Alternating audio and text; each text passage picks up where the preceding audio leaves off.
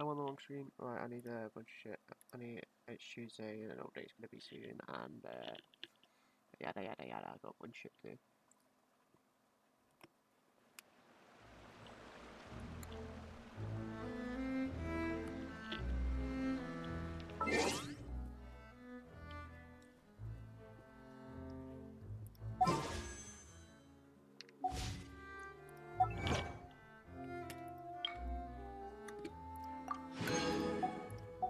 Alright,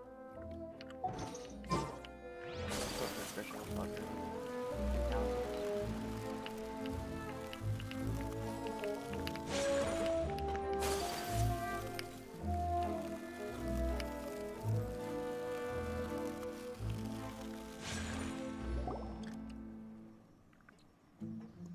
Maloose, we're back! Apologies for the wait, demoiselle, and you said before that you still had some business at the court. What brings you back to Poisson so quickly? About that. It's because my partner here reminded me of something really important. You see, what if my father's case had something to do with water from the primordial sea? You still remember, right, Maloose? On that night, it was raining? Yes, the case was quite similar to that of Mr. Linney's. Both were what you'd call impossible murders.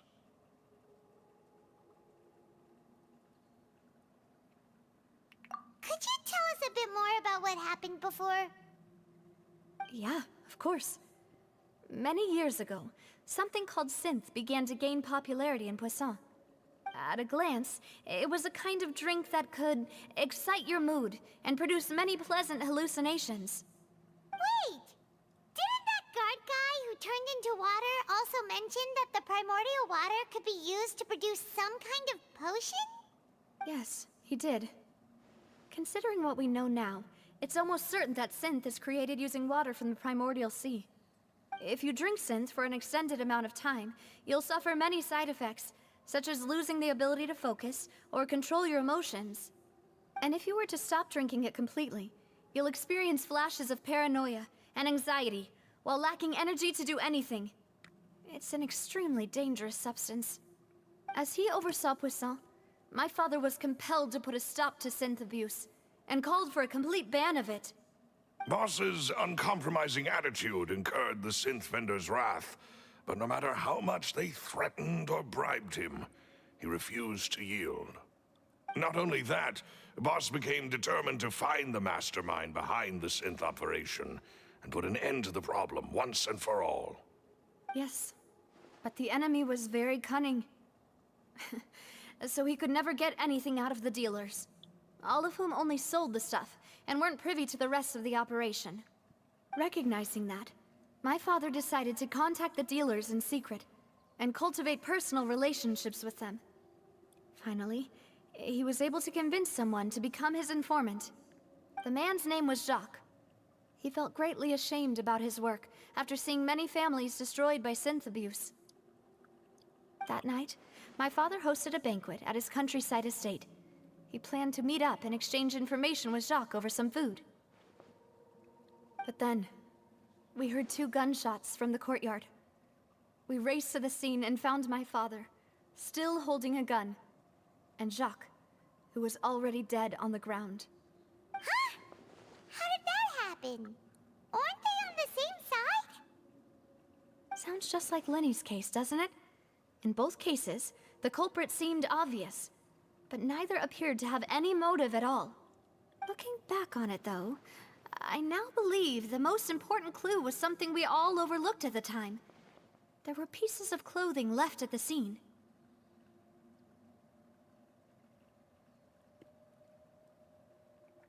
Precisely. It's all thanks to you that I made the connection now. Back then, we all just thought they were some costumes that Jacques used to disguise himself at the banquet. But, considering it now, it's almost certain that they belong to a third person at the scene.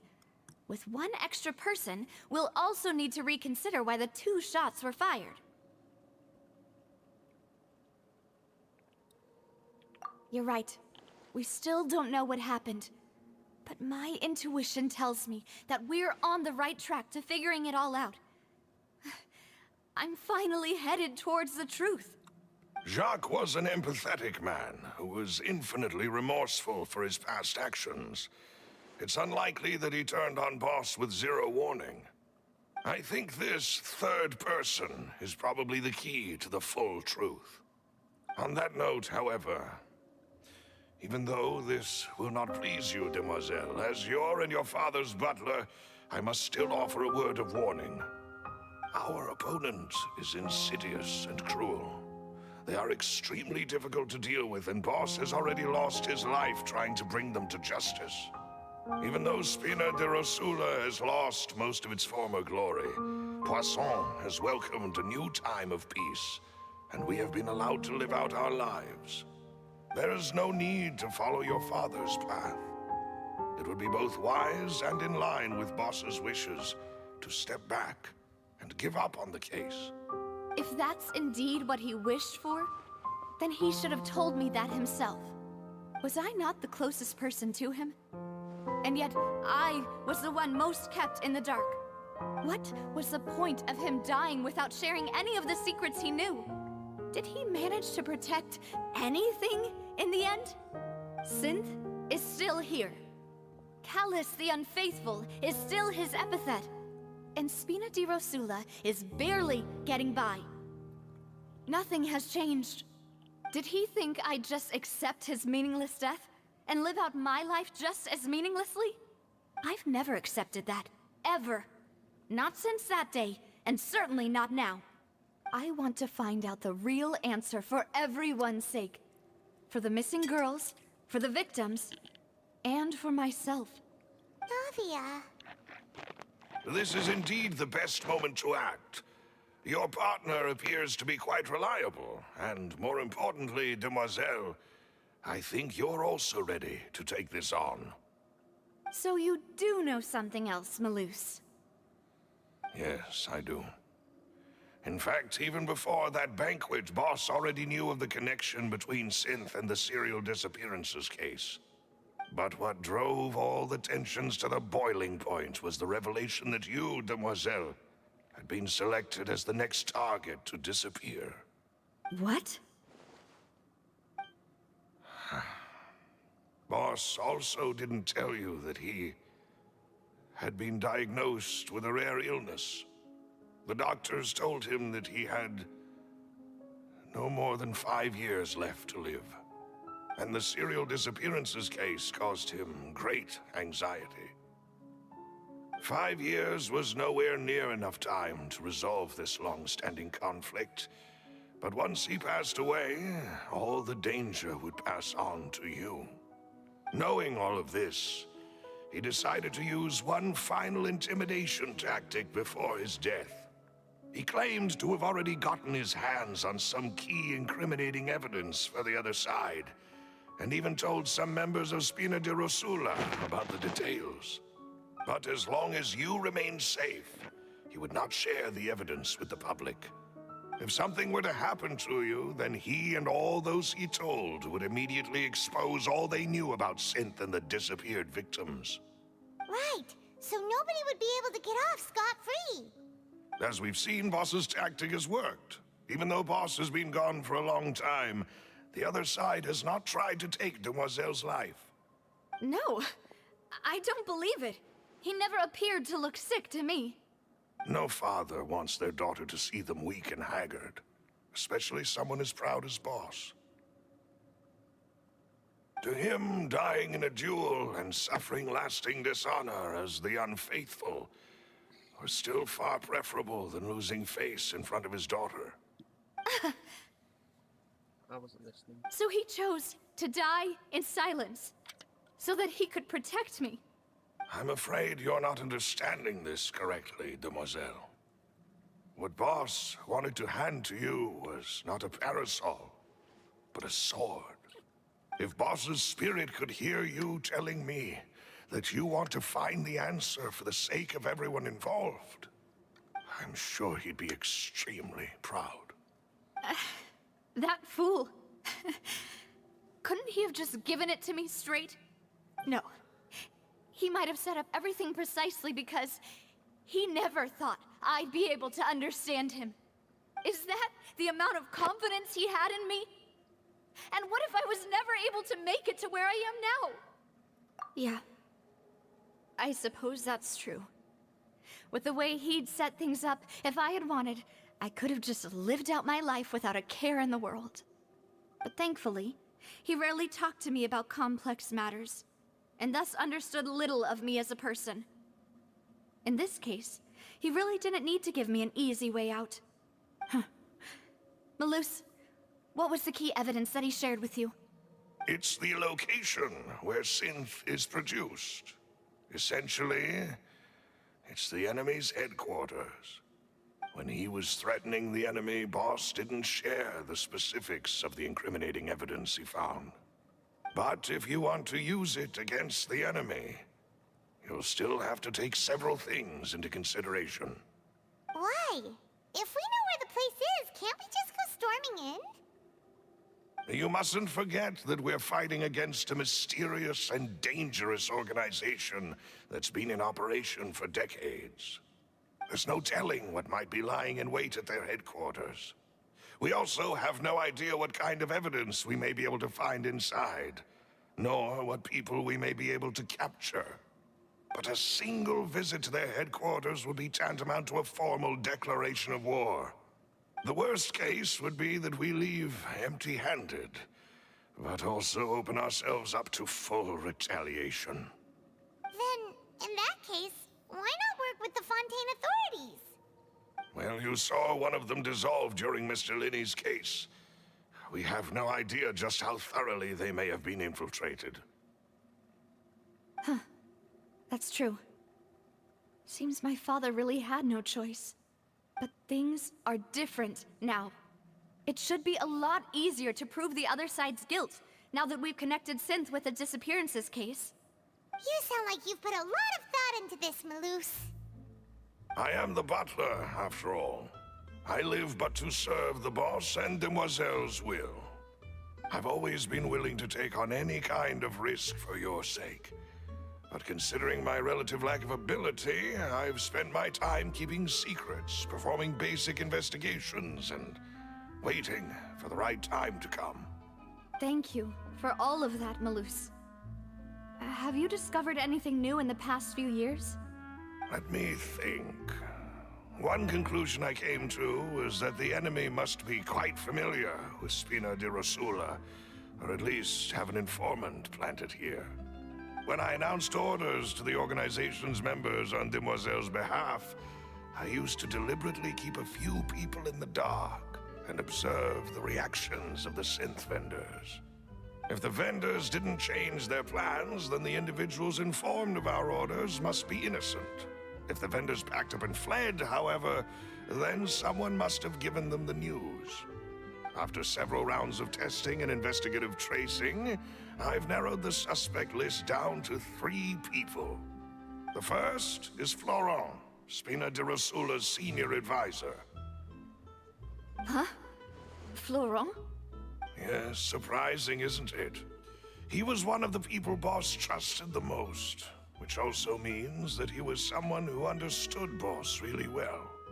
Thanks to his position within Boss's innermost circle, he always knew our upcoming plans and could thus avoid capture this whole time. There's someone else like him too.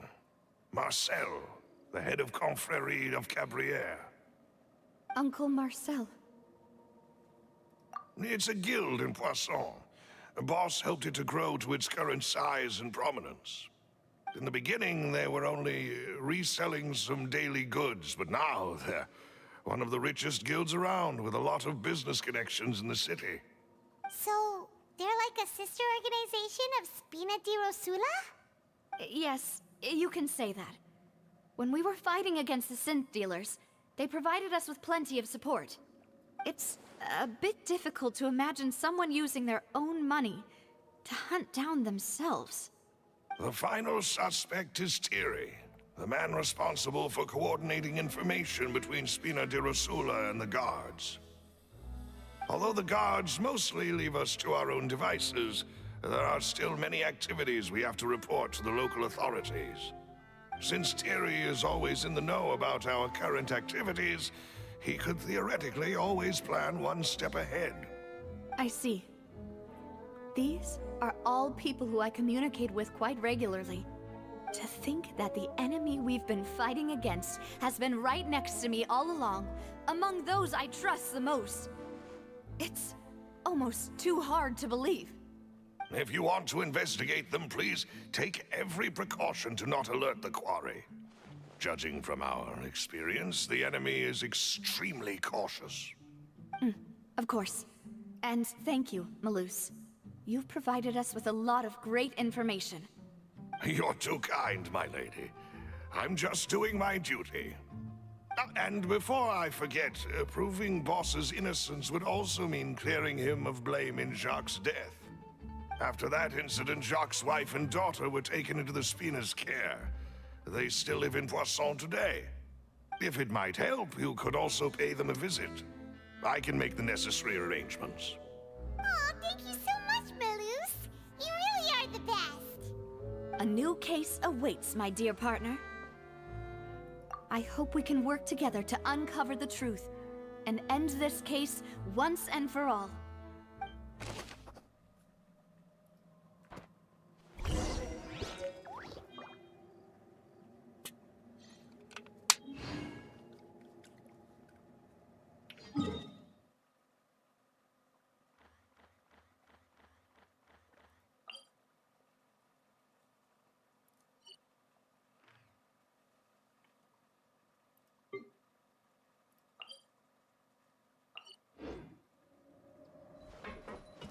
A blade embraces its duty, as a jeweler cherishes their gems.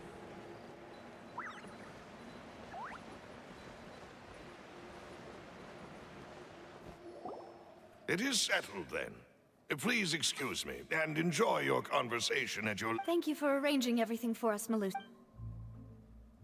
Excuse me, miss. Do you need anything from us? Hey, Navia's all quiet. This isn't like her at all.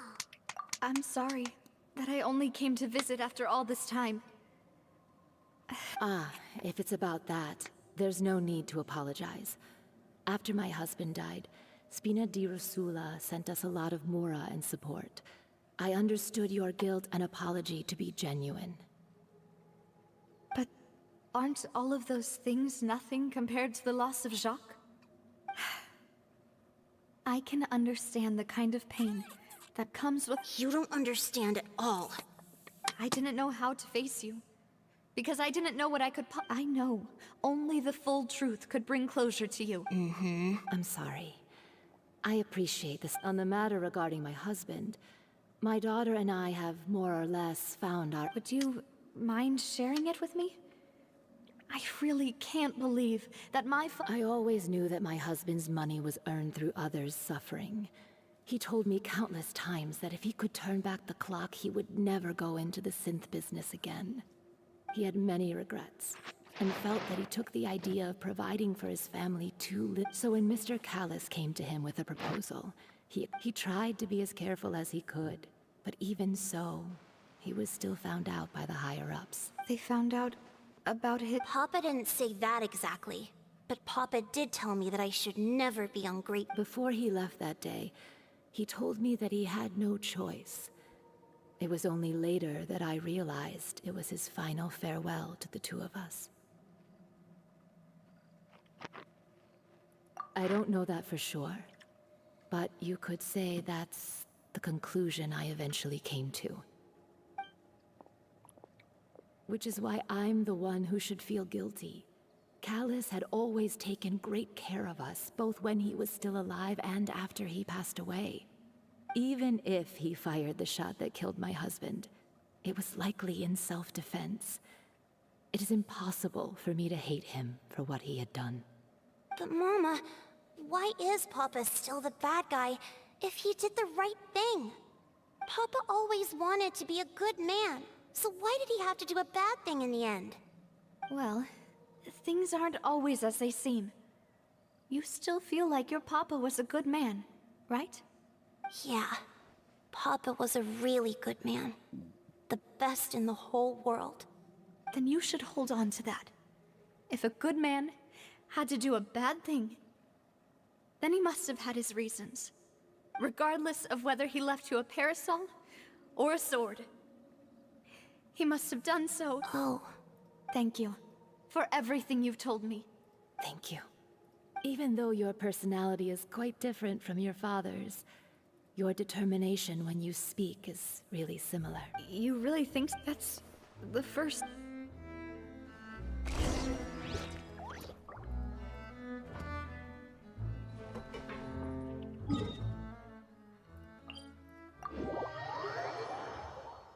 Are you okay, Navia?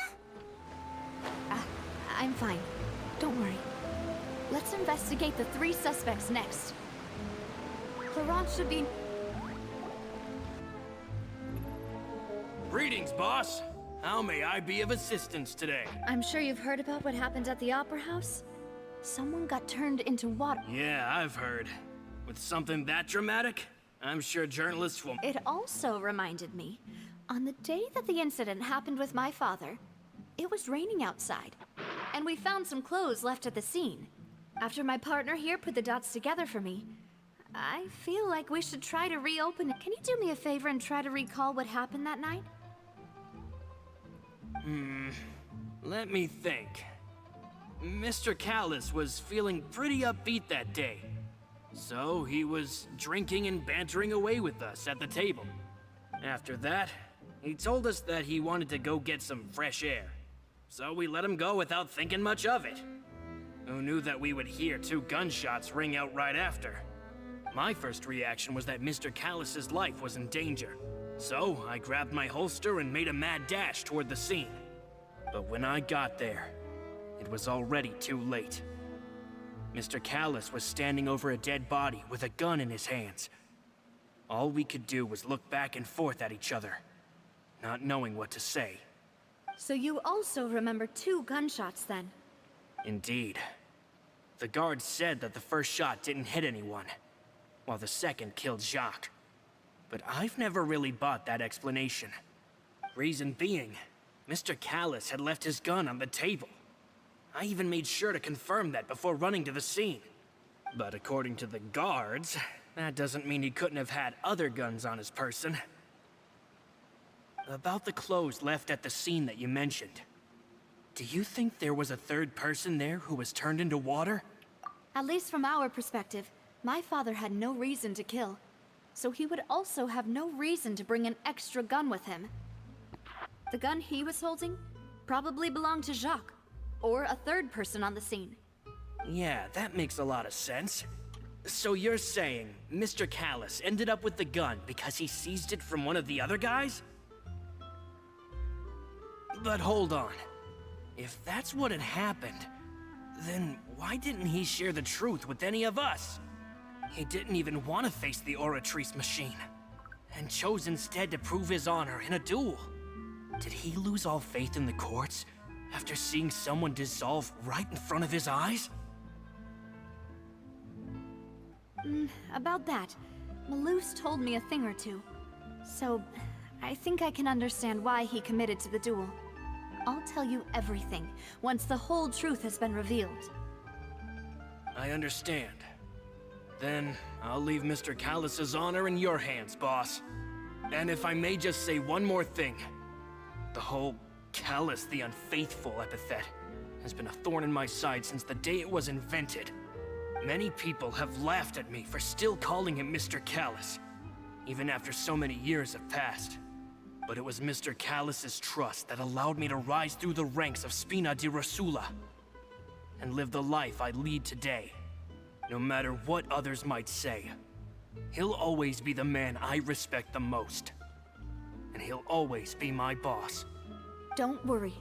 I will definitely find the truth. You and all our other comrades at the Spina deserve to know the truth as well.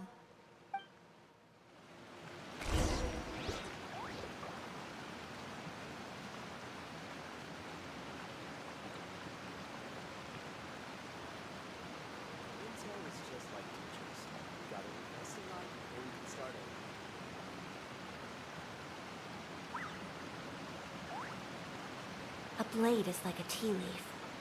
Only those who sample it many times can appreciate its true qualities.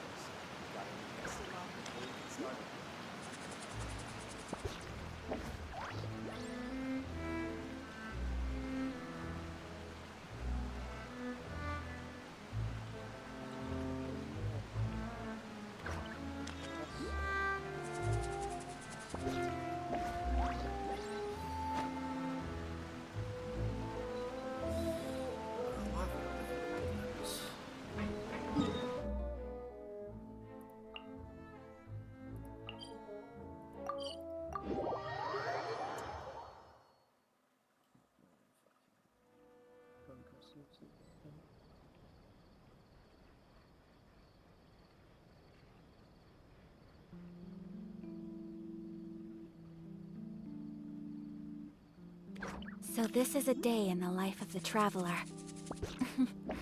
I'm learning more about you all the time.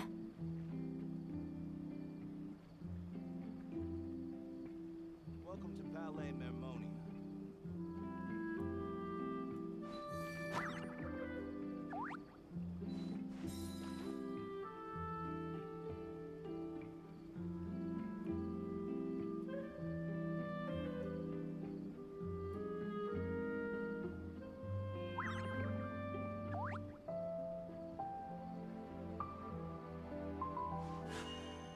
A blade embraces its duty, as a jeweler cherishes their gems.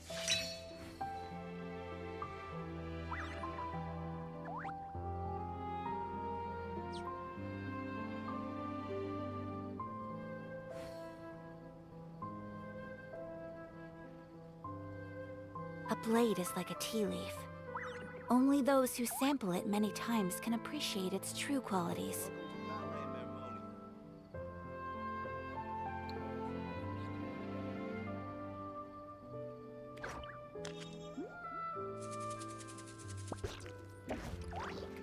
Decent.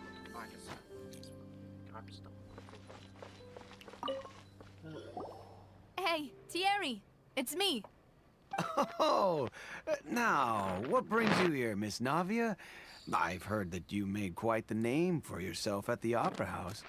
Oh, so you've caught news of that already. Oh, okay. Hey, I'm also a member of the Guards, you know. The way you make it sound, people would think I was sent off to Poisson because I had done something wrong. Are you sure there isn't a little bit of truth in that? Under normal circumstances, shouldn't you have been called back to the city already? I mean, where I work is really up to me. Let's just say I enjoy the ambiance of Poisson. Callis did a fantastic job running the town, building Spina di Rosula from the ground up and clearing many obstructions in my way. It would be next to impossible for me to find a similarly easy but high-paying job in the city. Anyway, enough chit-chat. Are these two friends of yours? You, here for some formal business? Yes. These two are my partners.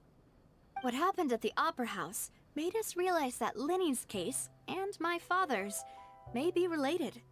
We're trying to reinvestigate the details of my father's old case. Ah, I get it. You think there might be more to the case now that we know people can be dissolved into water, right? I was also flabbergasted when I first heard of it. If you want to go through the original files from your father's case, I can help you look for them. That'd be much appreciated. Thank you. Actually, I have another question. Do you have the authority to dispatch Gardamex? Of course. Without them, I couldn't possibly handle Poisson on my own. Why do you ask? We definitely can't use them to forcefully get more evidence for your father's case. Well, you see, just recently, we were attacked by a horde of unnumbered Gardamex in the city. So, if you hypothetically wanted to do something against me, all you would need to do is get rid of the mecha serial numbers and send them after me. Then you think too highly of my abilities. Dispatching mecha is very different from controlling them. If I had to make an analogy, when you order a dish, the chef will make it for you. You can ask the chef to cook, but not to massage your shoulders or carry your baggage. If you try to make unreasonable demands, the chef would just think you're out of your mind and ignore you completely. The same goes for me and my Gardamex. Removing a serial number is also not as easy as you might think. There are a lot of complex steps to it, and it's almost impossible to keep it a secret. So I can promise you, those mecha were definitely private units. They're certainly not cheap. So, whoever their owner is must be super rich, powerful, or both. Now that you mention it, though, being in the synth business would definitely be profitable enough to afford this.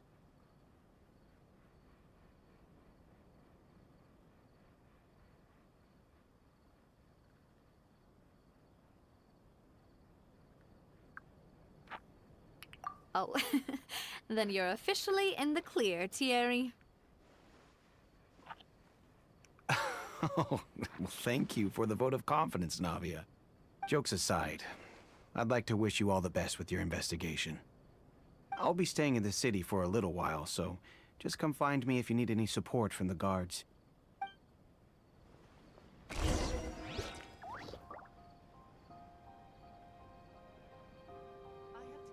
Welcome to Palais Mermoni. So this is a day in the life of the traveler. I'm learning more about you all the time.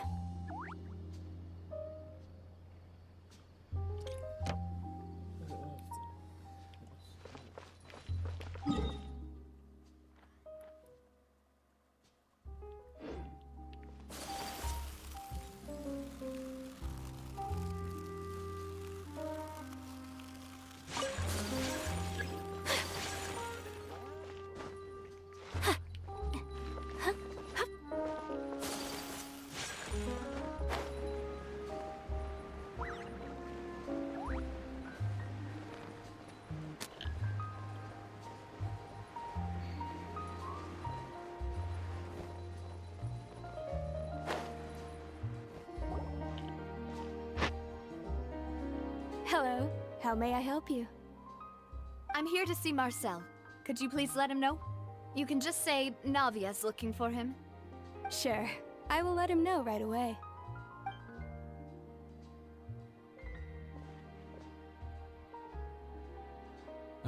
Navia, hello. Sorry to keep you waiting. I'm not as young as I used to be, so my legs are giving out a bit. Oh, it's all right, Uncle Marcel. There's no need to stress. I just wanted to talk to you briefly about what happened in the Opera House. I'm sure you saw everything too, right? Yes, I've never seen anything so strange. Oh, you were at the Opera House too? That's right. I went there with Navia to see the magic show. Who knew it would turn into a whole murder mystery? I also witnessed her marvelous sleuthing work. Quite impressive. To beat the Hydro Archon at her own game on her own turf, I can already imagine everyone in Fontaine discussing your exploits over a few glasses of wine. Oh, Paimon doesn't want to become the talk of drunkards. Apologies. It's just how Fontaine is as a nation. Everyone loves drama and theatrics. Uncle Marcel, you've also noticed that other thing, right? The fact that humans can dissolve in water? Yes, I was reminded of your father's case right away. Is that what you're investigating now? Exactly. I still don't have much solid proof, but I can sense that the other side has already begun to act. Oh, and what makes you say that? We were attacked on Araneus by some unnumbered Gardamex. And there was also an attempt to get me to drink water from the primordial sea. If not for the vigilance of my partner, I probably wouldn't even be here talking to you right now. Oh, you're giving us too much credit. Wasn't it you who protected us? Alas, it seems things are heating up again. The peace that Callus sought so dearly will soon become a thing of the past. But rest assured, Navia, Poisson will always remain a safe haven for you. If you're scared, you can always return there. If anyone dares to lay their hands on you there, the Confrérie of Cabrières will use its funds to the last Mora to bring them to justice. Thank you, Uncle Marcel. But I don't intend to go into hiding. I'm going to strike while the iron's hot. Do you have any new thoughts on my father's case? About that. Sorry, my age is catching up with me, so it'll take me a while to recall my memory.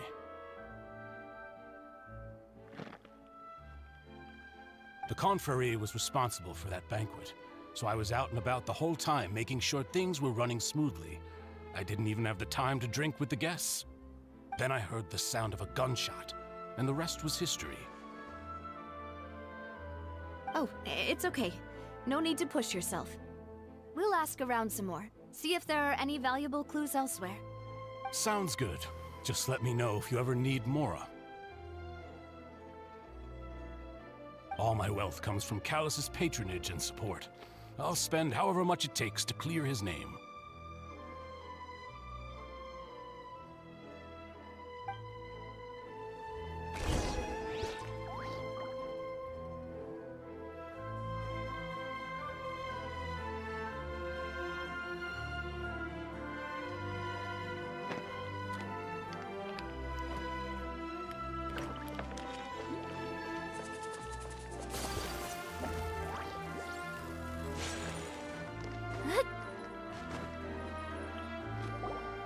We've talked to all three suspects, purely based on their conversations with me. None of them sounded particularly suspicious.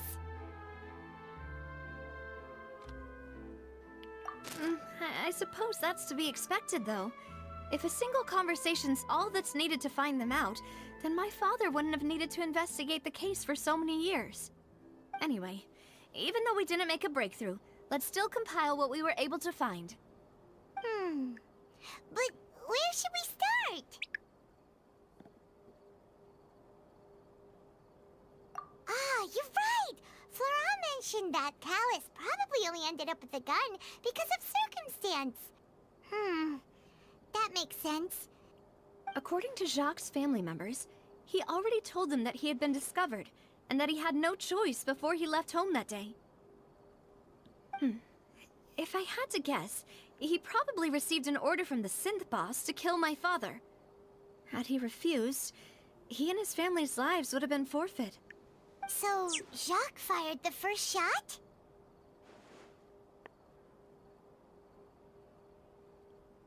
Oh? And why is that? Ooh, that's a good point. Jacques probably already knew that he was just being used as a tool for murder. And once he had completed his mission, he'd be of no more use to his boss. So, what would make more sense from his perspective would be to turn his back on the Order and seek protection from my father. Makes sense. But without evidence, that's still just a theory. Besides Jacques, the attack from the Gardamex has been bothering me quite a bit as well. It's obvious that our enemy has become more antsy after the secret of the primordial seawater was revealed. Do you think he knew, even then, that we'd follow this lead to the end? Given everything that's happened since, it's quite possible. But who among the three suspects would have the ability to control privately owned Gardamex? Florent? But as Spina di Rosula's advisor, his work most— So you're saying he's too— Exactly. He can't.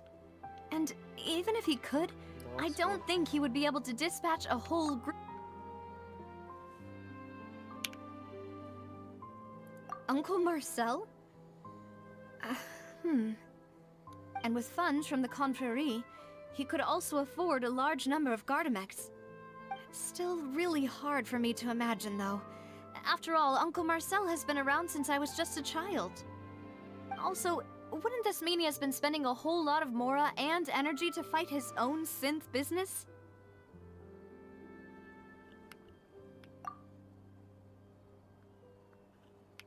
Pierre, you say? Huh. It is possible that he's figured out a way to convert the Gardamex for personal use. But I didn't feel like he was lying when he was talking to us about the mecha. I also don't think he'd be able to keep that kind of tampering under wraps. Yeah, had he actually tampered with the mecha, we'd be able to prove it with a simple check of the guard's inventory. If the mecha were taken from the guards, it should be pretty easy to find out when and how that happened. Who could it be?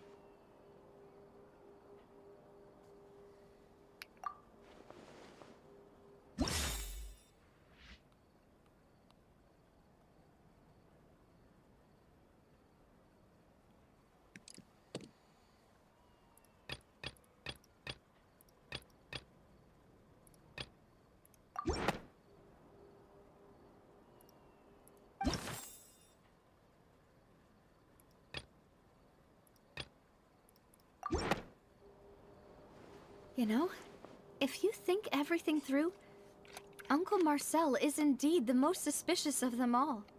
Could we be missing other suspects? Malus didn't know about the people turning into water thing when he narrowed it down to these three, did he? Malus has always been very reliable, and his judgment of others' trustworthiness has been fair and well considered. When he laid out his case for the three, the rationale he gave me made a lot of sense as well. The suspect is knowledgeable about the Spina's internal affairs, has the means to dispatch Mecha to assassinate us, and possesses significant intellect and foresight. Even if I don't want to believe it, I'm starting to see how things could all tie back to Uncle Marcel.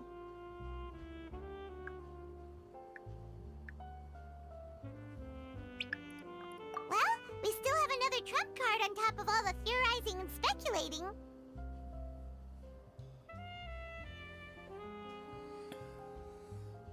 Yes, Malus did say that charging straight in there would be extremely risky. But we don't have any other options right now. We need far more solid proof before we can hope to go charging in on our enemy. Navia, here you are. Oh, I've been looking for you. Huh? Aren't you the guy from the guards? Did something happen? Yeah. News came from Irenaeus just after you left. We've got another trial on our hands. Wasn't that place built specifically for holding trials? What's so newsworthy about this one? I know. But they said the person they're putting on trial is a Fatui harbinger called Tartaglia.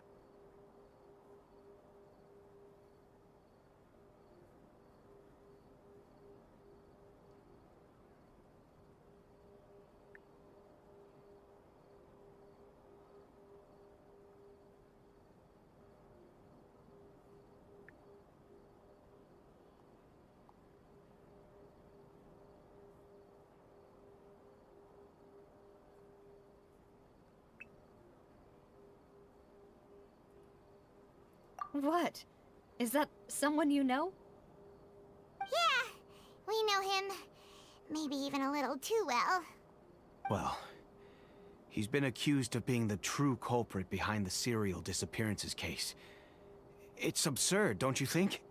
Wait, how? None of our investigations have had anything to do with him.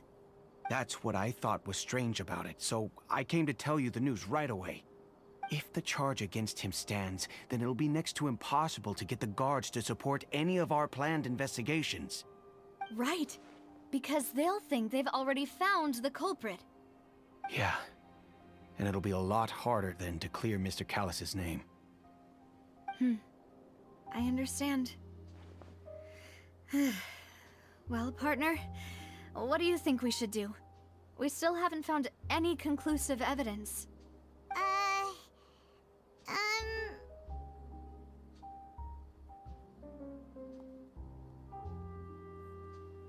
Huh?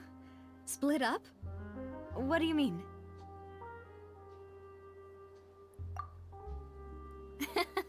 Just as expected of my partner.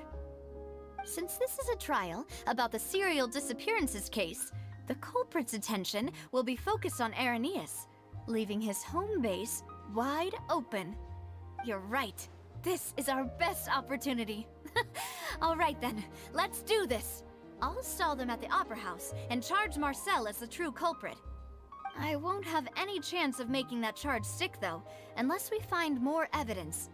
It'll be up to you to make it back in time and hand the decisive evidence to me. We'll help you, just like you helped us in Lenny's trial. Demoiselle, please allow us to accompany you.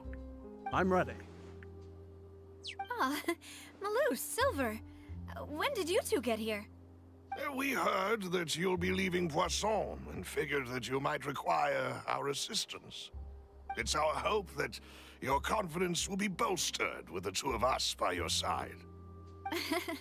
Thank you so much. Then, let's make haste for Irenaeus. Paimon, Traveler, I'll see you at the Opera House. See you then!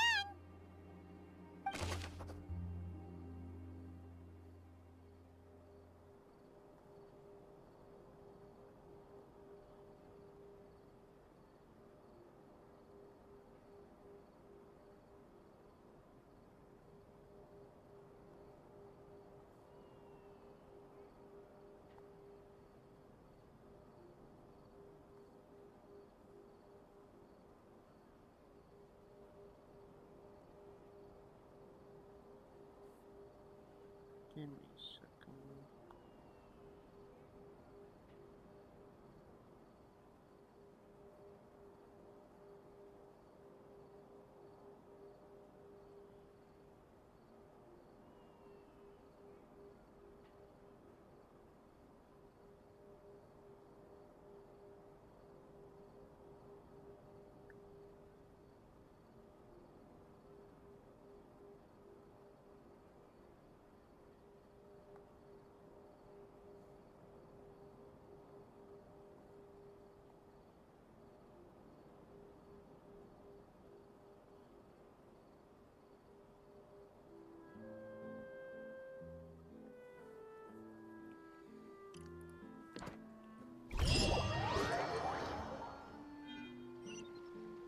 Now that Navia has set out for Irenaeus, we should also get going.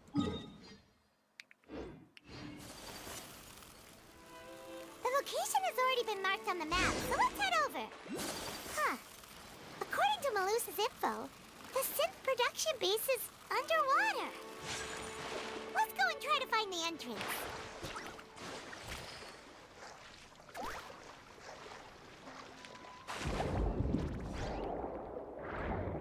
Wait, come on.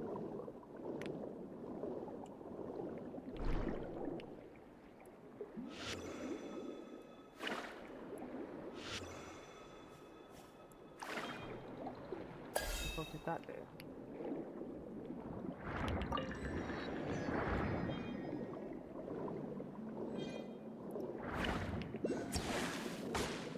No, it's so high.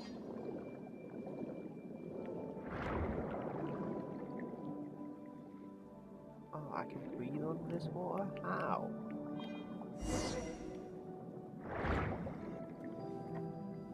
Finally found it! Huh. So this is the entrance that leads to the synth production base. Ah, you're right. An important place like this is Navia's probably arguing up a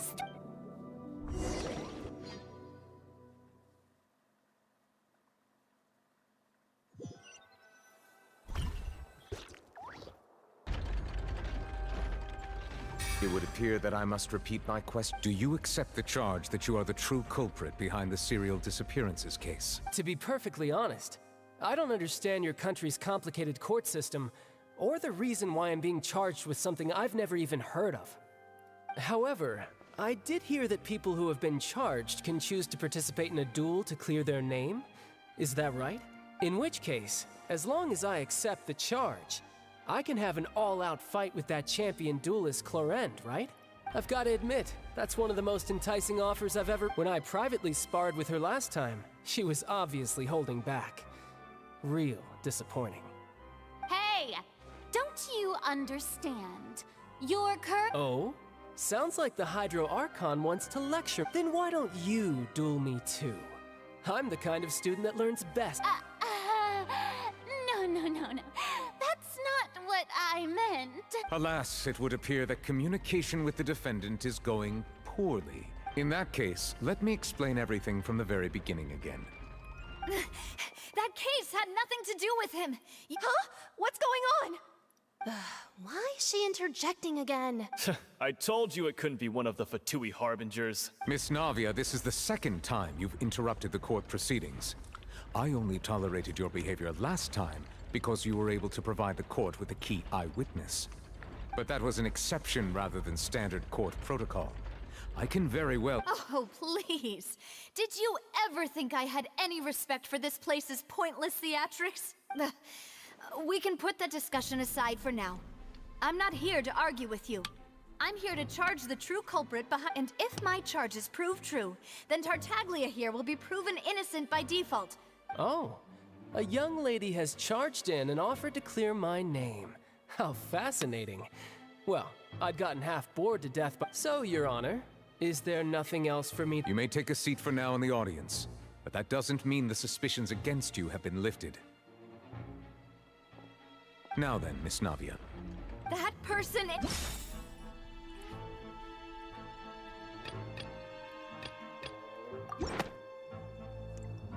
Marcel, the head of Confrérie of Cabrières! Huh? What confrérie? Never heard of them in my life. I've heard of them, but weren't they Spina di Rosula's sister organization? Oh, is this going to be a friends to enemies type situation? Please let me remind you, Miss Navia, that charging someone is an incredibly serious matter. Committing to the charge also means taking on the legal responsibilities associated with it. And if the charge fails, depending on the circumstances, you may also be charged with the crime of making a false accusation. Knowing this, do you still wish to charge this man? Yes, I do. In that case, I declare the charge to be valid. Miss Navia and attorneys, please take your places on the court. Members of the guards, please contact Mr. Marcel.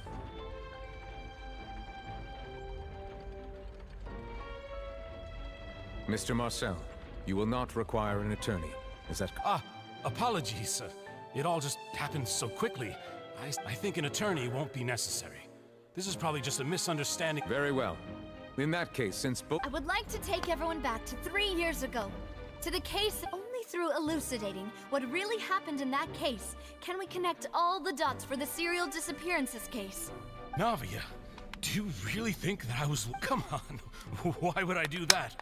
Callus was my benefactor, and remember, both you and I only ran to the scene when we heard the sound of a gun. If that's enough to make me a suspect, wouldn't that make everyone at that banquet a— I think there's no point in getting into the specifics right now. Exactly correct, Your Honor. I must refresh everyone's memory about that case before I can— I see. In which case, I will recount the findings about that case as originally recorded by Maison Gardiennage.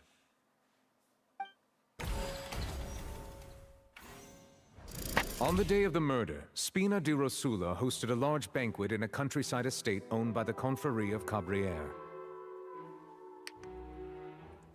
During the banquet, all attending guests heard 2 gunshots from the courtyard. When the guests arrived at the scene, they found the primary suspect, Callus, holding a gun, while his acquaintance, Jacques, lay dead from a gunshot wound. The guards' investigation did not recover any other firearms from the scene.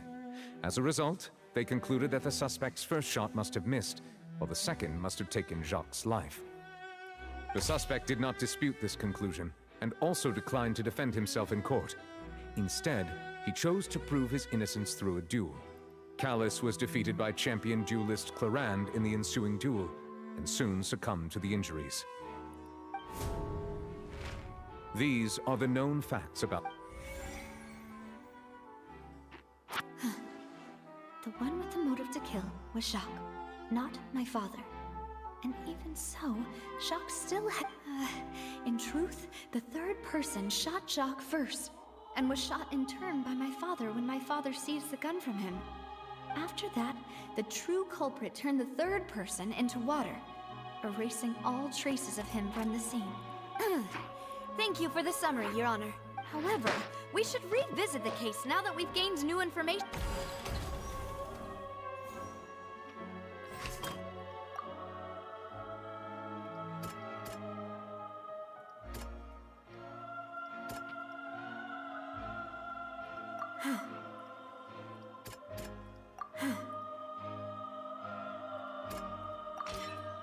assassin first shot Jacques, then turned to shoot Callus, only for Callus to wrestle the gun from him and kill...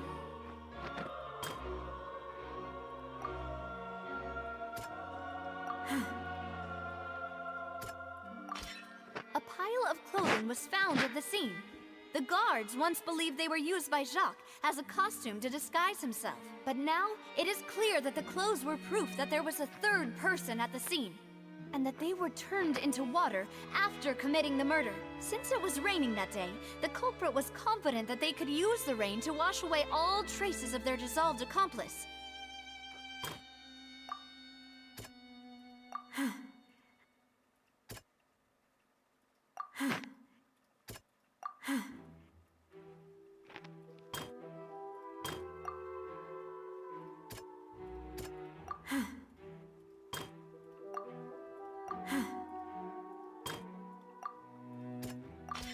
The testimony of the victim's family confirms that Jacques had thoughts of assassinating Callus when he set out for the banquet. However, unfortunately for Jacques, the true culprit had already considered this possibility and had sent out... Realizing this, the true culprit caused the hired assassin to dissolve into water, leading everyone to believe Callus was responsible for Jacques' murder. This is the true version of events.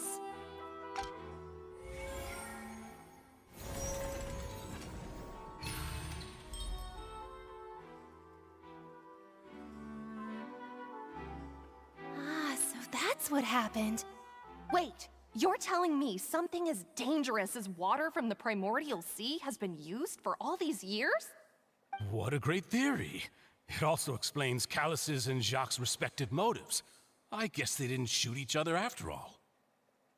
Mr. Marcel, you are the one being charged with the crime. You should provide a rebuttal if you wish to prove your innocence.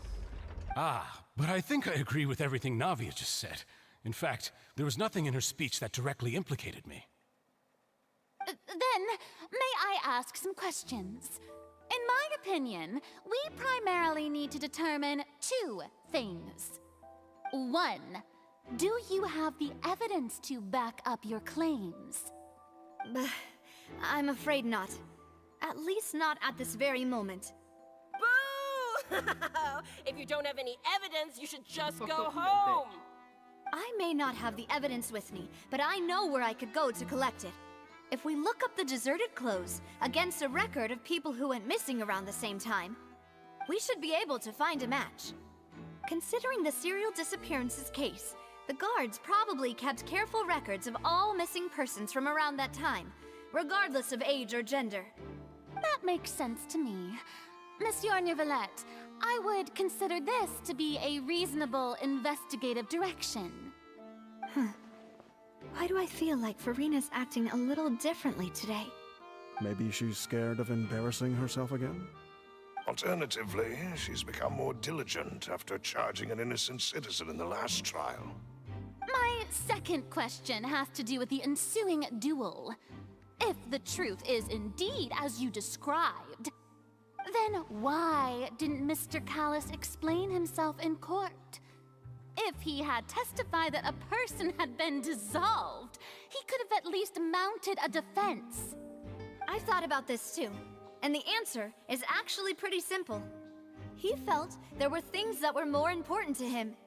The dissolving power of water from the primordial sea is an important secret for the true culprit of the serial disappearances case. My father could have exposed it for all to see, but he chose to take it to the grave. At that time, Spina di Rosula was in dire straits, and his reputation had already been shattered. He had no guarantee that going forward with the truth would allow the culprit to be brought to justice. What was certain, however, was that it would paint a gigantic target on my back. Boss once told me that Demoiselle had already been selected as the next target of the serial disappearances case. What? If the secret had gotten out, the culprit would have fought an all-out war with Espina right there and then. I wouldn't have been the only one in danger. All of us would have stood to lose our lives. Of course, the guards might eventually figure out the truth of the matter and determine that we were in the right. But what good would that do? How can a hollow verdict protect anyone? Had this opera house ever given my father any kind of confidence in its brand of justice, Spina di Rosula would have had no reason to exist. But by staying silent, we retain the ability to deter our opponents and continue the stalemate. I was able to become Spina di Rosula's president, which made me harder to target, as well as giving me more time to grow and learn. And once I have figured out the truth and stepped up to the challenge, I will do what this opera house cannot, and restore my father's truth and honor back to him. So, you mean to say, your father intended to die in the duelist's ring? That's right. Do you have any proof? Of course. All you need is to ask his opponent, Clarand. I don't need your apology, your guilt, or your support from the shadows. You don't have to do anything for my sake. But since he entrusted his will to you, Clarand, you should tell us the truth about his sacrifice. So, during the duel, did you believe that Callus was intending to die? Yes, I did. As a champion duelist, I've fought many battles and taken a countless number of dishonored lives. In my line of work, I've seen all kinds of people give their all for the faintest hope to continue living. Some were determined, others passionate, and some even manic and twisted. Just one look and I can tell if a duelist is hoping to live or if they're looking to die. I hereby swear on my name and honor as a champion duelist that Mr. Callus never intended to leave the ring alive. Since that's your testimony, I have no more questions. It appears there really are good grounds to reopen this case. I concur. However, Miss Navia, you still have not explained the link between your father's case and the serial disappearances case. Right? What she said was fascinating, but kind of beside the point. Wait, weren't they just talking about the serial disappearances case? Of course, Your Honor. The two cases are connected via a matter of timing. In my father's case, the culprit intended to kill both Jacques and Callus. As a result, they planned to act after hearing 2 gunshots. And at the end of Linny's trial, the culprit also only dissolved the victim in front of everyone because they realized they were at risk of being identified. The culprit could only time their actions so precisely if they were already at the scene. Coincidentally, Marcel attended both the banquet and the trial. So that's why you suspected me. Even after hearing your reasoning, I still can't help but find it a little preposterous. I'm used to it, though.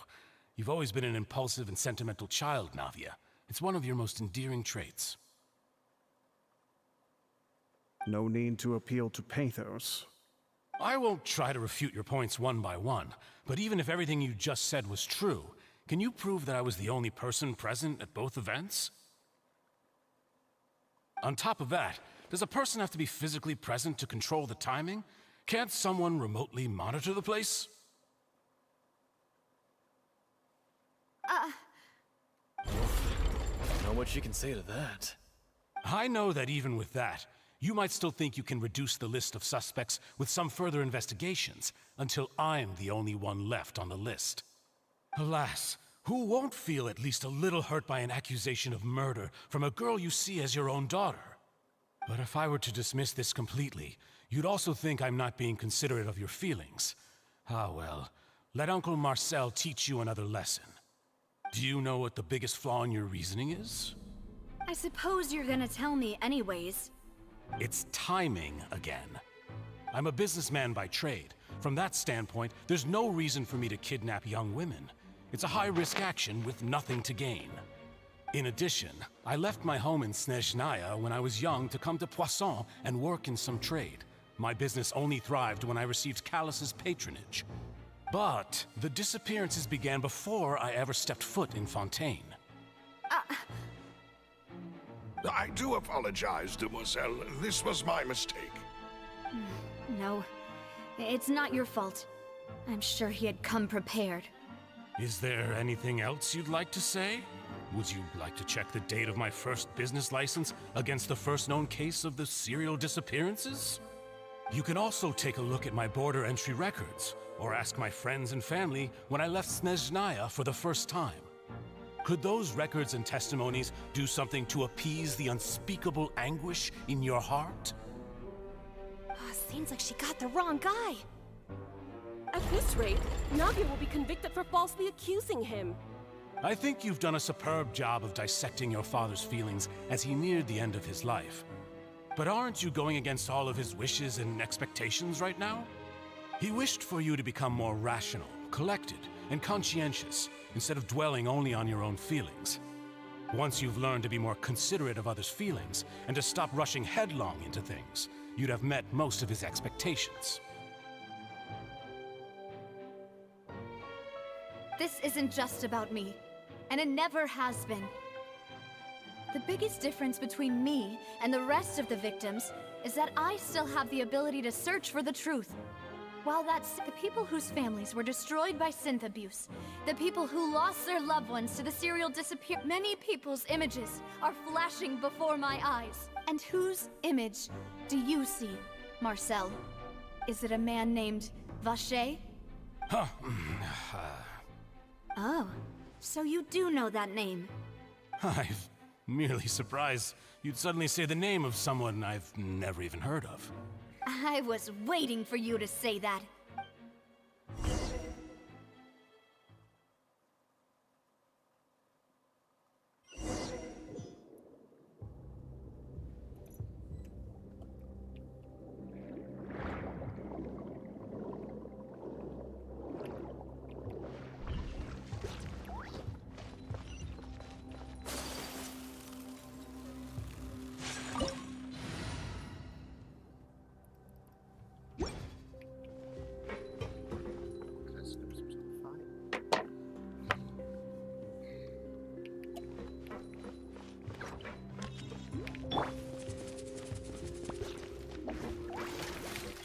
Right here. Right now. Let's light it up! Yeah, right here. Right now.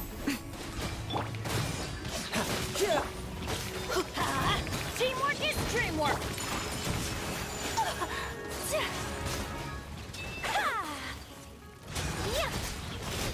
Let's light it up! Yeah. Right here.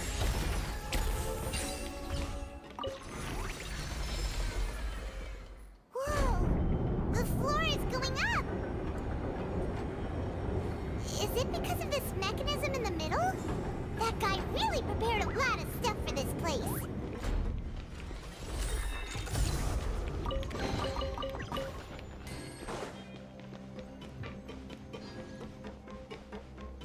Paimon thinks we need to go up, but Paimon doesn't see a way. Let's take a look around. Maybe we'll find a hidden mechanism that'll show us the way up. Yeah.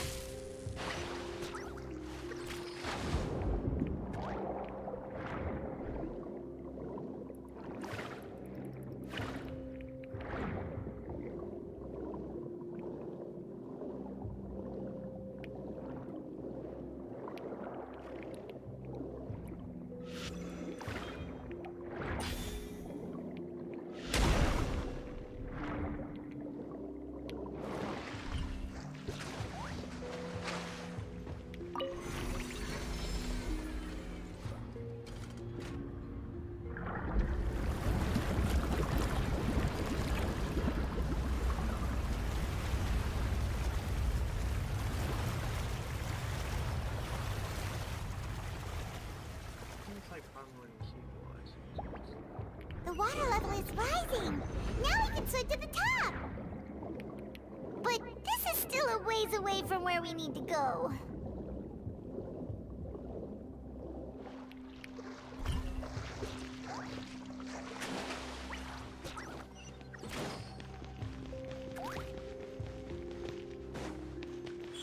Emerge, right here. Whirling snow!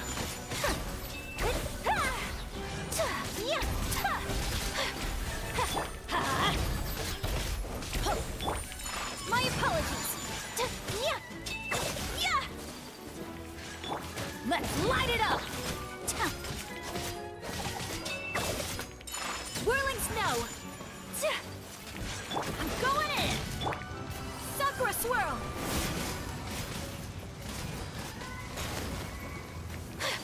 Unthinkable! Emerge, right here. Emerge. A sight to behold.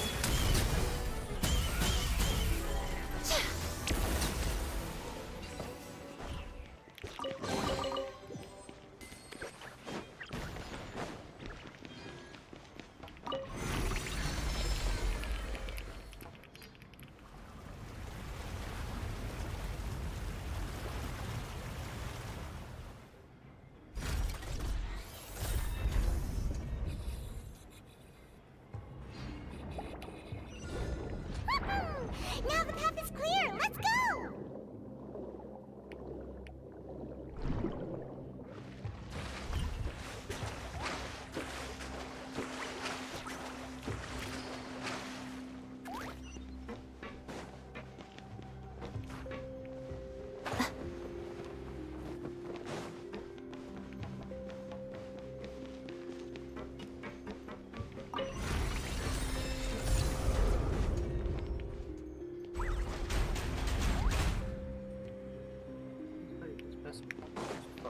Show them.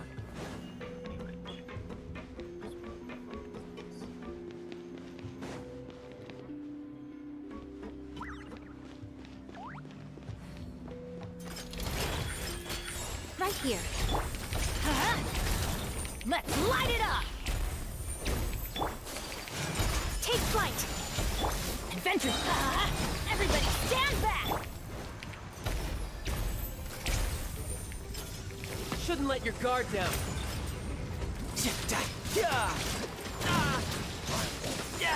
Amateur mistake.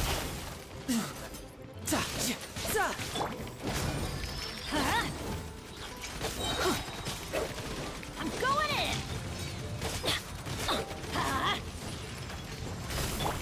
Whirling snow! Kamisato art! So rude! Emerge.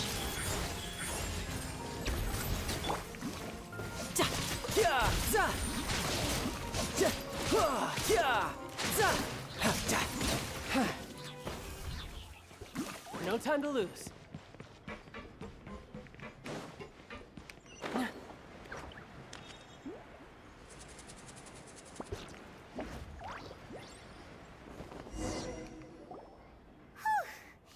After all that, we finally made it to the innermost sanctum. Though, as expected, the mastermind isn't here. That's right. Then let's hurry up.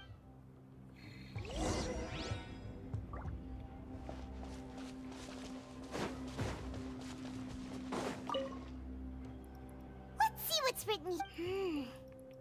Callus. Navia's father. Oh, this seems to be an investigation report on you. This should prove the existence of the third person, right? We still have not determined the old dog's a real menace to deal with. Even if he abides by the promise he's made to us, he can act whenever he wants to make our lives I concur. Let's send someone to kill him. He won't declare war as long as we don't touch Navia. Oh, seems like we've got a bunch of correspondence between the higher-ups.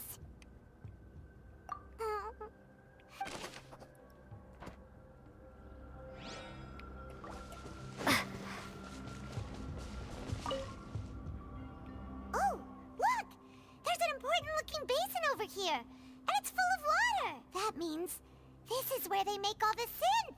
And that special water is the main ingredient! If you dilute it with normal water, you'll get synth, but the pure stuff can dissolve a human! Paimon will take notes on this incriminating evidence.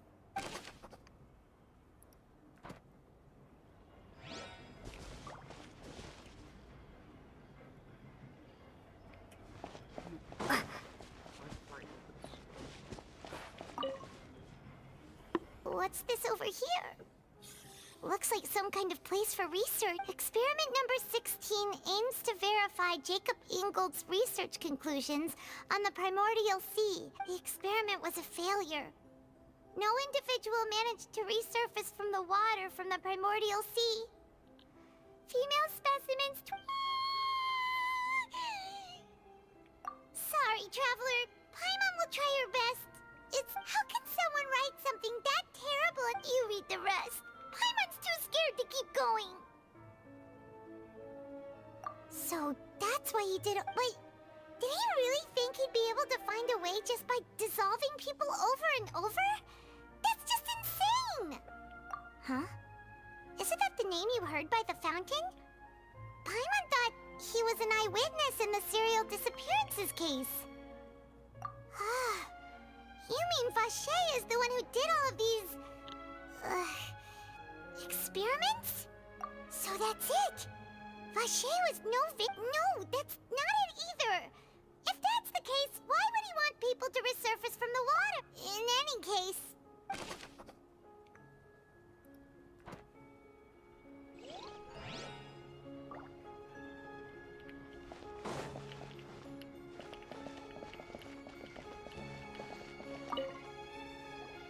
Whoa! There's so much synth here! And so many bottles of ingredients that probably just contain the waters of the primord.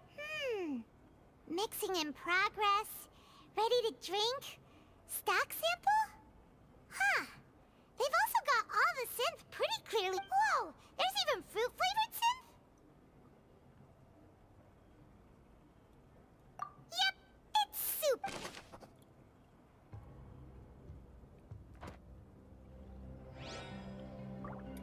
Fucking hell, what she's doing to examine?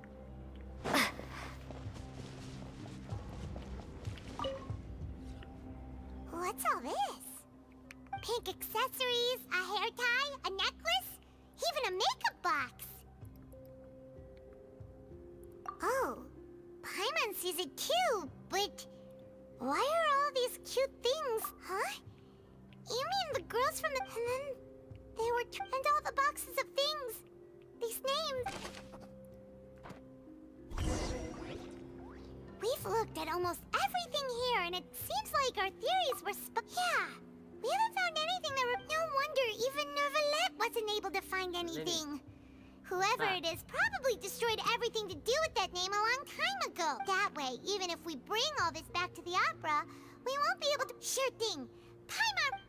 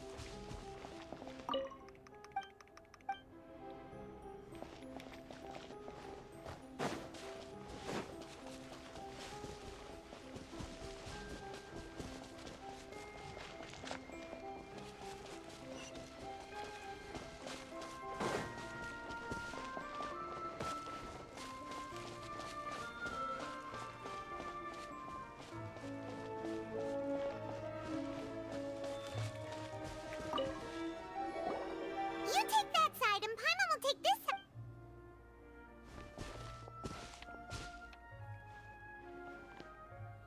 Ugh. Nothing at all. And Paimon can't even find snacks either.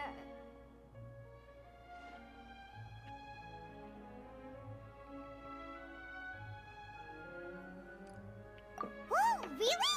Let Paimon see. Vinier. Isn't that Vache's lover's name?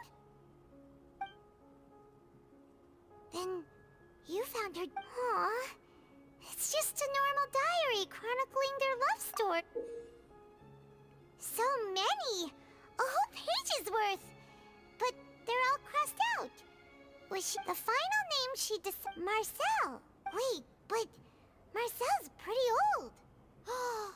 Has this case been going on for so long that he's Vacher and Vinier's... Hey!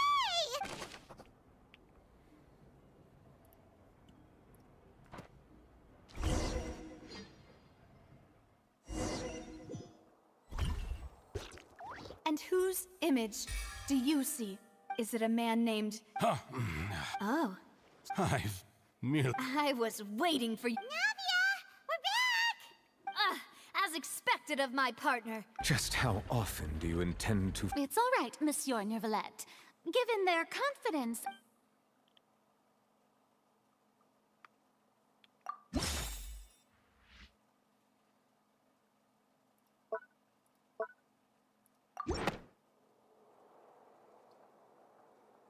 But the truth of it, Marcel, is that you've always been Vacher. Huh? We've investigated your lair and we already know everything! After your lover, Vinier, was dissolved, you kept abducting young women to experiment on the hopes of bringing her back to you! You even created Marcel as a new identity and destroyed all records of your past as Vacher! So that's it. Even the villains in opera performances rarely go that far.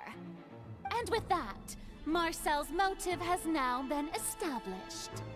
This information regarding your past also dismantles your prior timing defense. Well, Marcel, do you know where you went wrong? You fixated your gaze on the lover that passed away, instead of paying attention to the living people around you. So, you never noticed how we changed, or how we grew as individuals. You also never understood Boss's real expectations for his daughter. Or our determination to see things through. Your determination. Mr. Marcel, please speak up now if you would like to defend yourself. Otherwise, the trial will move on to the next stage. Do you really think I wanted to do any of this? Pay attention to you? What for? Have you ever paid attention to me? Ever empathized with my pain? Ever known how it feels to watch the love of your life dissolve right in front of your eyes? No one helped me. No one even believed me. All those decades ago, even the officers from the Maison Gardiennage were laughing at me. They said there's no way a human being can turn into water. So I must have gone mad from grief. Vinier's death was brushed away by all of you as if it didn't matter at all. Well, now you know, don't you? Ha! Well, it's too late now. All those who were dissolved are gone forever. You only have yourselves to blame. You set up this ornate opera house in pursuit of your so-called justice, your beloved drama, while turning a blind eye to the suffering of the people. Vinier is dead. We promised each other that we would always be together. Wherever she goes, I will follow. But I'm not from this blasted place.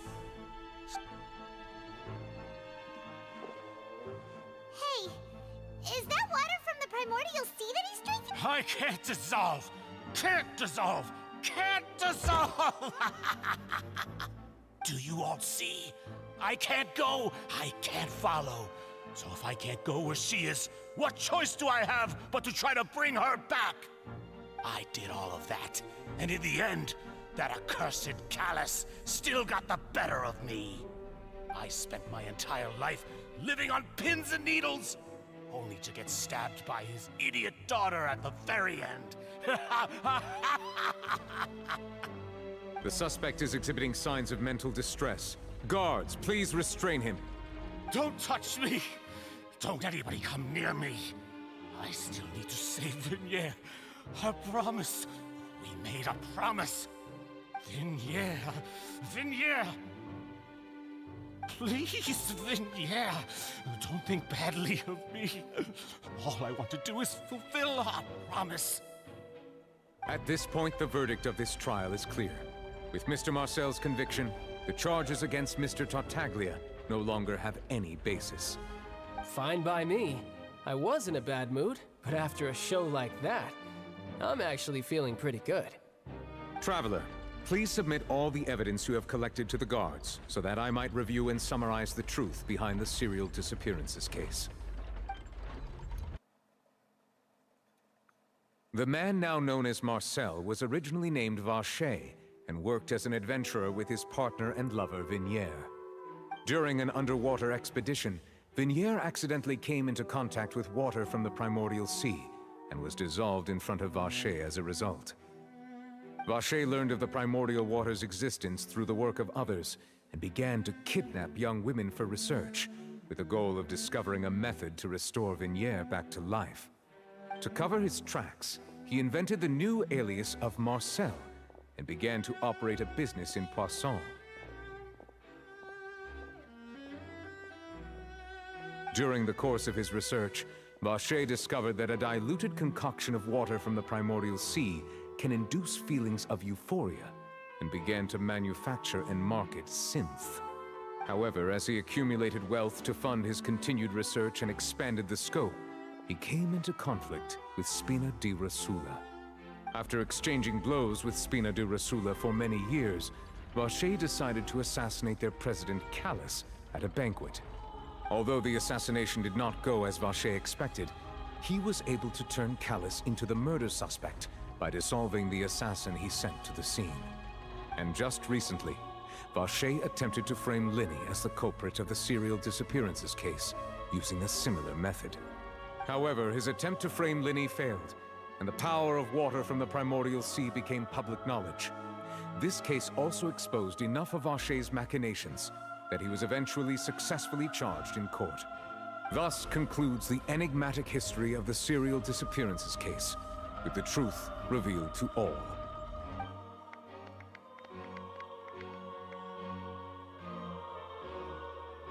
The Oratrice will now deliver the final verdict regarding the charges against Mr. Vacher.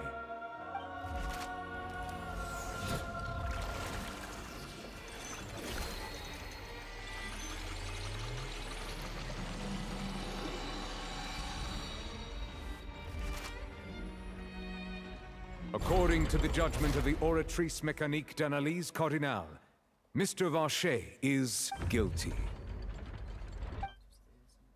Guards! Take Vacher away. Good. It's what he deserves. With that, the serial disappearances case. We really just witnessed history.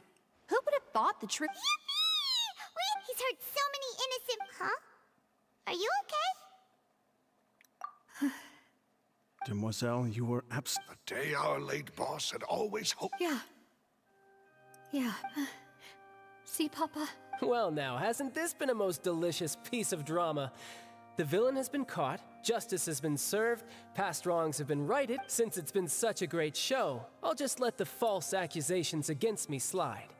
Either way, I've still got some Please wait just one moment, Mr. Tartaglia. What now? According to court protocol, since this trial was initiated due to a charge against you, a verdict must also be made regarding the initial charge before the Oh, come on. Is this really necessary? Haven't you already caught the real— Please respect the laws of Fontaine. All right, but this sure is a lot of hassle. Through evidence presented in the public trial that was just held, it has been established that Mr. Tartaglia has the guilty party has been identified, and thus it is we now turn to the Oratrice Mécanique. According to the judgment of the Oratrice guilty. What? Hey! That's not funny! What's with this verdict? Is your justice machine malfunction? Huh? This has never happened before. The Oratrice actually returned— I mean, have you ever heard of an innocent Fatui Harbinger? Do you think the Oratrice might have just— But weren't the charges about the serial disappearances case? No matter what else he's guilty of, it shouldn't— The judgment of the Oratrice Mécanique d'Analyse Cardinale is, by law, the final verdict of the court. We must— Guards, please take the suspect into custody per court protocol.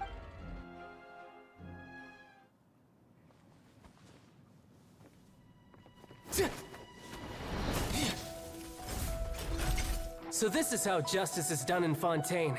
What a joke. You've got your rules. Well, I've got mine too!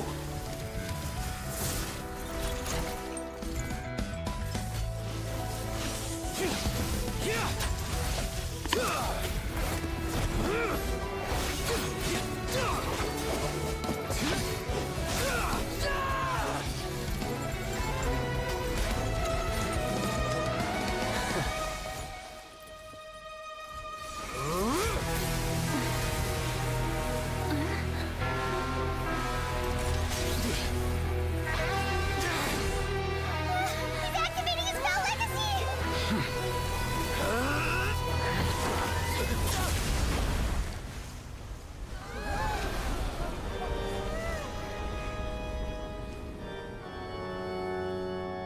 I am sorry. If you have been wronged, we will find the truth. But the rules of the court must be upheld.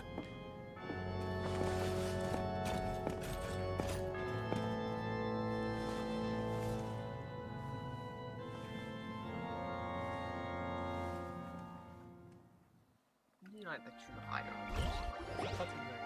Hey, Monsieur Novelette, what's going on? Apologies. This is also the first time I've encountered such a situation. However, according to the rules established at the conception of Fontaine's court system, the Oratrice's... All I do is follow court procedure. As for why the Oratrice arrived at the conclusion it did, you should probably ask someone more knowledgeable than me. Why are... I don't know what happened. What does Lady Farina mean by that? She says she has no idea either, but that's impossible. Yeah, so are the verdicts reliable or not? Can results like this really be called justice? My dearest citizens, did you really think we'd allow an incorrect verdict to be handed? Don't tell me. You thought even I had been blindsided by the Oratrice's result. But the way she looked just now, it was pretty obvious she had no idea. However, given the state of things, I shall give you an explanation. Everything that just took place, including and... of course, for every performance, there is a script. Everything... If you thought Child had nothing to do with the serial disappearances case, everything he's done, not to mention the date, all shall be revealed in... Now, having said that, although I hate to leave things hanging in suspense, it is... So she chose to make her escape after all, did she? So you're saying we shouldn't put much stock into... She probably just put on that performance to save face. As for the truth, however, please be assured that I will continue to investigate this case in a personal... All right. Even though we feel... After all, he's done plenty of bad stuff.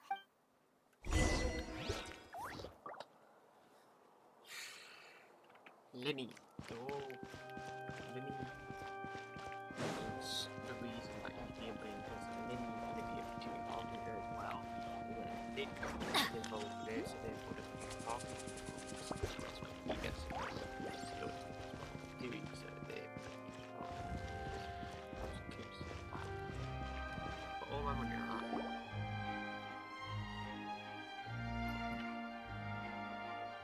Hey, what are you doing? Quick, stop him! Traveler! Hey, Traveler! Marcel! What are you doing over here? Stop resisting arrest! Cease, or we'll... No, wait! I just want to ask the Traveler something. I'm not looking to run away. Please, please, just let me ask this one small thing. Go on. Thank you. Thank you. I was being led away when I finally realized something. Where did you first hear the name? I erased all records of that name. Are you still trying to prove your innocence? Give it up. You've already been convicted. Really? You did? You're sure? You met her? But how could that be? How did you manage to do it? The Fountain of Lucine? Then she's been so close to me all along. And I just never... Please, please give me a chance to talk to her again. Just let the Traveler take me to the fountain to see her one last time. This is the last request I'll ever make in my life. You can... What? Give an inch and you want to take a mile? Do you think serial killers get... Paimon agrees! Why should we give him what he wants when— This request, is it worth as much to you as your life? Of course! Wait, no. Humans. Will they betray the instinct to live just to satisfy spiritual needs? Very well. I will grant your request. Your Honor, I fear that... I will go with him. You do not need to worry about any escape. In that case, I shall leave him in your most capable hands, Chief Thank you. Thank you.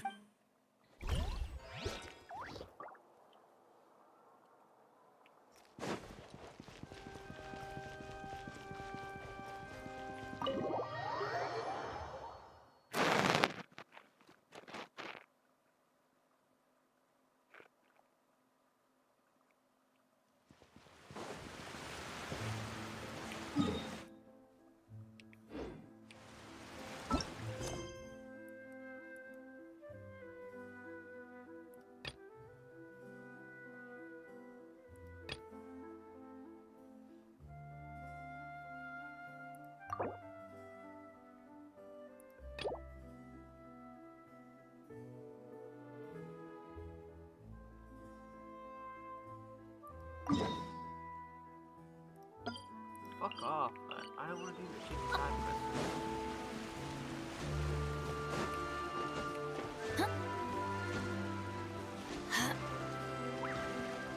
Off we go!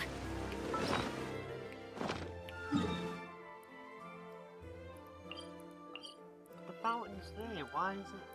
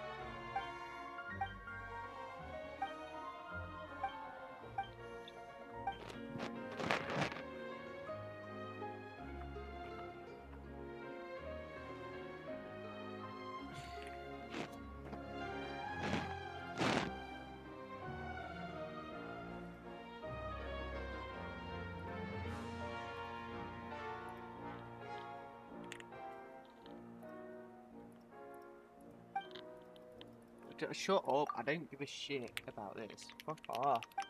It's taking ages for no reason.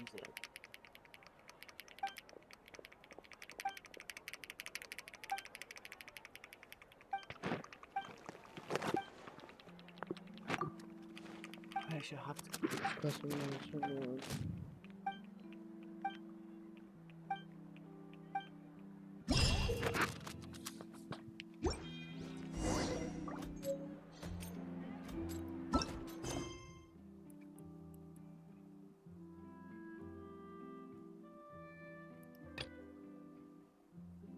I literally had nothing to do.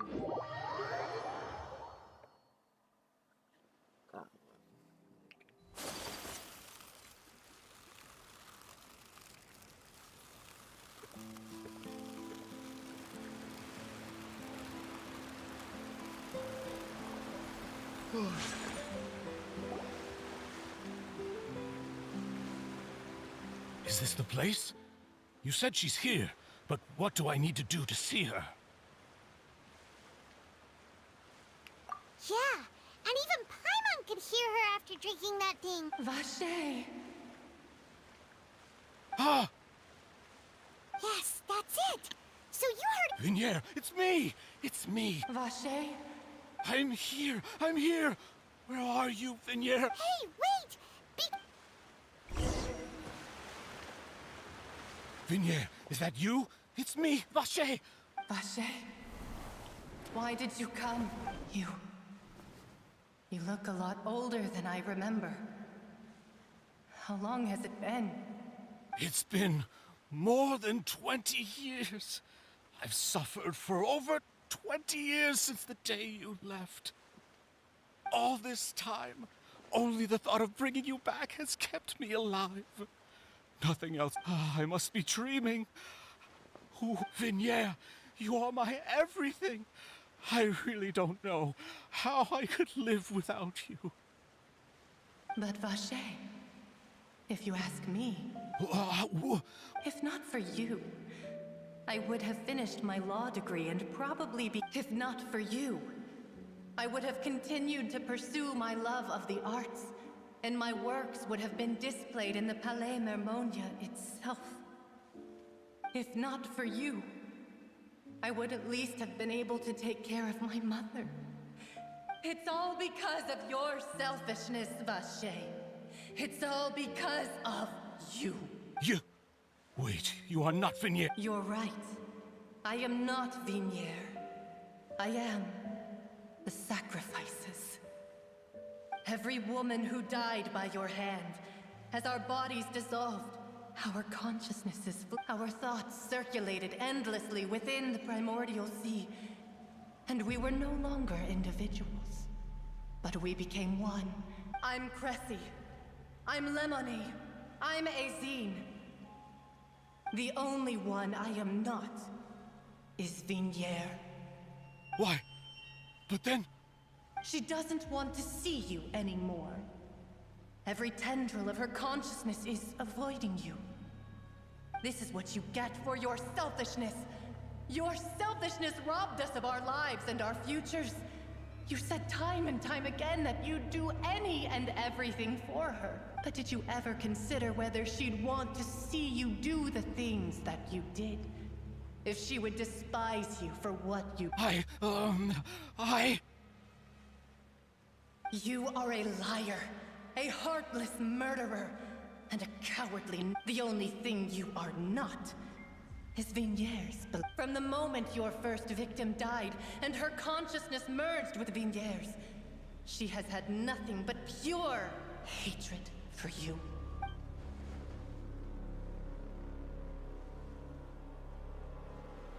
No! Vinier! She can't hate me. You still don't understand. When I said don't look for me, that came from the real Vinier. She really doesn't want to see you anymore. But on top of that, she also said that because it's her fault. She said that because she knew that if you did come here, we will show no mercy to you. Vache. Vache? Vache? Vache! Vache! Vache! Drown.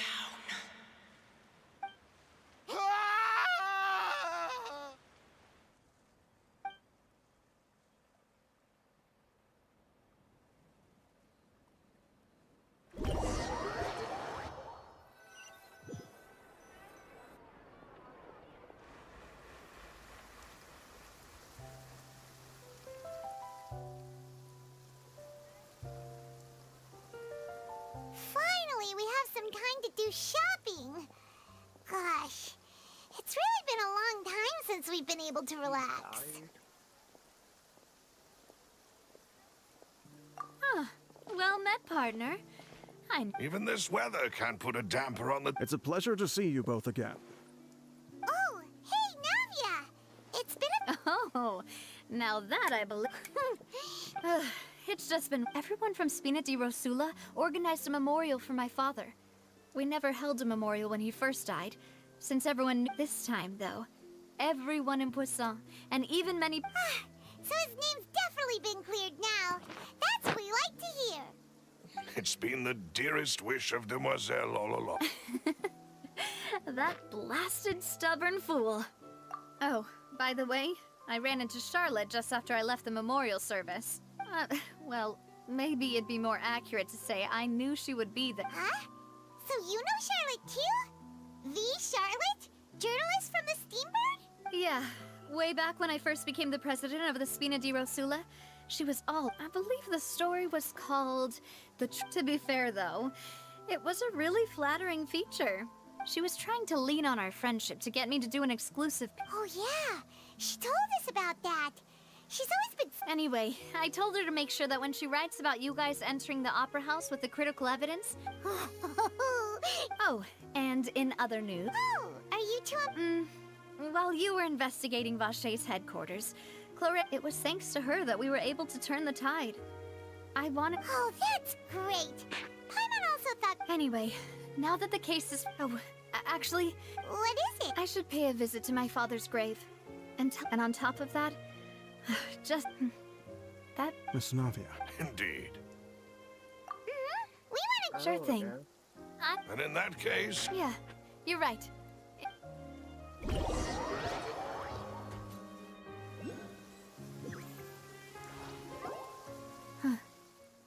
This is where my father's grave is. To be perfectly honest... Huh? There's someone there already. Isn't that Nervalette? Why would the Chief Justice be here? Huh? Navia? My apologies.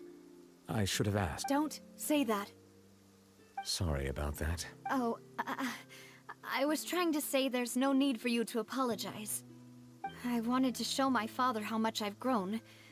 But still, I doubt I've grown to the point that even the Chief Justice would feel compelled to apologize to me over and over. In that case, I will stop apologizing for now. You really could use some pointers on understanding human emotion. In any case, why did you come to Poisson? Well, ever since that day, I've been turning a question over and over in my head. Just what is just? There was once a time when I didn't want to believe that there could be anything more important to humans than life itself. Oh, rather than that, it's probably more truthful to say I didn't believe humans were capable of resisting the most basic instinct of living things. That they could rebel against their own nature, or consider certain things to be more important than their own lives. Which is also why I didn't stop your father from beginning that fateful duel. I believed that a truly innocent man would never throw away his life like that. That there was nothing, should have been nothing more, but Mr. Callis proved me utterly, if not for his sacrifice. The serial Mr. Callis made the choice he did for his daughter, for his associates, and in the end, from a certain perspective, one could say that he did it all, a justice that's higher. So, you asked me why I came here. I just wanted to say my apologies to Mr. Callis in person. I should have noticed all of this much sooner. This regret has filled me with a sadness That high and mighty chair in the opera Epicles indeed insulates one from many important things. Spina di Rosula, thank you so much for your hard work and perseverance. So, you're actually one of those types that's cold on the— Sorry about that. So... Didn't I just— Ah, so Navia and Neuvillette seem to have made their... Let's not disturb them for now.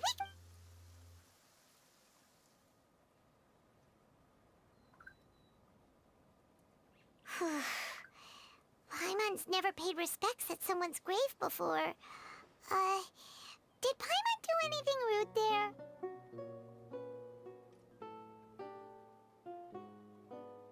Huh? Oh, Paimon didn't know. Oh no. Paimon hopes Miss Navia won't be too mad. Anyway, Neuvillette is still standing around there. It's not often that we can catch him alone like this, so why don't we go talk to him for a bit?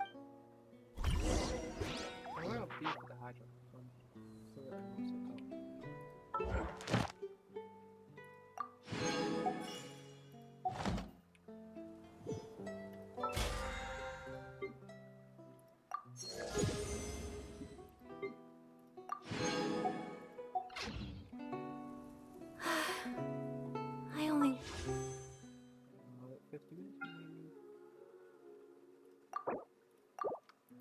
Life could be as leisurely as this, a little more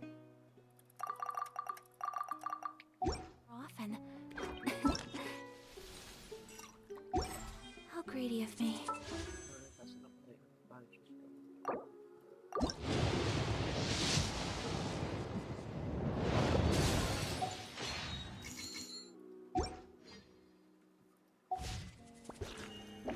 A blade and break.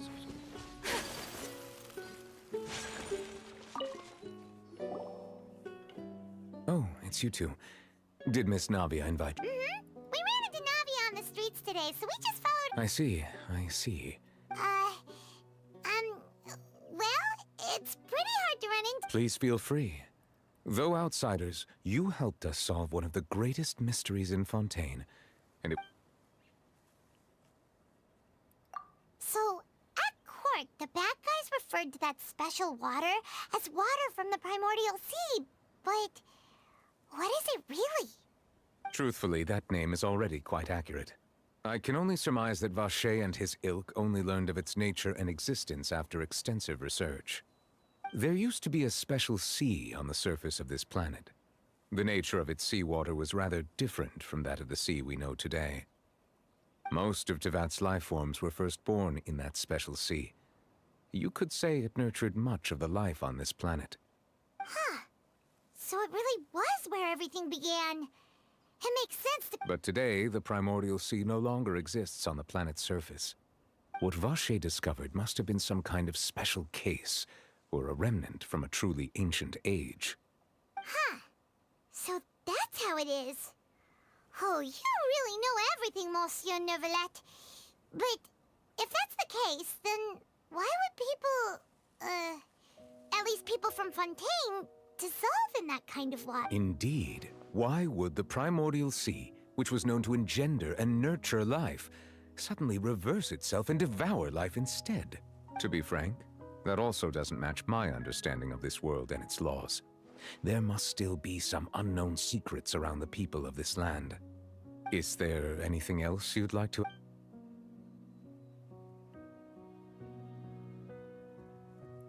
That the sea levels will rise and everyone will be dissolved in water, leaving Farina crying alone on her throne, but the sins of the people will be finally washed away for good. Does that appropriately summarize the version you... That's right! It was Linny that told us back... Yes, up to the present, I think we reached a point where we have no choice but to confront this prophecy directly. Rumors have it that this prophecy is rooted in the last words the former Hydro Archon left to the world before she passed away. A prophecy? Of the former Hydro Archon? Wow.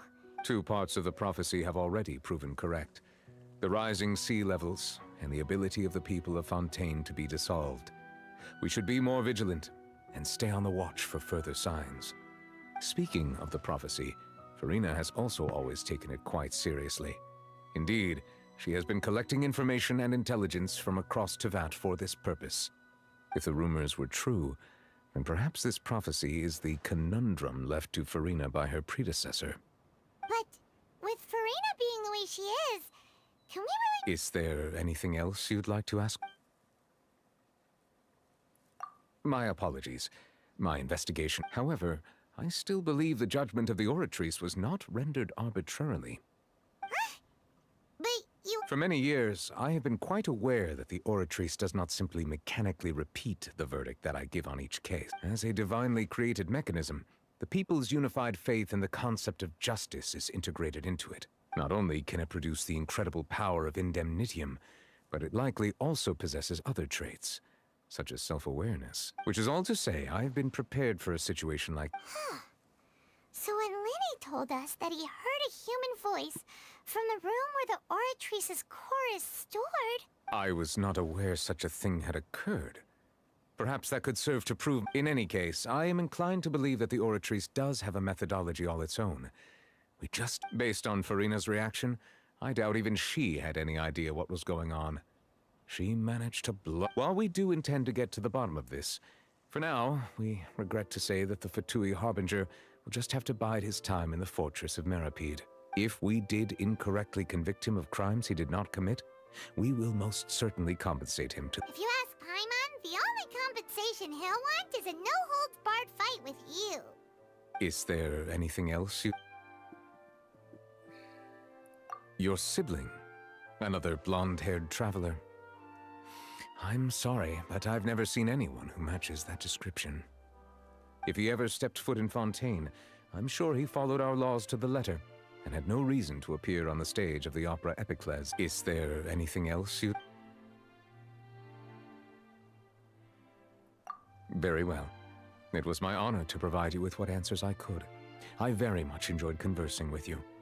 It will soon be time for me to leave this blissful tranquility behind and return to Palais Memoria. You really are super busy, Monsieur Neuvillette. Paimon thought you only came here to pay your respects today because you had the day off. Crime and villainy do not have the day off, and so justice must work around the clock as well. This is merely the nature of a justice's work. All right, you've got a point. Huh? Paimon just noticed that the rain has stopped.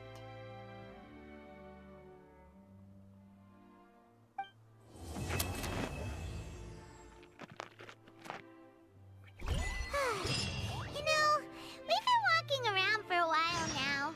Why don't we... Yeah.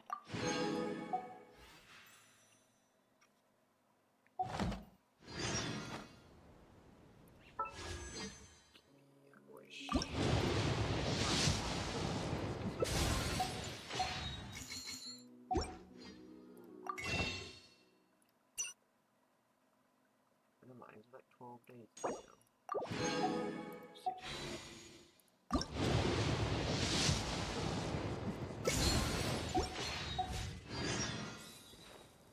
Navia said something about having a place ready for us there, didn't she? I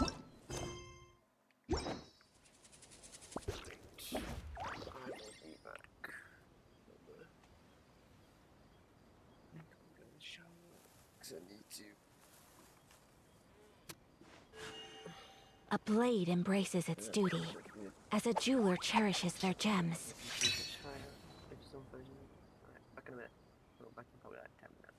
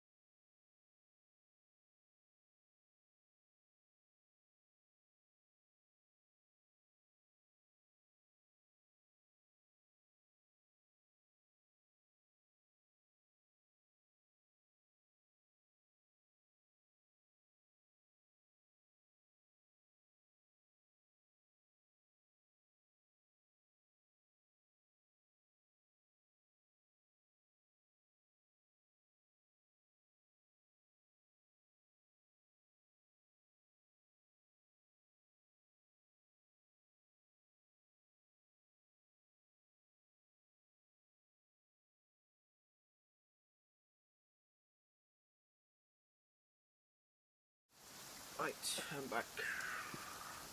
So, probably end up sticking YouTube. So this is a day in the life of the traveler. Oh, go away, silly.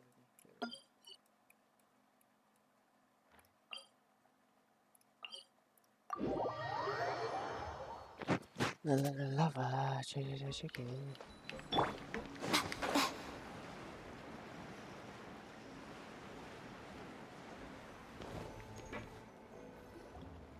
Yep, here's the room, and it's empty and waiting for us as promised. Now that the serial disappearances case has been solved, no one's going to come after us for anything. Even without Silver standing guard, we can just completely relax. Why don't we stay and rest up here for a while? Even machines in Fontaine need to stop and recharge now and then. Oh, come on! This place isn't that bad. Besides, how often do we get to stay in an actual base? Oh, remember that detective story Paimon read before? Well, the offer is about to release. Then it's agreed. Come on, let's get some sleep. We'll need to be up first thing.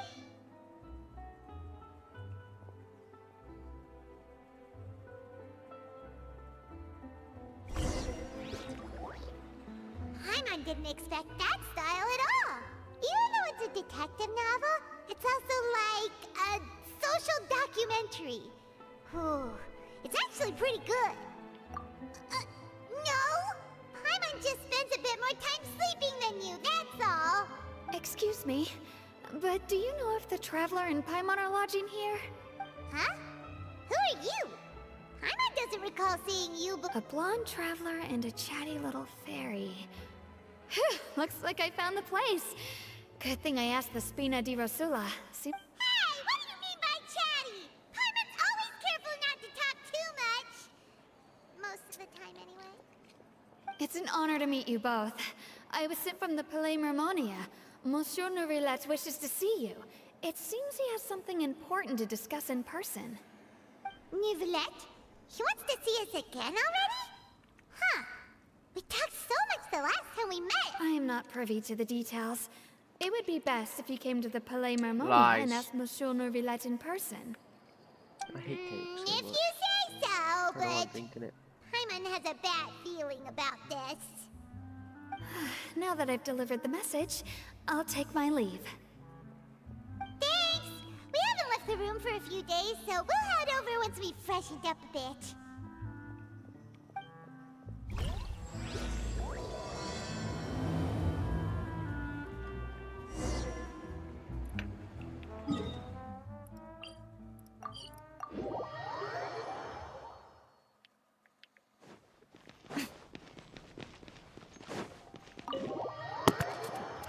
One, two, three, four. Nourilette. You wanna stop me this time, huh? Hey. You fucking midget. You're gonna stop me this time. What are you?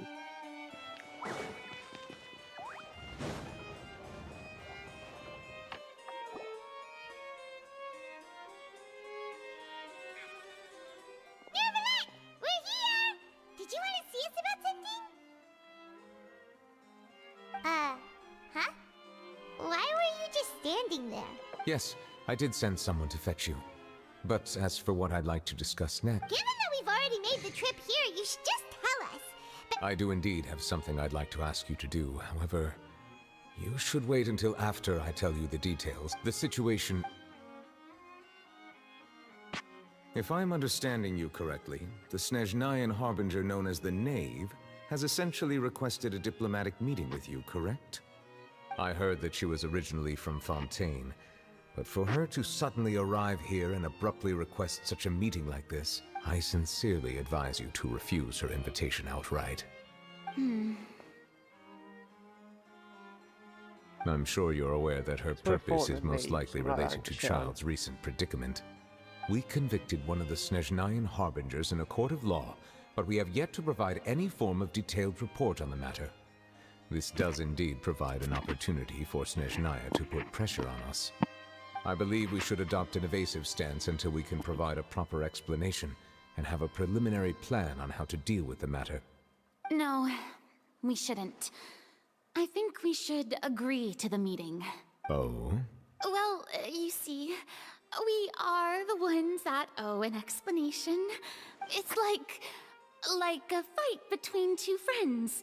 If they don't... Though diplomatic relations between Fontaine and Snezhnaya could be considered as friendly, it is only superficially so.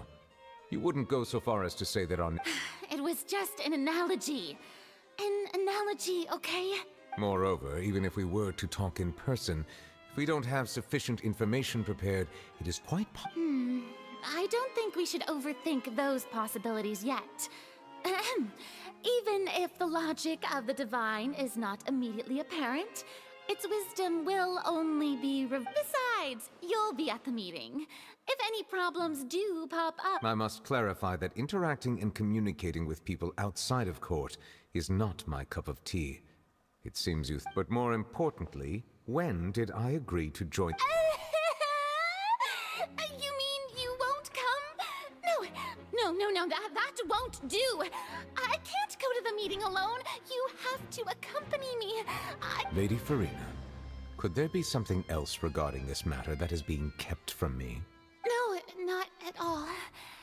Look, I am the Hydro-Archon of Fontaine, Focalor, the god of justice who is loved and adored by many. So I only hope that justice will be served in this matter. Don't overthink it. I'll go find someone to arrange the meeting.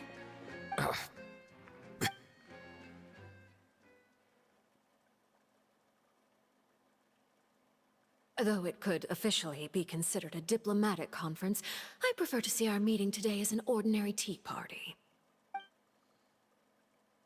I assume you see it the same way, Miss Farina?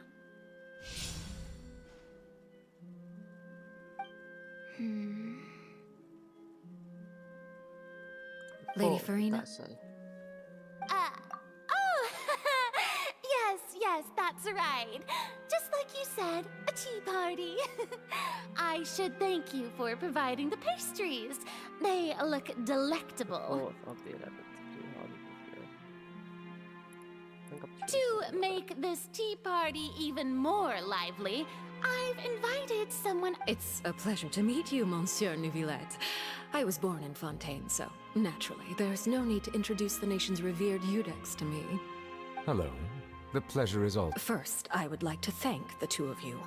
I'm often away on business outside of Fontaine, and I'm told that the children of the House of the Hearth have been well taken care of by you. Oh, I'm not referring to when my children, Linny and Lynette, were falsely accused by you. Please don't misunderstand. The children of the House of the Hearth are often misunderstood. Perhaps due to the reputation of the Fatui. There's no getting around that. All I meant to say is that Fontaine has been stable in recent years.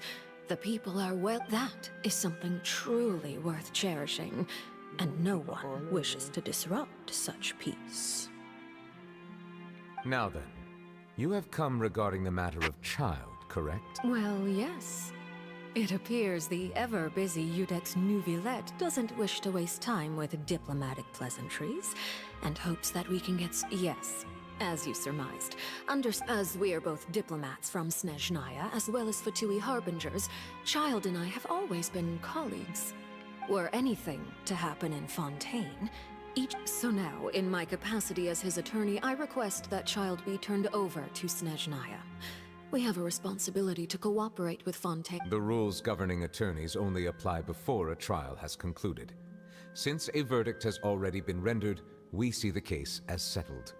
I apologize for being unable... An outright refusal. Very well. Okay. You don't need to transfer Child to us. I only request to enter the fortress of Meripede to see Child and confirm. It's not like you couldn't even manage to fulfill a simple request like that. Right, Miss Farina? About that. The fortress of Meripede has always been completely autonomous. Even we have no authority to interfere there, and diplomatic issues do not suffice as an excuse. However, if you absolutely must confirm the situation of the Harbinger, The knave showed up already? Well, Lenny did say that Father will be returning soon. We didn't even know that Lenny was from the House of the Hearth at the time, so we kinda overlooked that information. yes, thank you for your kind advice. I'm well aware of the situation.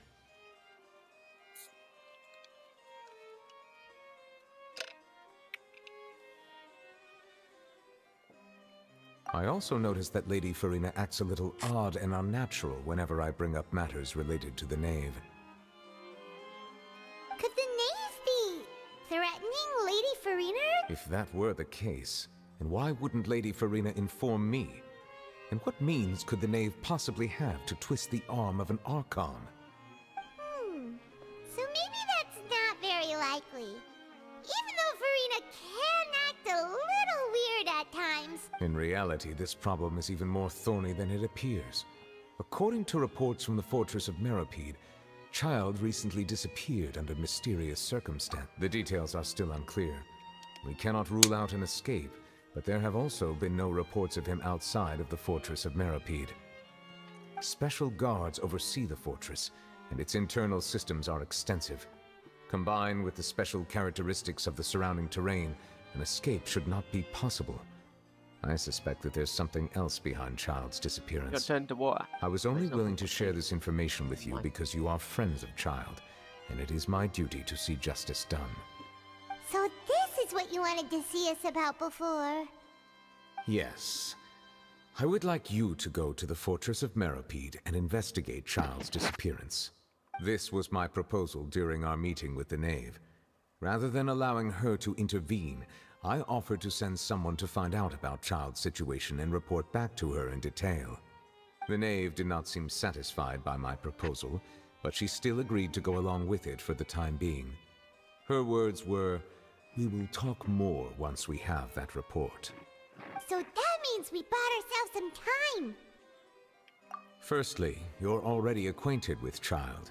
Your eyes may discern relevant details there that others would miss. And secondly, is the consideration of the unique nature of the Fortress of Meropide. Isn't it just Fontaine's prison? I would not define it so crudely. The Fortress of Meropide is not affiliated with the court system of Fontaine on paper. It has always existed as an autonomous entity. Early in Fontaine's history, criminals were punished with exile, not imprisonment. Even today, sentences against convicted criminals still include exile, just as before. The Fortress of Meropide may seem like a prison, but it should in fact be regarded as a gathering place for exiles. All we do is dispatch guards to keep watch and help maintain security, but we have no right to get involved with any other matters.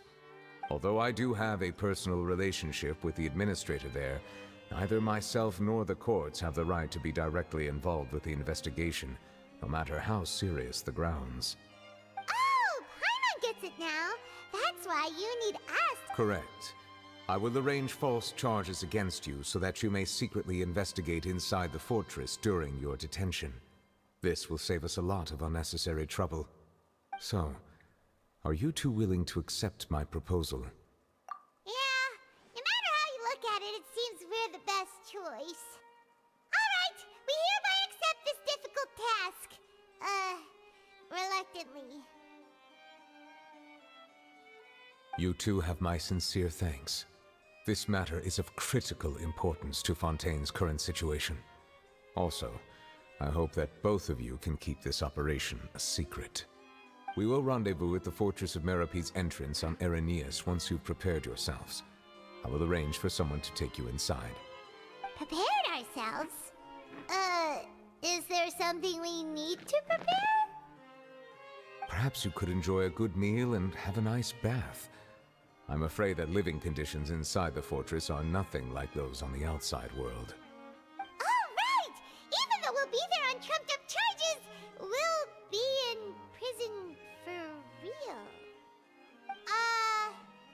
On second thought, is it too late to back out? Please do not worry.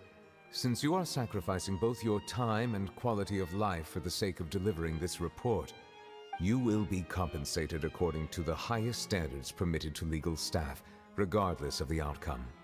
Now that's more like it! Come on, Traveler, let's go eat the best meal we can find! We'll eat so much that we won't need to eat another meal for a whole month! Your treat! Are you leaving now? In that case, please take this cake as a token of my personal gratitude.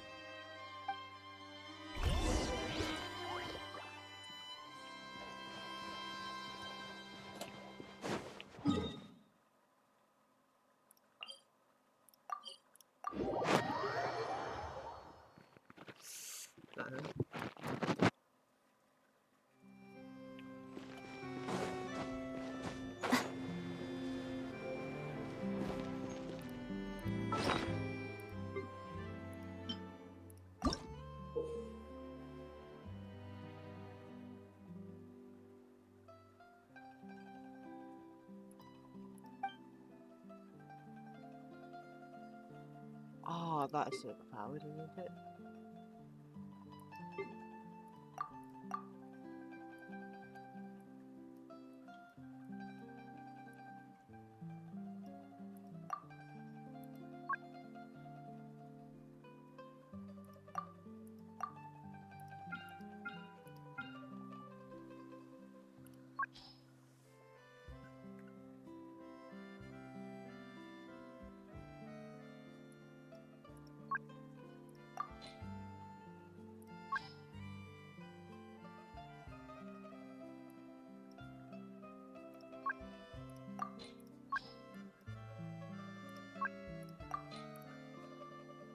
I have a whole one.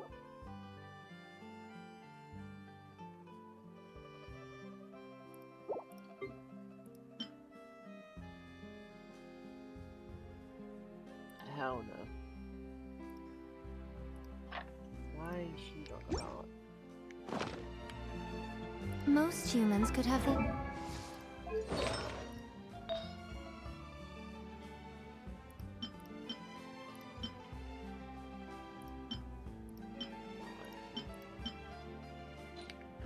entirety of their fleeting lives.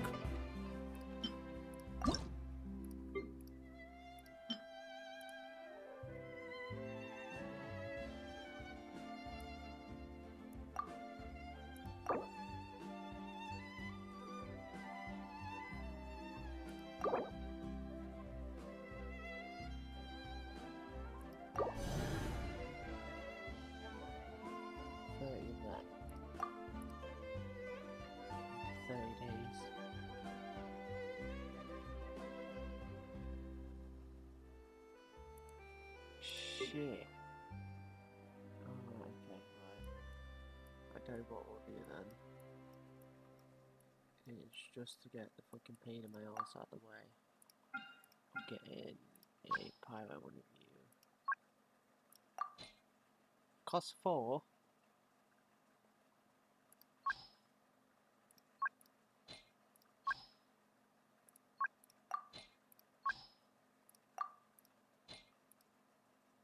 It's about 2, did it not?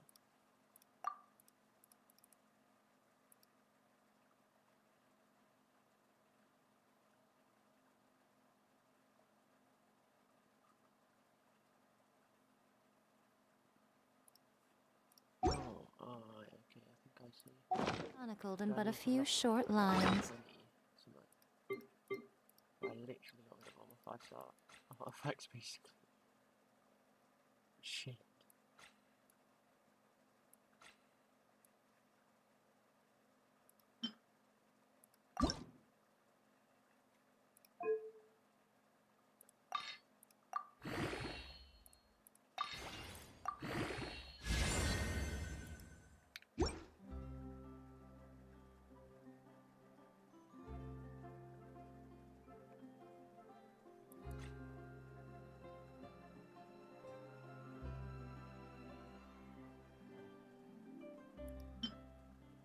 Jesus, I've flowered.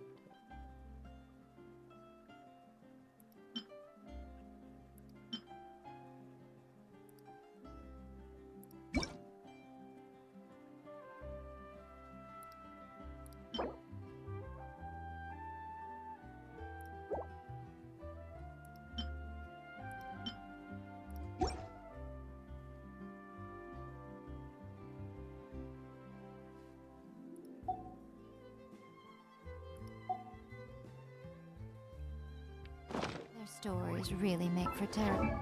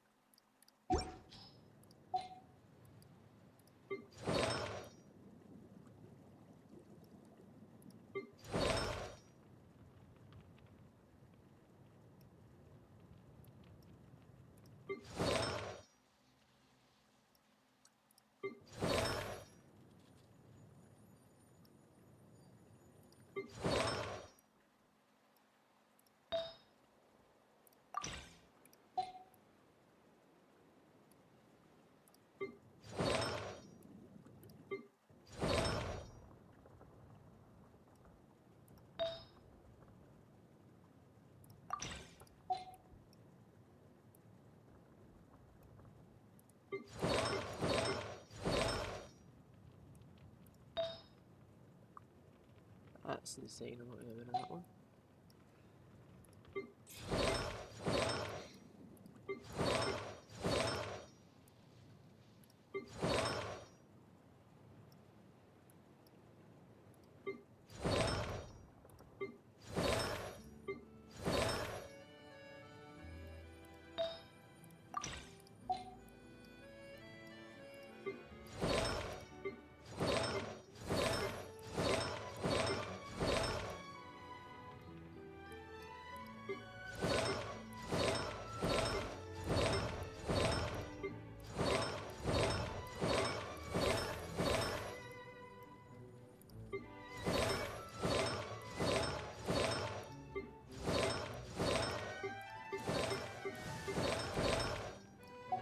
Dull reading. This is the max level to use a book, definitely. Your favourite kind. I'm gonna have to be fucking leveled now then.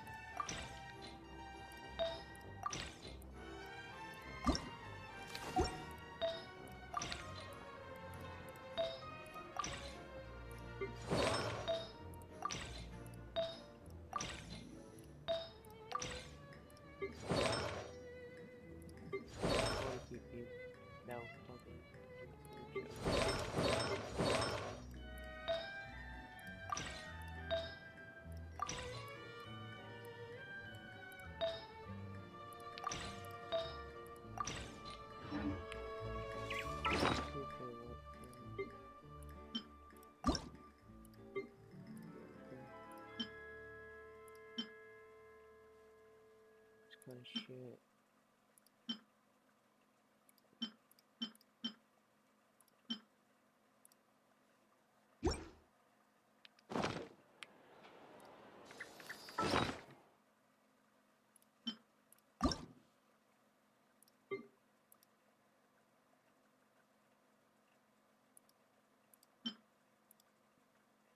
Fuck you, my treasure reach.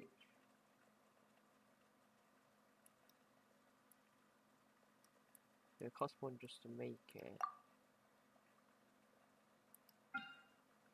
Oh, I see.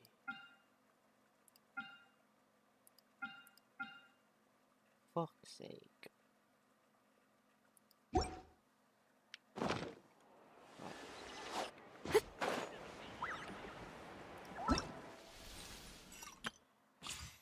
Oh shit.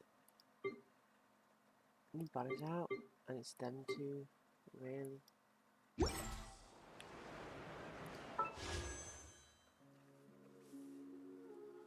I don't like neither of them. I suppose I probably want to get a better fucking wind one, so... When's 6.0 coming out then?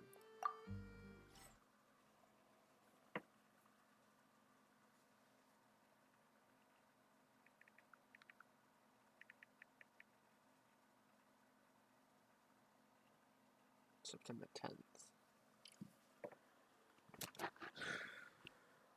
Got a while yet.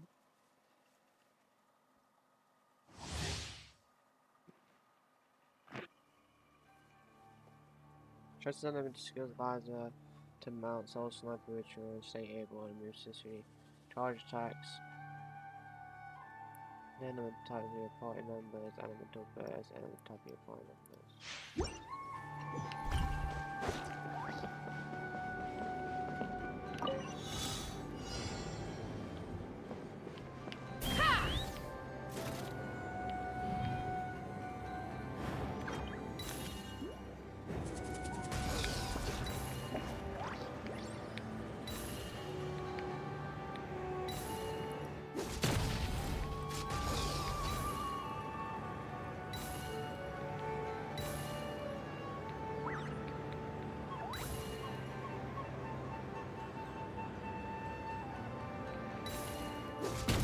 Coming in.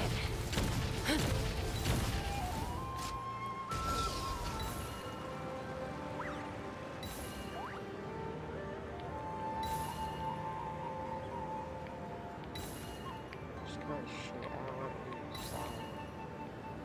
I don't want to do style to do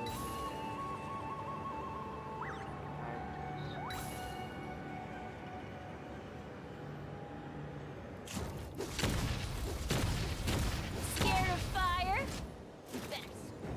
Run if you know what's good for you. Smashed or scorched, which will it be? Nice and spicy. Eat this! Take me up!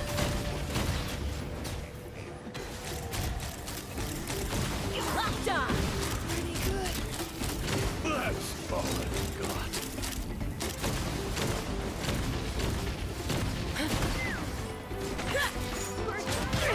Knock him down. Oz, reveal thyself! Midnight. Look at you, Boozle. Here, Let's run!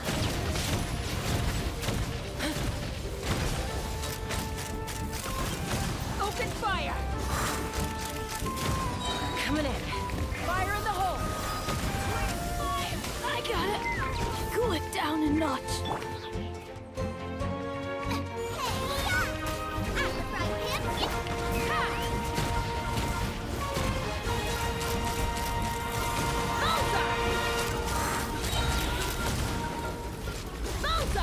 Hold on to your hats.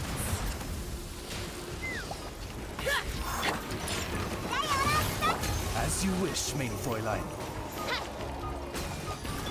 nice and spicy.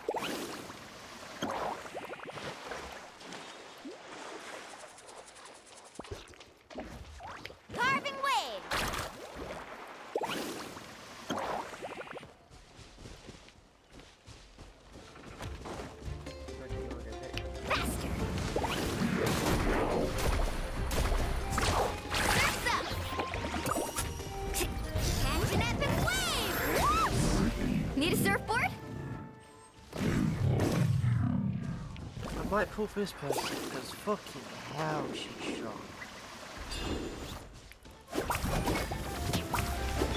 You, Blade! You're up! Hey, enhanced animal module 75. Stand clear. I got you covered! Carving wave!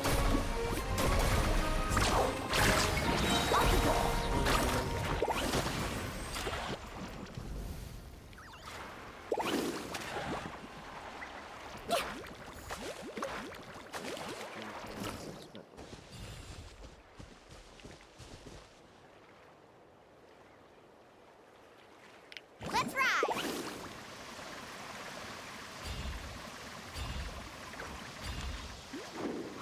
Let's show me your moves, shall we? Fight. Let's shred, Sharky!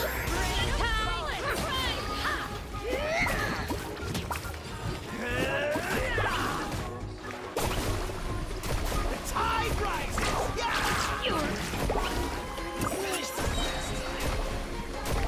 Action epic wave! Slip, slide, spread! Off we go! Oh, chill out! Animal hypostasis emulation! Carving wave!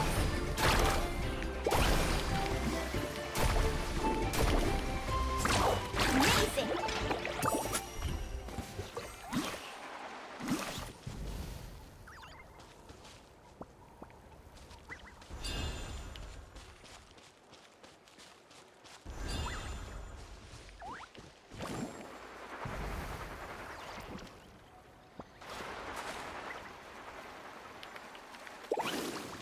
Look at that.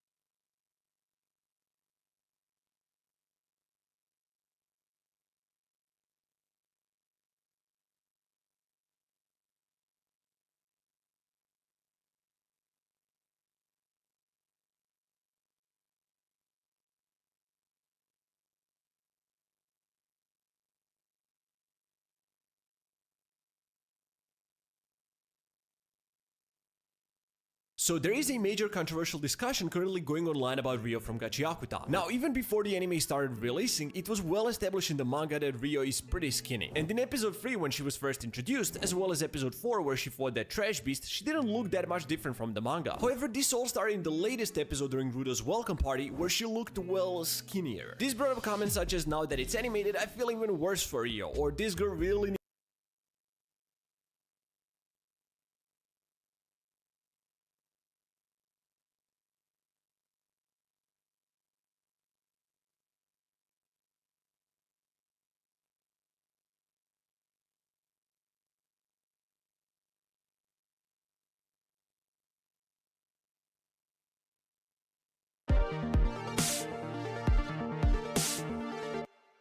Welcome to the Kill Count, where we tally up the victims in all of our favorite horror movies and show you how they were made. I'm James A. Janice, and today we're looking at Longlegs, released in 2024. Longlegs is the 4th film directed by Oz Perkins, son of Psycho actor Anthony Perkins. Like his father, Oz began his career as an actor, with notable appearances in Legally Blonde and as a young Norman Bates in Psycho 2. We saw him on the Kill Count recently, thanks to his fun little cameo in Nope. Over the past decade plus, Perkins has established himself as a filmmaker in his own right. His style doesn't always work for me, but he does have a style, which I can respect. Longlegs was probably his most mainstream movie, at least until The Monkey, thanks in large part to an incredible marketing campaign by distributor Neon. It follows a female FBI agent in 1990s Oregon as she hunts a serial killer named Longlegs. Agent Lee Harker is played by Micah Monroe, who has established herself as a modern scream queen. She started her career with The Guest and It Follows, and gave an incredible performance in 2022's Watcher. While Harker is reminiscent of Clarice Starling in some ways, Monroe makes her a unique and full-fledged character of her own, a bundle of neuroses and possible autism. Her character goes up against Longlegs, played by Nicolas Cage, doing his Nicolas Cage thing. He's been on The Count and Mandy and Willy's Wonderland, and he's back again here, being somehow both unrecognizable and the most Nicolas Cage I've ever seen him. Given its subject matter, it's no surprise Longlegs pays tribute to crime thrillers like Seven and Silence of the Lambs. But don't expect an intricate detective plot. While there is plenty of clue gathering and code cracking, this movie's much more of a mood piece. That mood is foreboding, thanks to the long camera shots, the creepy score, and all the crime scene photos and 911 calls. It does a great job getting under your skin.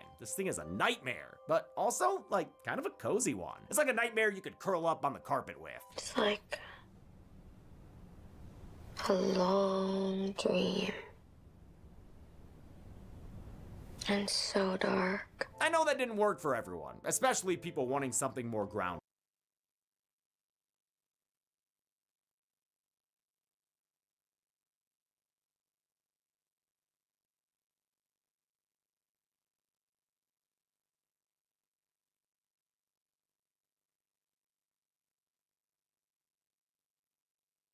Is the Spaz 12 upgraded good, Evan? Oh, it's fucking amazing. I feel like you're lying. Is it actually good? No, you can kill like 4 zombies with like 1 shot. Did you get it? Yeah, I got it. It's not that good. Well, I'm going back to the box then. Are you being serious? I lied. It's great. You can tell me whether it's good or not. It's good. It's good. Unless. I fucking knew it was coming, dude. Fuck you, man. Money. Money. Oh. Money. Oh, that's it. Oh, hit the rim, hit the rim, hit the rim, hit the rim, hit the rim, hit the rim, hit the rim, hit the rim, hit the rim, hit the rim. Yeah. Fuck you. Fuck you. You put that evil on me. Wow. Cheater. Oh my God, Cheater. hold on. You lost my respect with that cheating. I'm disappointed in you. I'm unsubscribing. Shut up, Evan. Go get audio issues. Jesus. Instead of some sort of disease, go get audio issues. Hey, hold on. That should say fucking allegedly. Nogla is fucking allegedly dumb. All right, until everything's final in court. Give me my sign allegedly. back. Go pick my sign up. Give me my sign, Evan. Give me the sign. Give me the gut. That's what it's allegedly. Why you fucking run away with the sign, you little owl bitch? That's it. Do one thing. I will kill you if you don't drop it. Do one goddamn thing. We're taking it. Obstruction of justice. Evan's going to court. Holy shit! Wow, Don't hit me. Judge Judy has changed, man. This shit's awesome. Assault! I want to go to court for this assault. That's true. Assault charge. Obstruction of justice, Evan. Yeah, but he can't. He's not a police. He can't use brutality. He's not a police. Look at us, Brian. We're so good. It's just not easy. Oh, there's Tyler. It's just not easy.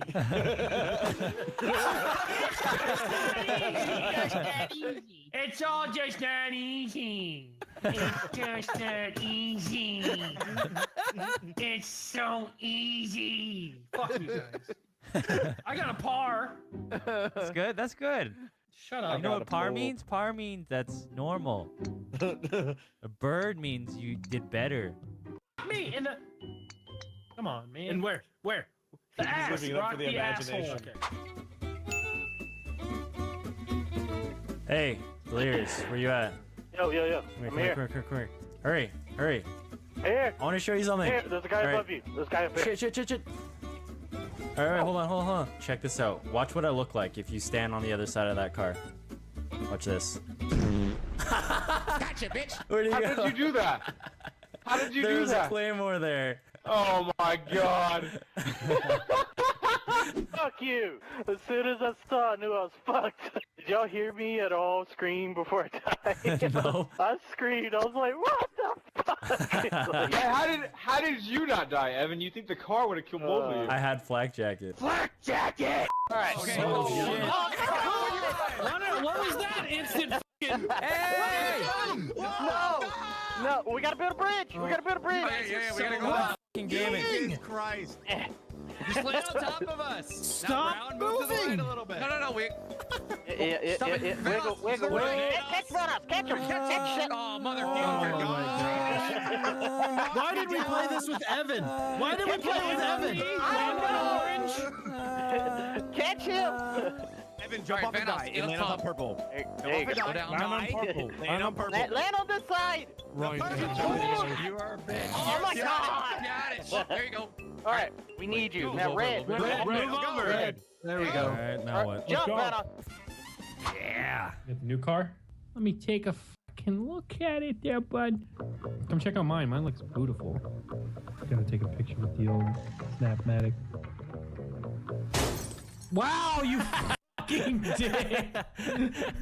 I'm How'd like, that oh, picture look go, huh? No, come on! Oh yeah, but you like that new fucking car, don't you? You're a fucking dick. I didn't even have any ammo in that goddamn thing. You get it? Yes, I fucking get it. You blew me up. Jesus. You gonna customize it? You're just gonna leave it all orange and gay. Orange is what it's supposed to be. It looks stupid. It's a McLaren. Not a McLaren. It is. Can't say it's that for copyright reasons. McLaren. It's the McLaren. I can't even hear you right now, but Brian, keep screwing up. Shut your Oh, my DPI isn't even high enough. Yes. Yes. Please. Yes. Fuck! Shut your Yes. fucking... Oh, fuck you and your kitchen and your laptop. What Die, the Brian. Die. Please! Please! Bro, what the Bro's having a midlife crisis over there. This is beautiful. Please! Please!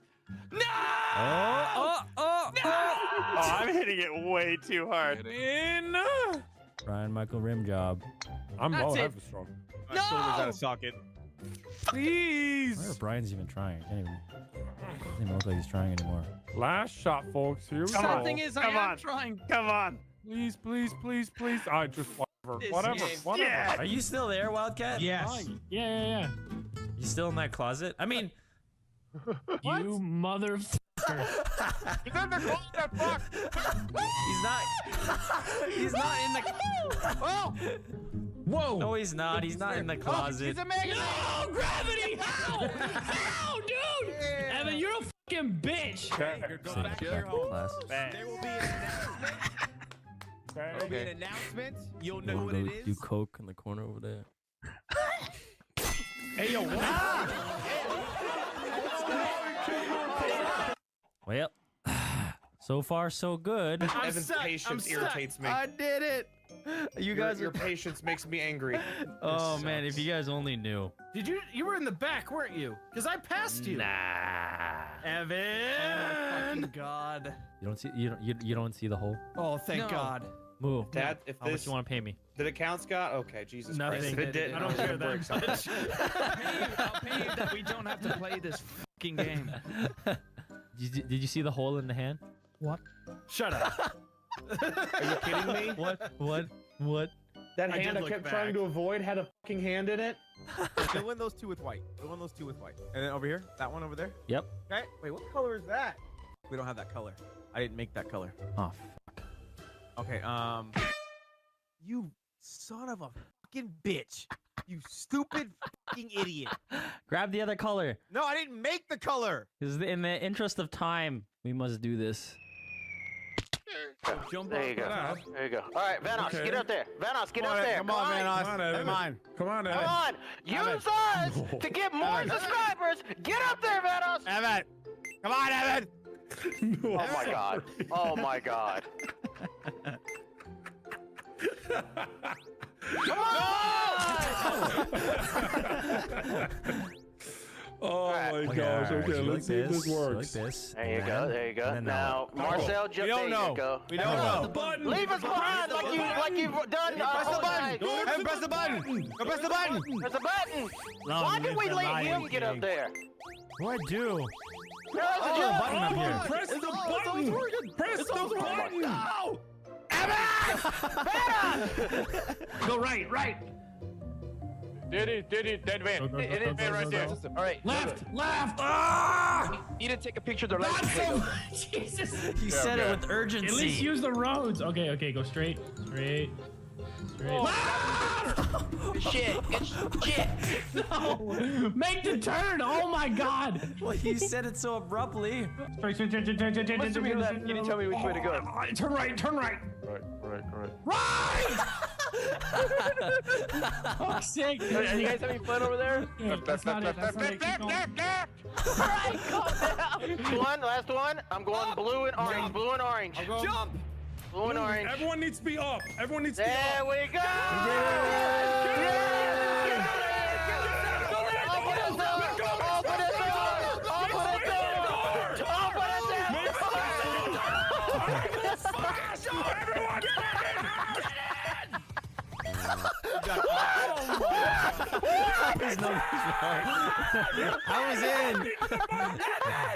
I was in.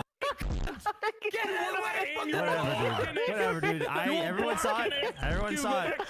I've been trying to remain cool for the whole video, but you're a Oh. You're such a I can't believe we still died. Everyone is trying to get to the door, and this little yellow I said it. It's just standing in front of the door. You're And talking about the end game. Oh my god. damn it. We're on the green guy now. Go fuck yourself. The smell of my farts just like an apple tart, motherfucker rolling down with the hey honey, making girls get wet in the panties, make a wet knees. I meant to say weak knees, but I said wet knees. Just roll with it. I would roll with it if it wasn't so awful. Yeah.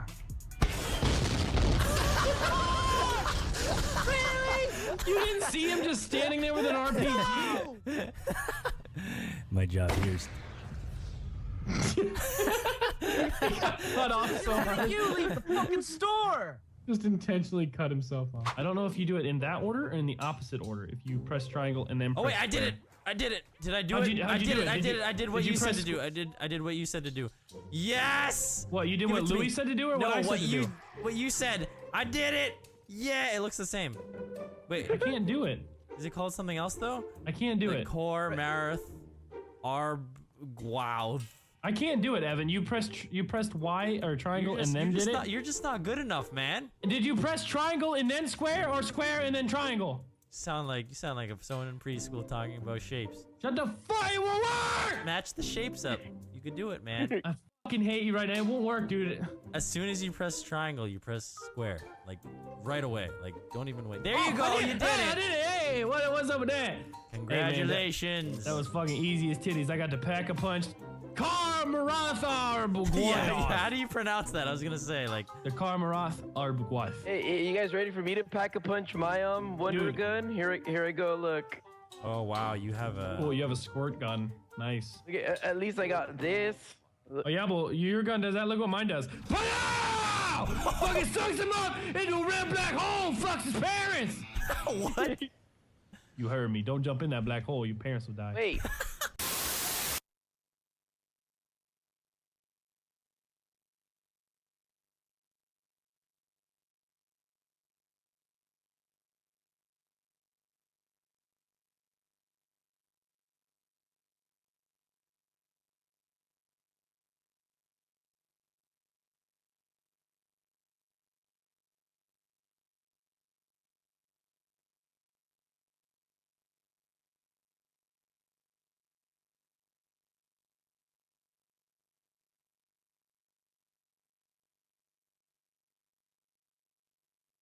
Peep game. The movie starts off with the United States going into the second Great Depression because one of these niggas fumbled the bag, which leaves a beautiful presidential position for Lex Luthor to exploit. And they tell us through this nut-ass Colbert show that he's basically just paying for votes. And that's when I really understood that Lex is genuinely a genius. He probably caused this recession just to use his bands to outwit the government. So now that Lex is president, all the heroes in America are under his control, but not any of the good ones like the B-tier heroes. The only one of these niggas that I've ever heard of growing up is Power Girl, but that's only because her titties are burned into my neurons, and also Black Lightning. But Clark is not convinced that the nigga that would slime him out for decades has turned over a new leaf. In fact, when Superman helps with this high-speed chase, these three meat gobblers pull up and start pressing Clark. They want him to admit that Lex Luthor has saved the country and become a D1 meat rider like they are. But Superman has a +10 defense against lame niggas. We cut to Lex Luthor and Amanda Waller, and this has to be the most disgusting depiction of this bitch I could possibly imagine. You're gonna sit here and tell me that's not a short nigga in a dress? And I know Amanda Waller canonically has a buzz cut, but why did they have to give this bitch the Jon Stewart drop fade? But Amanda Waller's appearance aside, they're discussing how a kryptonite meteor is about to crash land into Earth. I thought that shit was a rare material. You saying that shit just floating around in outer space? So because of the imminent threat about to destroy Earth, Lex publicly asks Superman for help as the president, saying it's time for them to bury the hatchet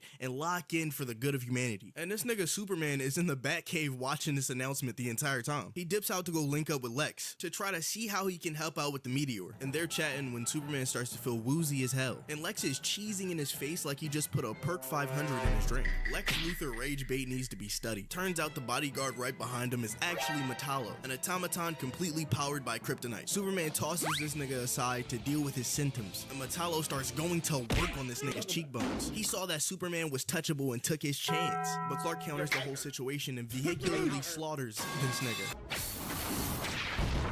Bro walks out of the flames, hits a Terminator emote, and starts wailing on Superman. He must have been using a portion of his power earlier because the combinations get even nastier, slapping Gang around until he got him on the ropes and starts violating Clark in the most tragic way possible. He uses his laser vision to melt through the face cuff just in time and delivers a haymaker embedding Metallo into the side of the pavement. But again, bro's entire existence is a Terminator reference, and they start boxing in a graveyard. Metallo eventually grips this nigga up for the second time.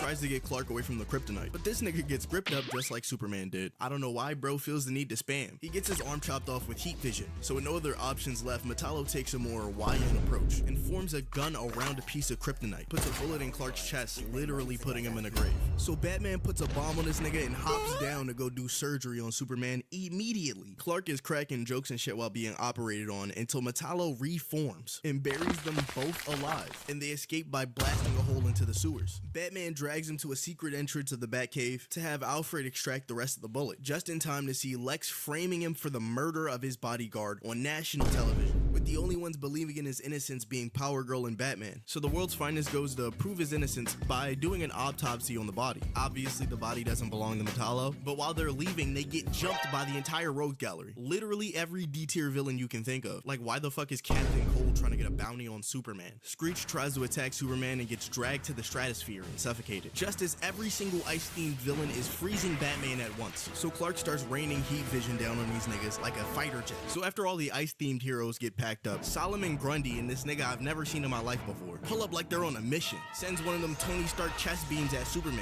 immediately went to go follow up while Solomon Grundy is manhandling my goat. This nigga drowns Batman in a shallow fountain, and I'm sitting here thinking that he truly violated Bruce before he reaches to go take off his mask and gets blasted with tear gas, smacks the shit out of Grundy and starts hitting crits left and right while Clark is dismantling this fraud Mongol. Batman gets interrupted by Lady Shiva and takes the time out of his day to explain the philosophy of gender equality. And just when they thought they were done getting jumped, Nightshade comes out of the woodwork and pins Bruce down. Now throughout all of these encounters, these villains have been spitting in such intellectual tongue that Batman puts together that Gorilla Grodd is actually the one controlling them. So this nigga Bruce sends a grapple hook around Grodd's neck and has Superman pull him down from a skyscraper, which had to have killed this monkey. And they look around to realize that they're surrounded by every bum-ass villain in the DC universe, and they're getting jumped like crazy until a fake-out Justice League pulls up, and Clark tries to thank them for saving them from this jumping, but that nigga says, nah, I'm here to run the fade. And immediately once those words are said, Batman starts doing crowd control, started beating the women in the group with no hesitation. Bro must get his hands from John Jones. Everybody with powers is jumping the fuck out of Superman Superman, obviously. Captain Planet is putting hands on my boy, and Element Man starts violating out of nowhere. This nigga was fiending for the chance to get some licks in. So Superman gets tired of being embarrassed like this and creates a whirlwind. Rips up Power Girl to have a private conversation. When these four pull up, they'll run that shit back, and they waste no time getting busy. And while Superman is putting hands on this nigga, Batman has to keep Element Man at bay. But after he starts losing to one, he starts airing that nigga's dirty laundry. Tells everybody that he's the one who actually killed Metallo, causing him to absolutely crash out. And before he can successfully murder Batman, Power Girl goes in to hit him with a gut-wrenching attack. But this punch breaks the thin shell that is Element Man's skin, which contains the living energy that is Element Man. So Captain Planet takes one for the team and absorbs the energy to stop the world from exploding.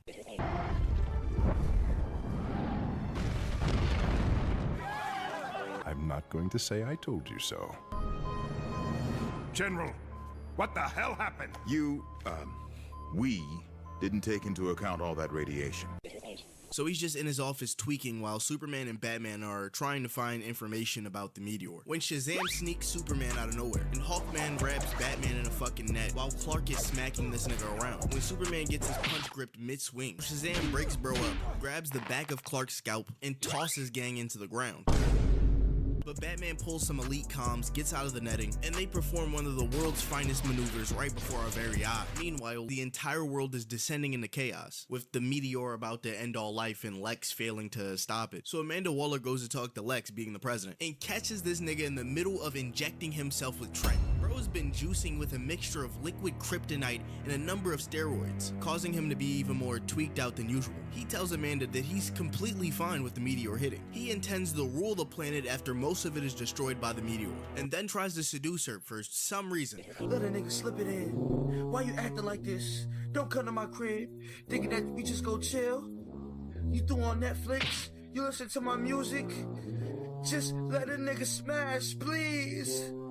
Lex canonically Lex BBWs, but before he can start dorking, he gets an alert that Shazam and Hawkman are back from their mission. So he puts back on his suit and goes over to meet them, only to figure out he got bamboozled. And it's Superman and Batman in Shazam and Hawkman's costumes. And when Superman tries to grip Lex Luthor up, the liquid kryptonite in his bloodstream starts affecting Clark. So Bruce presses him instead. Lex refuses to give them any information about the meteor. So Amanda Waller backdoors Lex and gives them the drive. And now Lex Luthor is once again a fugitive. Back to his old ways, this nigga books it to his suit, empties the rest of his roids into his arm, and hops inside of the power armor just to chase after Superman. Now, after getting the drive from Amanda, Bruce and Clark go to Toyman for help, a Japanese child prodigy, who happens to be a big fan of Superman and Batman, explaining why he has a space mech designed after both of their outfits. But just as they're about to get ready to go stop the meteor, Lex blasts open the door to the warehouse, sending Power Girl's breasts flying across the room. Superman hears the commotion, goes to check out what's going on, but gets hit with a kryptonite beam round Stark. He slides in to try to land the finishing blow on Clark, but Batman intervenes with his grappling hook. But I do not know why he thought that shit would be effective.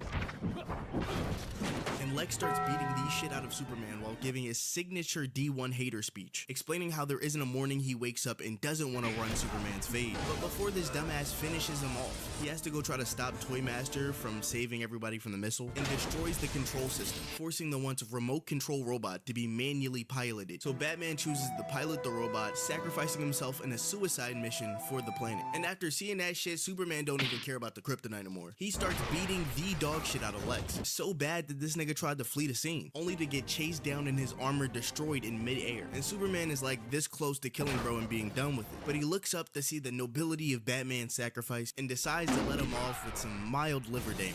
And Batman isn't really dead as Superman goes up to check and finds his space pods floating around. So Superman's name is cleared, Lex is back in jail, and Batman is still a fucking goat. We recently got to 10K subs. Thanks for subscribing.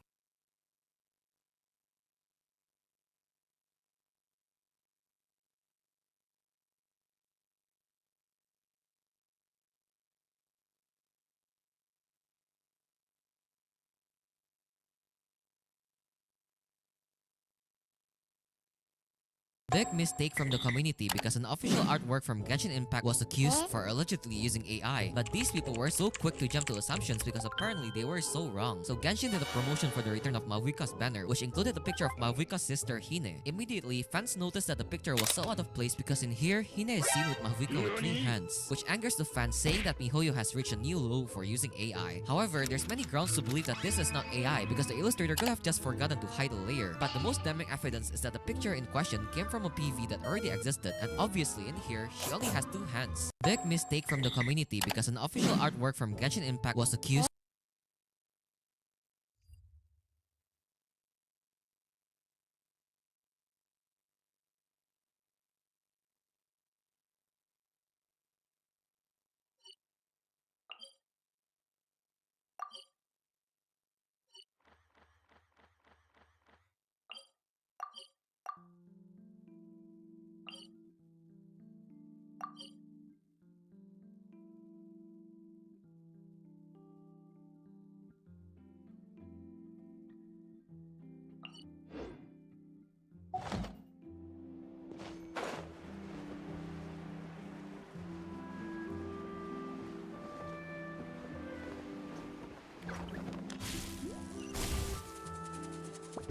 Paimon will have that, and that. Oh, and one of those too. No Fanta, thank you. That cake was pretty good. Now that Paimon thinks about it, we've always been super careful ever since we arrived in. But here we.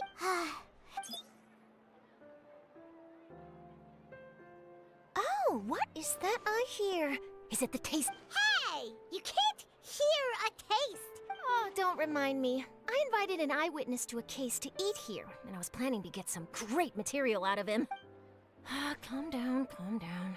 This is nothing new. As a journalist, you should be used to this by now. You... Never mind. It's nothing. I just heard you mention the Fortress of Maripede. You didn't commit a crime, did you? Please tell me all about it. No way! We would never! We're just going there to...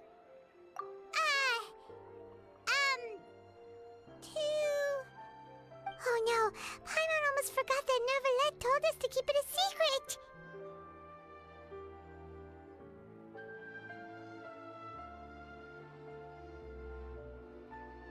Huh? You're being arrested for that? Oh, but now that I think about it, I suppose that's not completely unreasonable. That's pretty despicable, almost as offensive as committing theft. You mean Paimon really did something that serious? Sorry, Paimon really messed up. Well, in that case, it's nothing particularly newsworthy after all. Oh, how disappointing. Oh, right. There's still a chance. Since you're going to be at the fortress... About that, Oh, it's nothing difficult. All you have to do is think of a way to get some time face-to-face with the warden of the fortress. He was awarded the honorary title of Duke in Fontaine. Sounds really cool, huh? Only those who have made significant contributions to the nation have been conferred this title. It's incredibly rare. On top of that, the Fortress of Maripede has never been under the jurisdiction of the courts. Practically nobody, including journalists like me, knows anything about the... Oh, if I could write an exclusive article about him, I bet it would sell a boatload of... You make it sound easy, but it really depends. Of course, I wouldn't ask you to do it for free. So this meal is on me. All right, you got a deal. We'll do anything. Then it's settled. The food should be here any second, right? Huh? Wait, just how much did you order?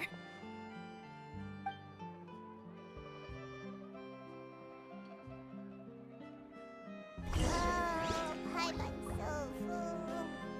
Well, guess we have nothing to regret.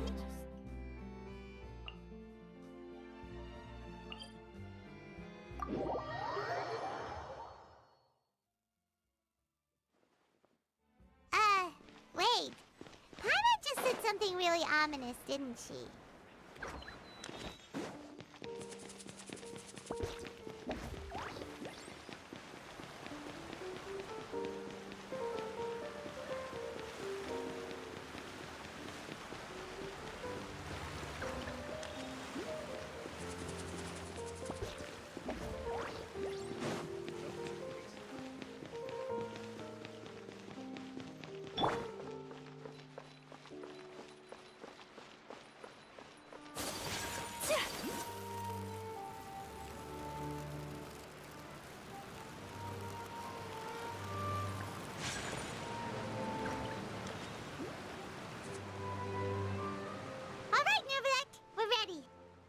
have come, just as promised.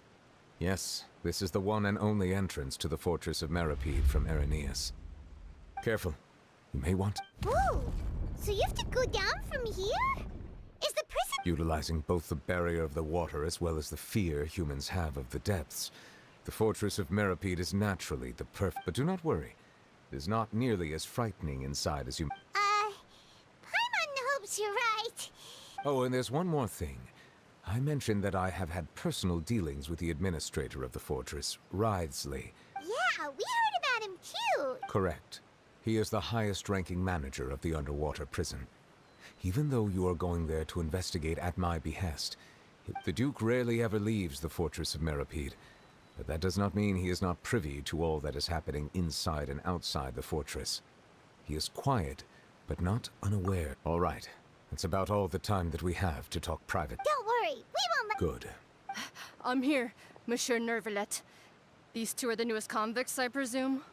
Don't worry, they won't Like we would... Please follow me, you two. I'll process your paper.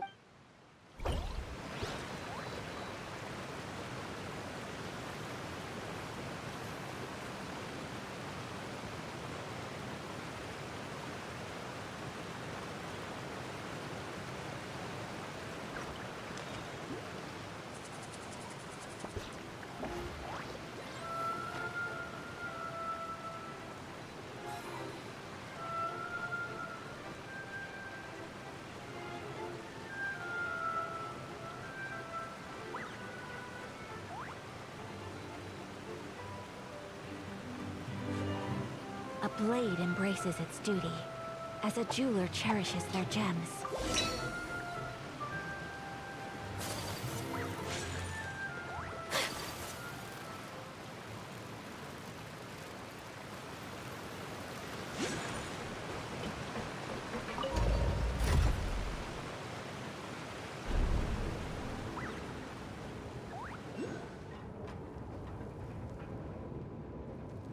Are we already underwater now?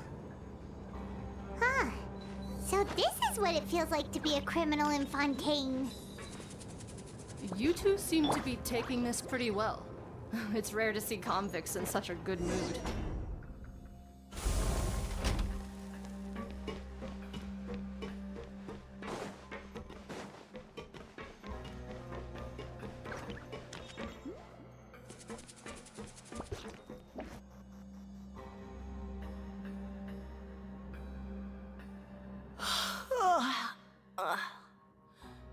Oh, it's you, Madeline. Why'd they make you make the trip down here? Monsieur Nervalet personally requested I escort these two convicts. I suppose he was concerned others might not be up to the task. Well, now, aren't you the lucky one? Must be nice to be. Well, have you tried service with a smile? Who knows, it might help your... Yeah, right. As if. Every criminal even if I did smile at them, the convicts would probably just think that I'm some freak getting some kind of twisted enjoyment. Oh, she's got a point. Well, I've finished transferring you. You two will register here, and Marette will go... Yep. I'll take it from... Okay, let me see. You are the Traveler and Paimon, correct? That would be us! Let me confirm your charges and sentence. Eating a cake specially prepared for the Archon by a Snezhnayan envoy without the Archon's permission, thereby incapacitating the political center of Fontaine for a brief period. Sentence, 45 days? Huh? Wait! Just looking at the charges, it seems you two are capable of causing some serious trouble. And considering how fond Lady Furina is of sweets, this crime is tantamount to trying to assassinate the Hydro Archon herself. Now I've seen everything. Anyway, we still need to finish processing you before you can enter. Please stand in front of the board over there. I'll take your mugshots with my camera. Oh, all right. But be sure to catch Paimon's good side.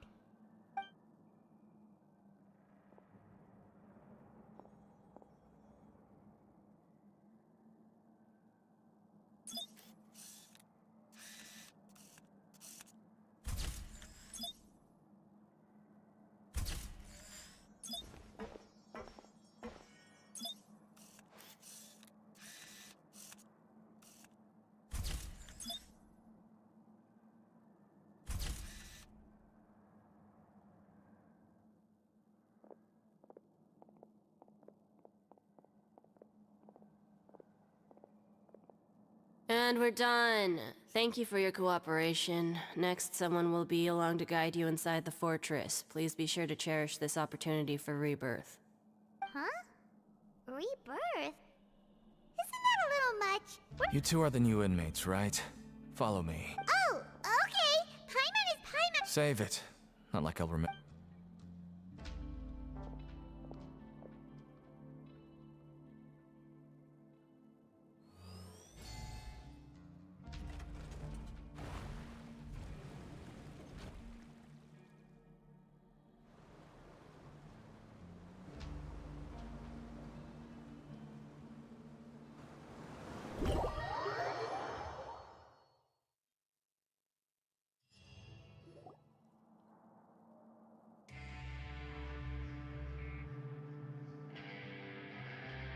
So, are you one of the guards here?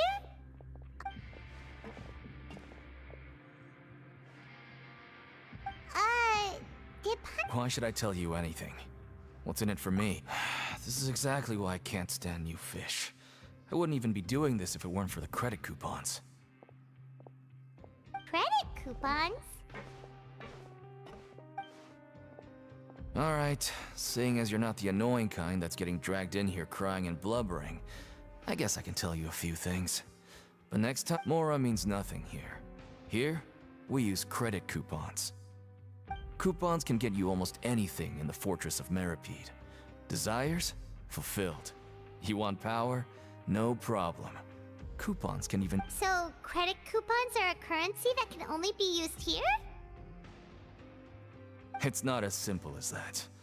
Like Moret said, everyone gets a chance at rebirth. No matter how much money or power you had before, it means nothing once you set foot inside the Fortress of Meripede. You have to start over and earn your coupons. Everyone starts from the same place, and you have a chance at a new, less terrible life. I guess that's the real purpose of the coupons. They symbolize true fairness and true justice. And this is also exactly why so many criminals choose not to return to the outside world, even after they've served their sentence. Oh, so that's what the Fortress of Meripede is like. Huh. Paimon was under the impression that it'd be more like a prison.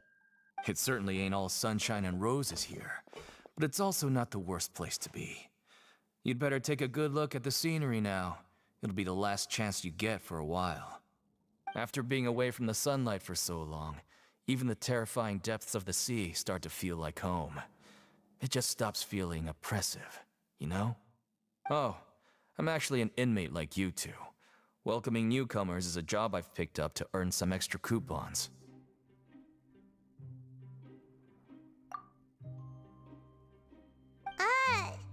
Why aren't you answering? I've told you enough for free. Any more info is gonna cost you.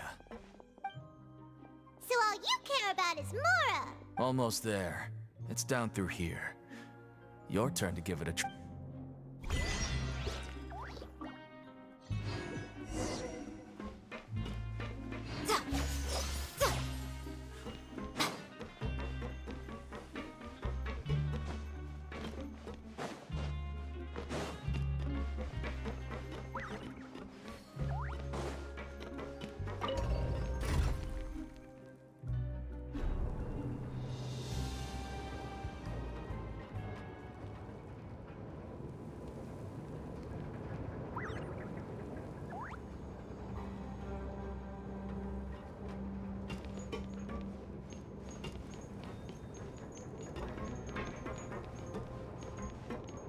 So, we're going even deeper now?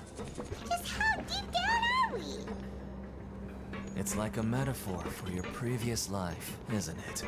Our lives weren't that bad.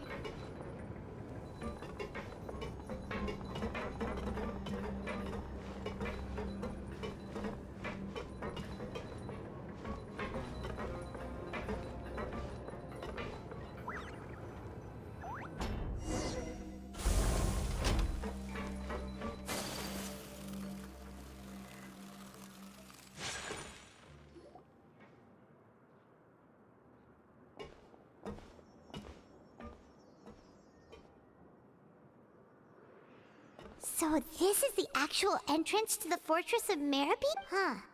It looks like there are other new arrivals, too. Oh, they sure don't look happy. Oh, right. We're on someone else's territory. If we're discovered, even Neuvillette might not be able to rescue us. Hey! Don't scare Paimon! Look, I don't really know you, and I have no idea what kind of crime you committed, but... Someone important? Now's not the time to worry about that. Anyway, it's over there, so... You just go on over there by yourselves. I've done my job, so... What was that all about? Wait a second. Are there usually so many garter mechs around here? They're already onto us? Prisoners numbers 7459 and 7560. Welcome. Oh, no need to be anxious. These Gardamex aren't here to attack you. And when I heard that you were friends of Monsieur Neuvillette, I had the Gardamex come and wait in formation. Wait! You know about our connection with Neuvillette? The seafloor isn't as cut off from the world as you might imagine. However, I'm afraid that I know nothing more than that you are friends of the Udex. And as you can see, committing a crime means being sentenced here, even if you're friends with the Chief Justice. The Duke! Greetings, Your Grace. Lovely weather today, isn't it? Oh, greetings, my good fellow. Well, I'm willing to imagine that the weather is as good outside the sea as you say it is. How great it would have been if only the Fortress of Meripede had been built on the coast, huh? It would have been so convenient to enjoy a nice chat in the sunshine. My profuse apologies. So this is the Duke. The Traveler and Paimon, correct? Mr. Deacon here was responsible for your welcome.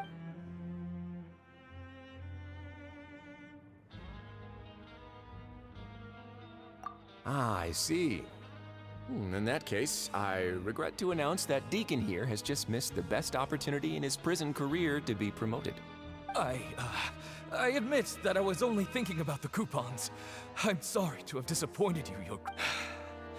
I had no idea you two were big shots who were worthy of speaking with His Grace. Plenty of time ahead, Deacon. There'll be more. Well, I believe that concludes the introductions. We've already taken enough time. Yes, Your Grace. I'll take my leave now. Please, follow me. To make you feel more welcome, I'll show you around the various facilities of the Fortress of Meripede. I hope... He's going to personally give us a cure? Huh, no wonder Charlotte's so interested in him. He's one of those mysterious types. Alright, let's...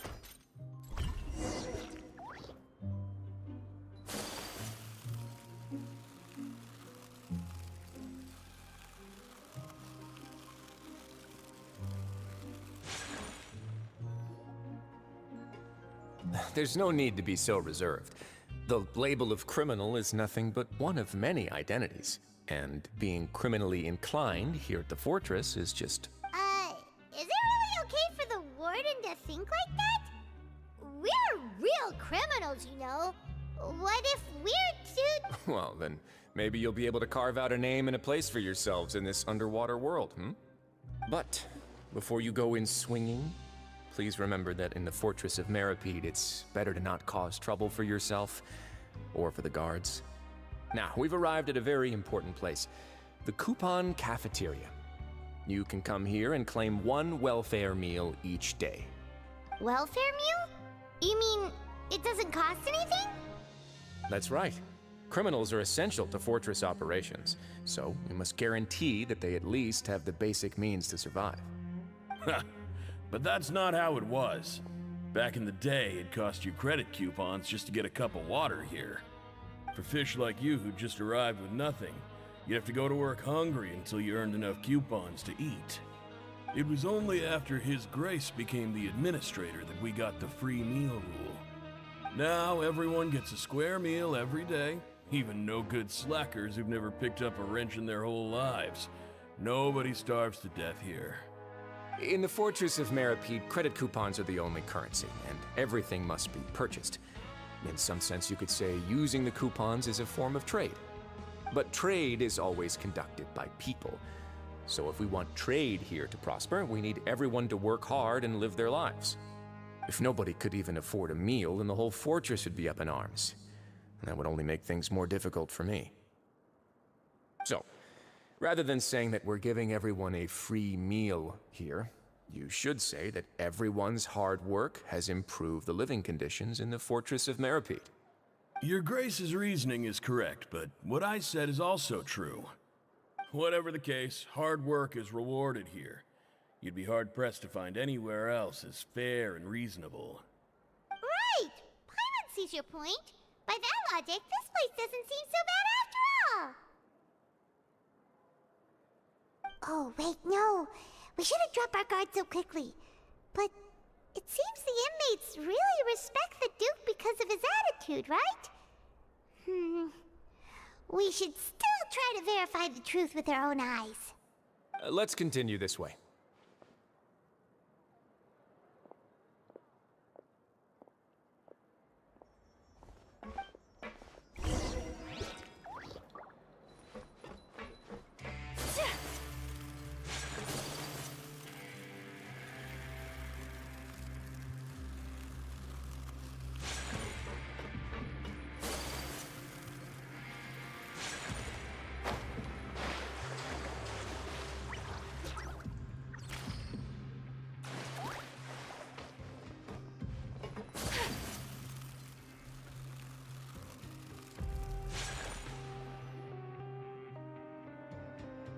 This place is known as the Pancration Ring. Sometimes we have criminals who have more energy than they know what to do with.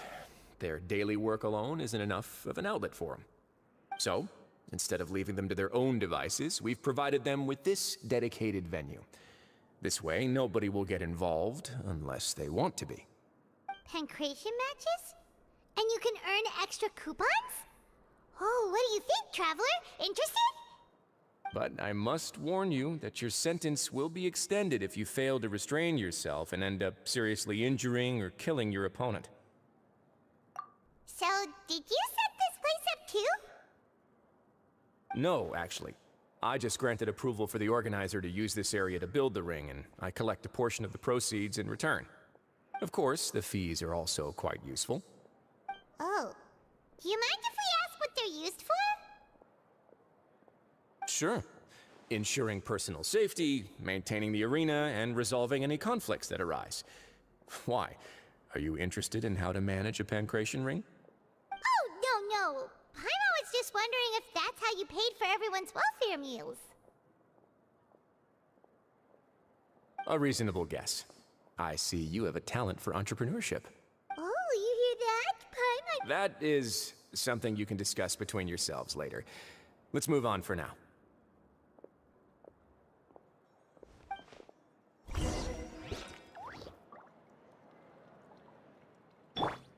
Come on out.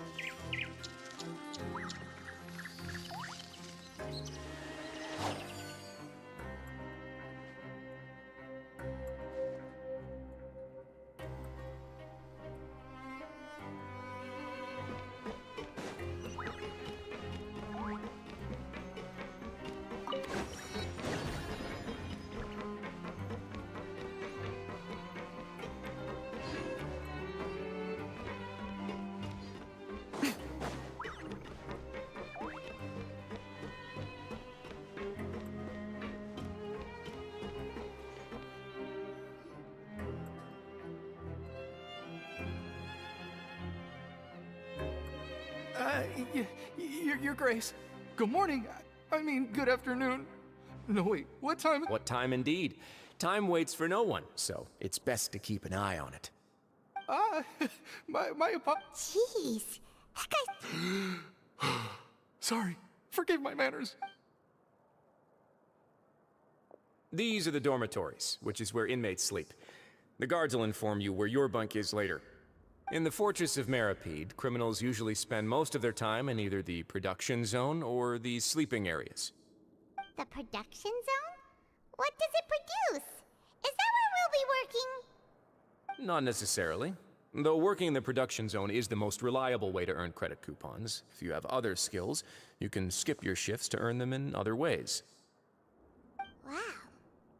Wait, you're the manager of this place, and you're just telling us to our faces that it's okay to skip work? The fact that the Fortress of Meripede has continued operating completely autonomously is proof enough that most people are willing to work honestly and earn a stable income.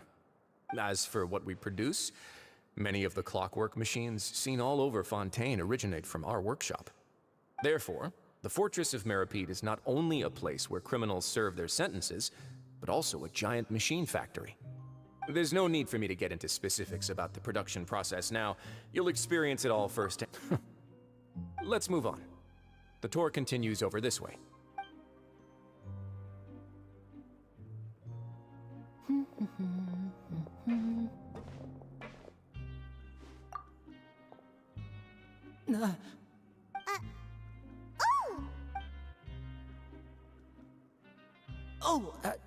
You really scared me there. I didn't expect to see you here, Your Grace. I thought maybe I was so tired from work that I was starting to see things. The only thing you should be seeing is the work in front of you. Stay focused and keep up the pace. Oh? Is something the matter? It's nothing. Paimon's just worried about how hard we'll have to work tomorrow.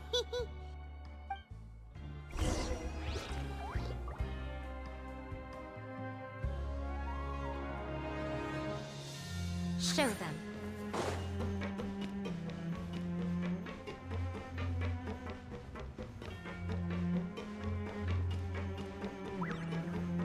Right here. Emerge.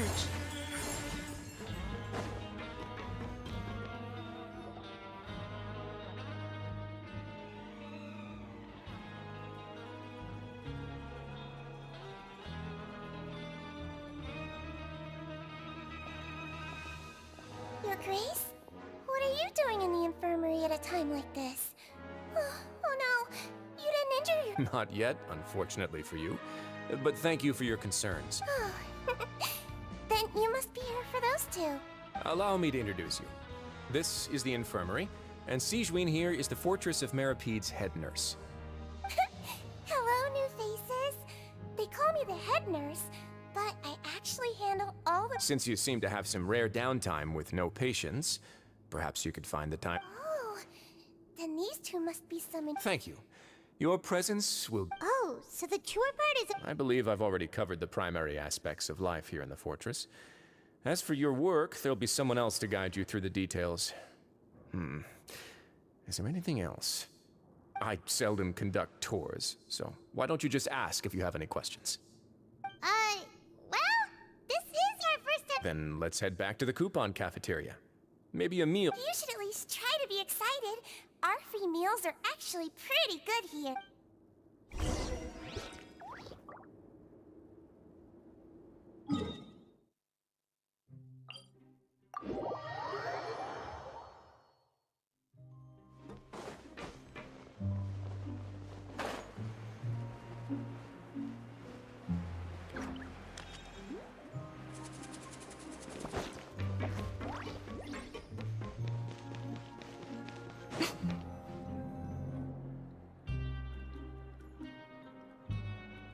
What do you think of the food? Does it meet... Wow! It looks delicious!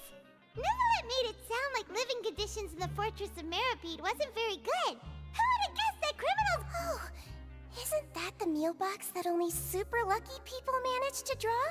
Seems like you two are quite fortunate. It actually has nothing to do with luck in this case.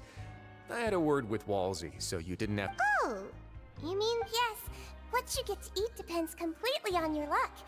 You could say that it's a distasteful little game that Chef Walsey likes to play here in the cafeteria. Paimon knew it! If criminals got to eat tasty food like this every meal, the crime rate in Fontaine would skyrocket for sure. Excuse me, did I hear you mention Nervulette just now? I've been wondering how he's doing. He seems healthy no matter how you look at him. But he works so hard all the time, so it must be really tiring. Sounds like he hasn't changed a bit. Looks like you can stop worrying so much, Sijuin. Oh, that's good. But I still feel like it's been too long since I've heard any news about him. No news is good news. Maybe next time I've got something to discuss with him, I can invite you to accompany us.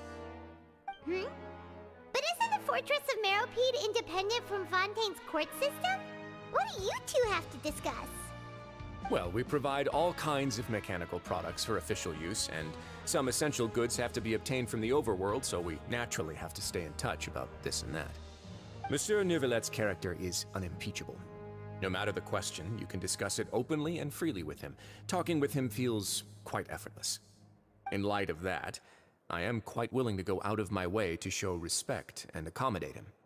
In fact, right now, I'm treating you two as guests invited by Monsieur Nervulette. But unfortunately, I can only do so until the end of this meal. After this, you two will just be inmates here. You're very welcome. Well, your new life awaits.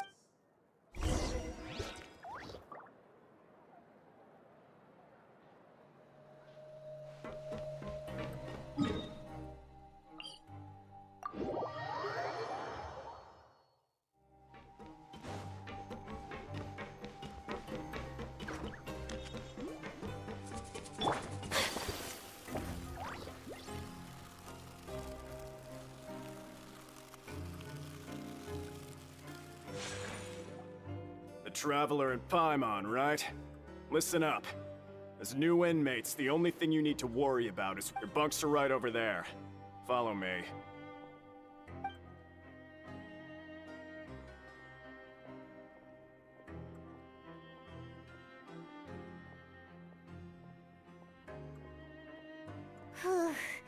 So this is where we'll be sleeping from now on. Oh, Paimon can't believe this!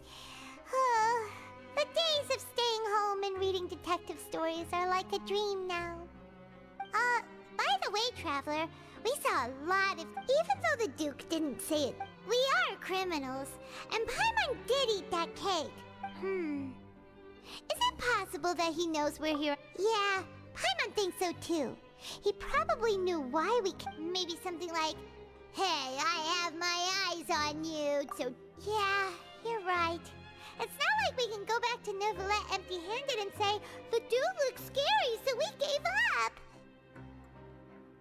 And besides, the Duke said that he was willing to go out of his way to show, so we at least need to try. But, you mean... Yeah, that's what Paimon was thinking too. Paimon almost spilled the beans when we ran into him. Fortunately, based on his attitude, it looks like the Duke sees Linny as just another inmate. We worked so hard to help clear Linny and Lynette's names, and yet we turn around and bam! He's in... Oh, right! Linny and Lynette are from the House of the Hearth. They work for the Knave, so they could be here to investigate too! Huh? Oh, it's a card! It looks like a magician's prop. Lenny must have left it. It was nice to bump into you again. What in the world? It's written like he's greeting a buddy on the street. Paimon thought he'd write something important. If you say so, we can act...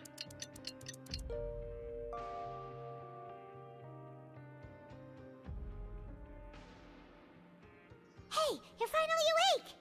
Well, it's Paimon's first day as a prisoner. Last night, Paimon dreamed about getting interrogated by the guards until Paimon told them... Hey, come on! It's just a dream! Hey, lazy bones! What are you still doing here? If you don't want to starve, then get yourselves over to the production zone. Sorry!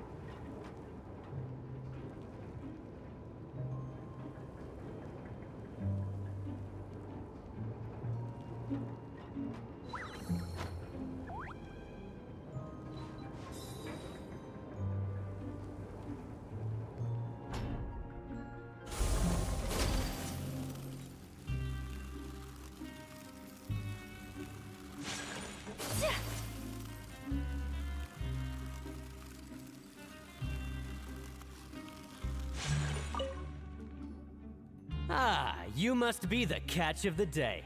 Looks like you've got some luck getting assigned this. Yep, we just arrived yesterday. Don't interrupt me when I'm speaking. Yes, sir. Listen carefully to my instructions. I don't want any mishaps. Every machine here is worth more than the both of you. Working around these machines can be very dangerous. Do your job well? Anyway, the Fortress of Meripede doesn't want to lose a single one of its machines. And it also doesn't— Got it! Your job is to use the machine over there to process widgets. Watch carefully, and make sure you step on the pedal at the right time. If the machine gets jammed, then give it a little maintenance with your fist. Here, take this. Bring me the process widgets, and I'll give you some credit coupons in exchange.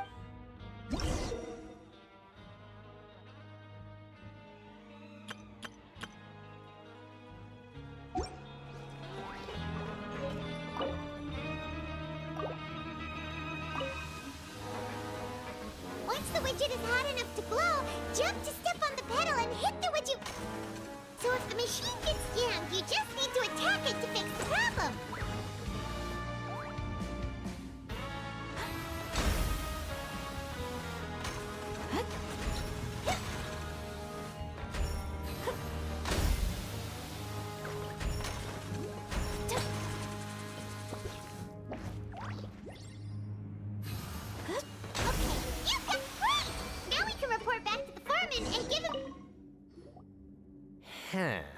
This one is tolerable. Though since the processing is done— Alright, I'll pass you for now. And we'll count up how many credit— Paimon's exhausted. We're done now, right? He probably—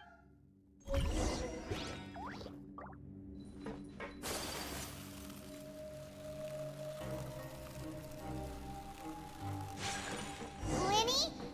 Mr. Magician? Where are you? Oh, this had better not be some disappearing act.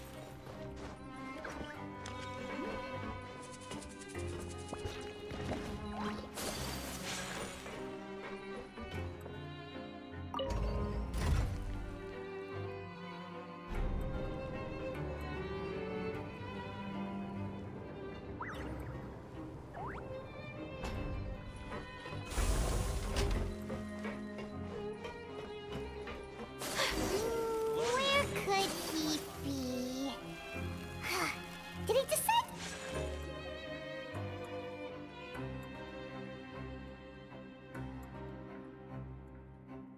Hey, over here.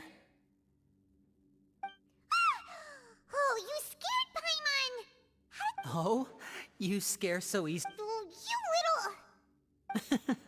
Sorry. Come over here.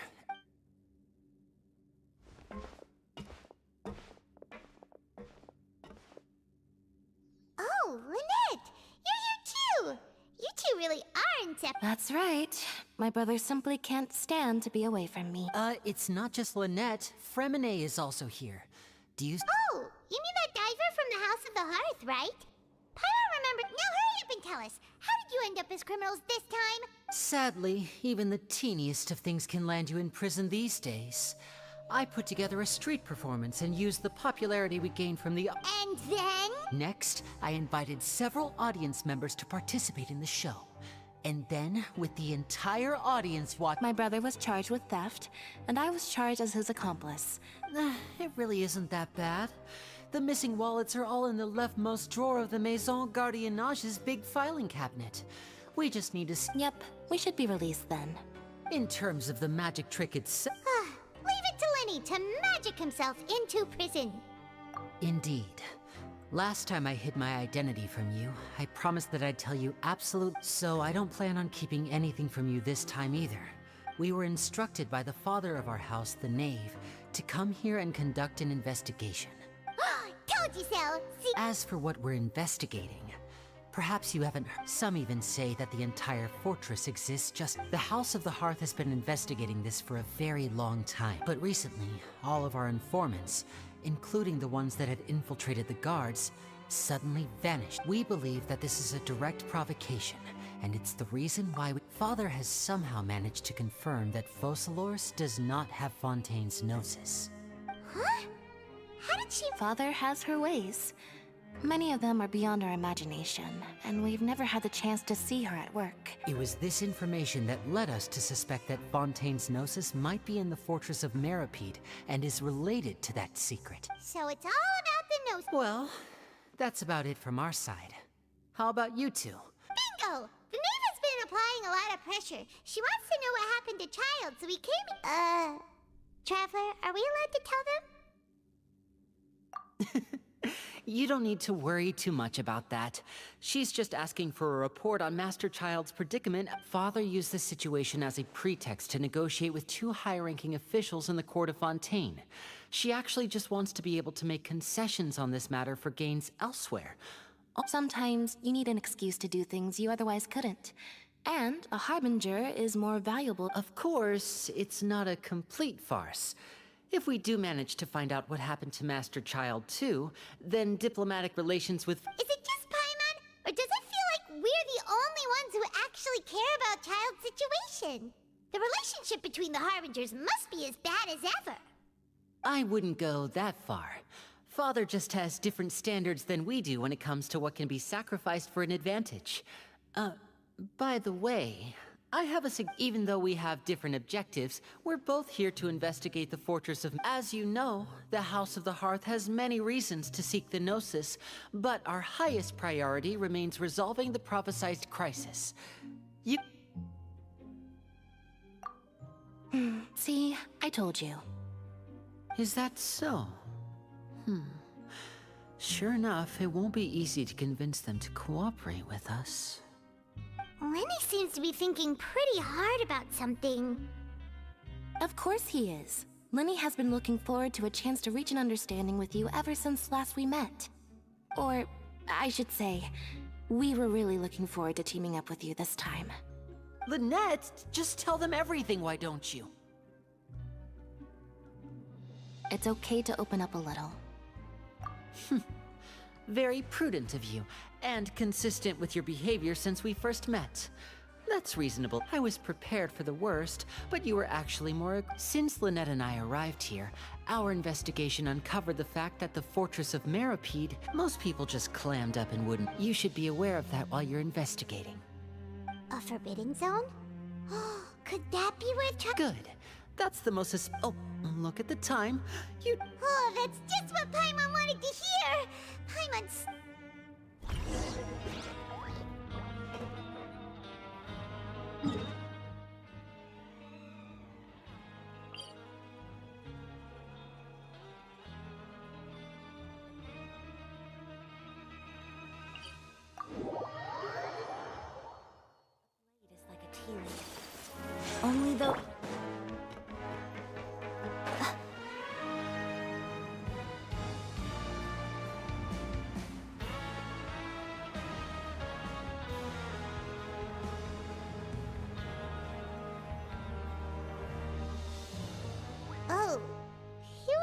kidding. Today's meal is nowhere near as good as last time. Forget about it then. We'll just deal with the regular food but life here doesn't seem all that bad. You think so, mate? If I had a coupon for every fishies. Seems you fishies still haven't learned your lessons from your life up on the surf. If you take things at face value, then by the time you reach a dead end, you won't even know how you ended up. I like your attitude. Everyone's been telling you to just follow the rules and not. What they don't tell you is that the rules aren't exactly what they pretend to be. The truth is, this. Huh? Him? Not everyone knows about them. Really? Oh, now you're. Of course. And I'd say that just disappearing would be one of the better outcomes. Oh, you mean that if there really are hidden rules, then in that case, would you tell us some hidden rules? We definitely want. Come on, mate. This is valuable information. The difference between life and death. Do you really think you can just ask and I would tell you? Paimon understands, but... Yeah, I know. Not like I'm going anywhere. Just come talk to me after you've saved enough. Moreover, you're new fish, freshly caught, and completely out of your element. What'd be the point in even telling you I'm usually around the rag and bone shop? He left. Just like that. Huh.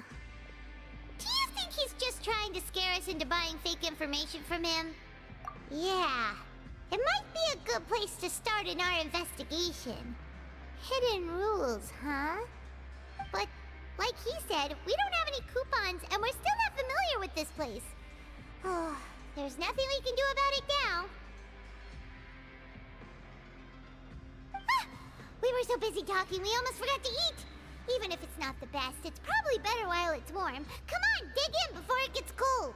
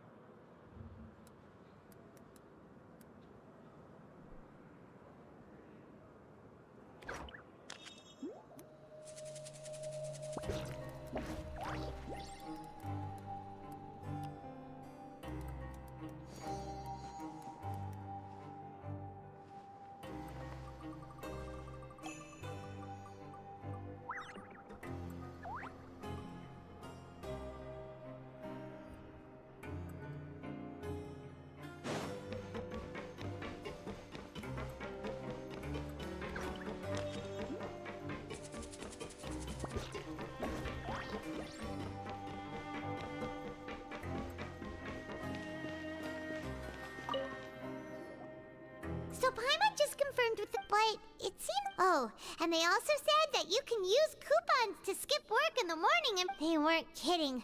Credit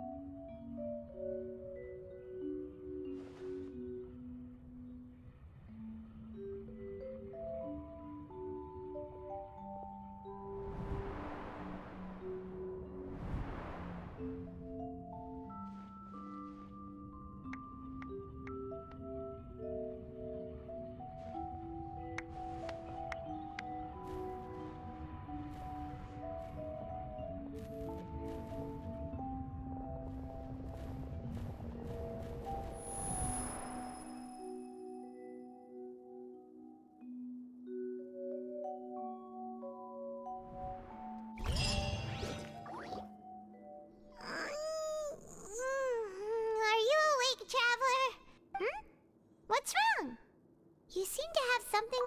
Is that it? Oh, Child's vision! So you had it with you this whole time? Maybe the vision connected Child's consciousness to yours. And our So what did you see in the dream? Do you know where Child went? Huh. Okay, what's more important now is that it's the start of What's the plan for today? Let's go!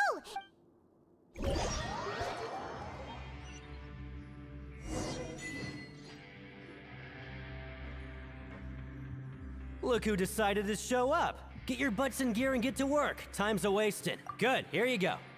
Remember to...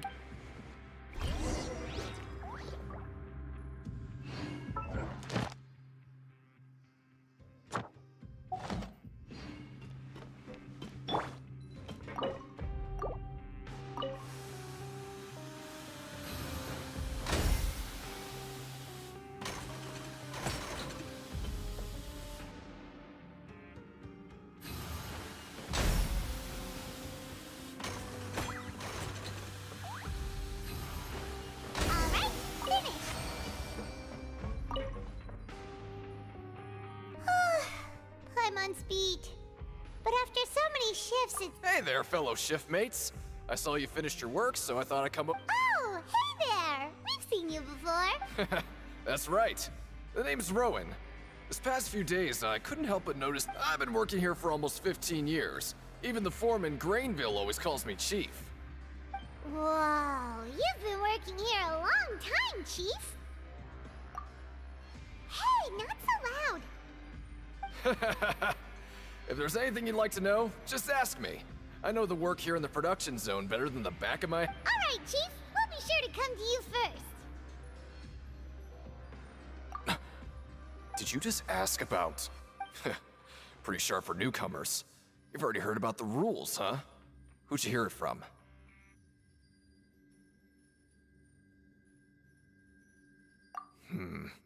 Alright. Seeing as I'm the one who came over here, you're already calling me Chief. I guess the truth is, you two keep working like this, you might be putting yourselves in danger. Huh? Wait, there's even a rule about that? Well, it's usually not that easy to break one on accident. The conditions of the hidden rules are usually pretty specific. But once you do break one, bad things. If you work continuously in the production zone for 3 days, and if all you do besides eating and sleeping is just work, then something bad will happen during lunch on the 3rd day. Huh? Like what? If I knew that, then I wouldn't be... You mean, even you have never tried working 3 days like that before? There's actually a legend about that. They say that there was a worker who worked way harder than me. He was both efficient and eager on the job, and most other workers couldn't hold a candle to him. One time, he tried to test his limits and worked as long as he could. Then during lunch, he disappeared into thin air, as if he'd evaporated. Later, some people went and asked some of his What the? How could that happen? Unfortunately, we were assigned different production zones. Wait, are you thinking that it was... Huh? Oh? You... Listen, kid. This ain't the kind of thing you should be curious... Yeah, I agree with Chief here.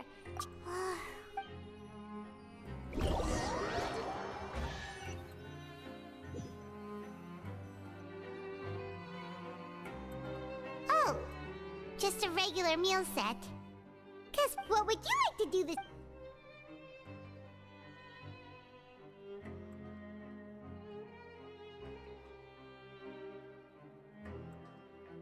Sure, if we're not going to work,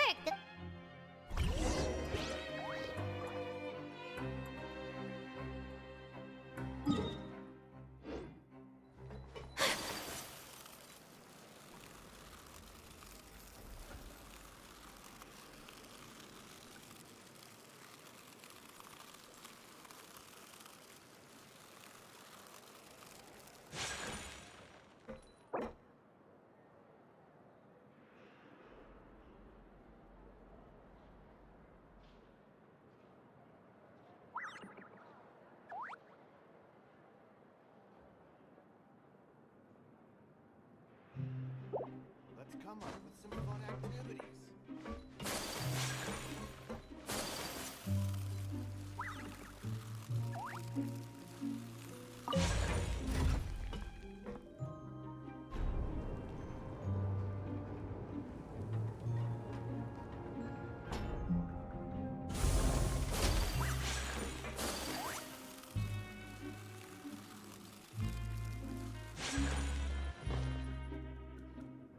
Oh, you must be the Traveler, huh?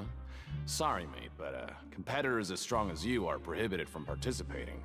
I don't make the rules, mind you, but even convicts value their lives, don't they?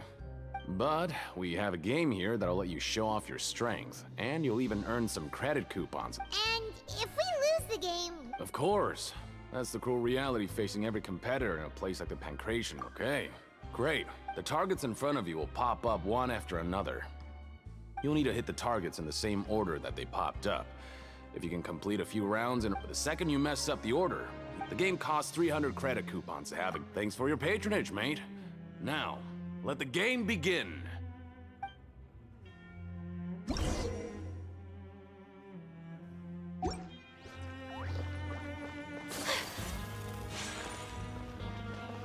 Okay, do your best to hit the targets, just like Colin said!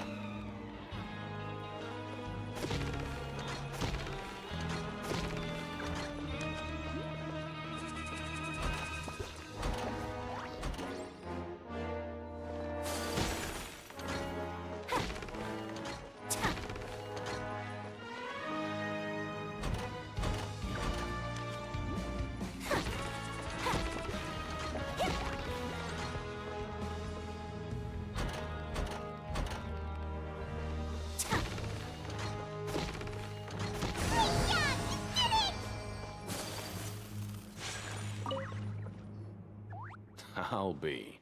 They weren't exaggerating about how strong you are. Don't worry, I wouldn't dream of shortchanging you. Seems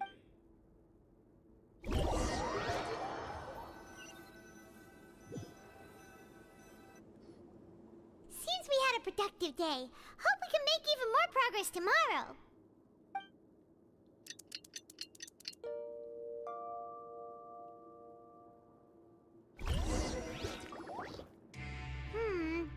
Maybe we can make some progress in our investigation today. What do you have planned for us?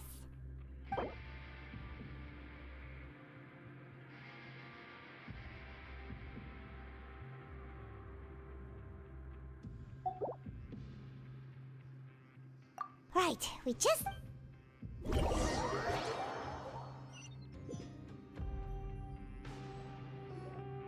Look who decided to show up! Get your butts in gear and get to work. Time's a-wasting. Oh? What's with suddenly wanting to work so hard? Sure.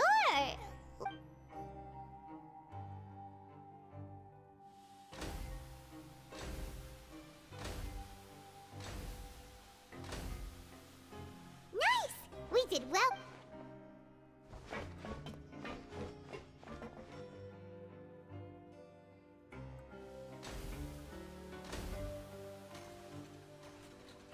Ooh, Paimon's had it. Who knew that process...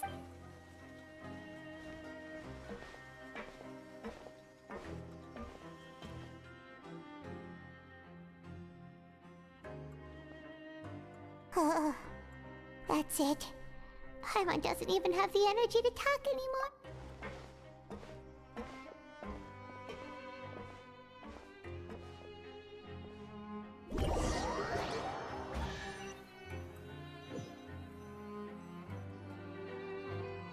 Oh, Paimon's exhausted. It's just work. Wait a sec. Now that Paimon thinks about it, haven't we been working? Oh, Paimon feels a shiver going down her spine. But it doesn't seem like anything's changed at all. And we made it to the coupon cafeteria safely. Are the so-called hidden rules only a rumor after all? Well, there's no... Paimon wonders what we'll get today. Wait. What? What in the world is this? Is this stuff meat? But it looks and feels so bizarre. What do you think is going on? Is this the bad thing that Rowan was talking about? No, stop right there. Paimon gets what you mean, just don't say it. Hey, isn't that Woolsey over there? He must have made the food, right? So let's just ask him about the food and be done with it. Hey, Woolsey, have a moment? What is it? I'm about to go report the numbers for today's free meal, so you'd better make it quick. It's about the meat in our meals. Look! The meat? Oh, that. Looks perfectly fine to me. Totally normal. You'd better hurry up and chow down. How could this be fun? What should we do now? Woolsey wouldn't even give us the time of day. Yeah, looks like we have no other choice. Paimon was What would you like to do this afternoon? Okay, let's see if we...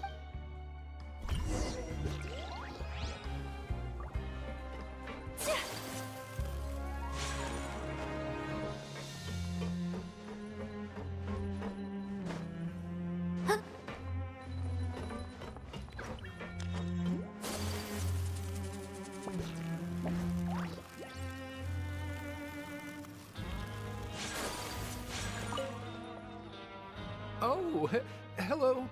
No need to be... Sorry. I couldn't help but think of His Grace once I saw you, and, well, it's hard to say. Maybe I am. He's got a very overwhelming presence. It makes me feel like I'm just some insignificant little bug. Wait, seriously? Oh, I'm always indecisive, and I tend to make a mess of things. It's like a reflex. I just instantly start, what? Please, don't say anything like that out.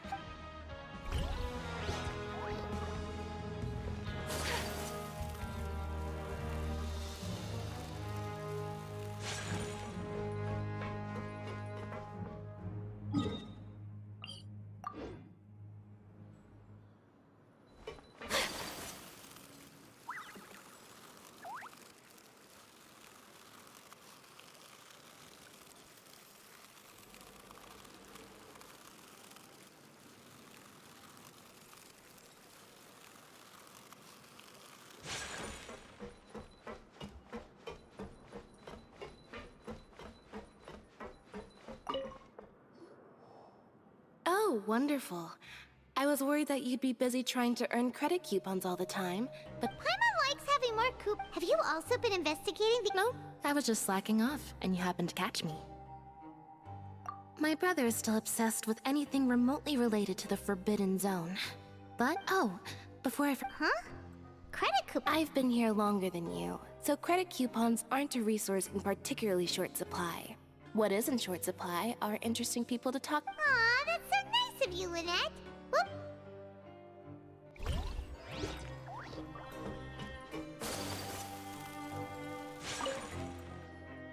Huh? Rowan? Oh, I was injured a bit just now. Nothing major, Huh. Paimon wouldn't have thought someone as I just knew you would say that. This is pretty embarrassing. Oh, you mean she wasn't... Yeah.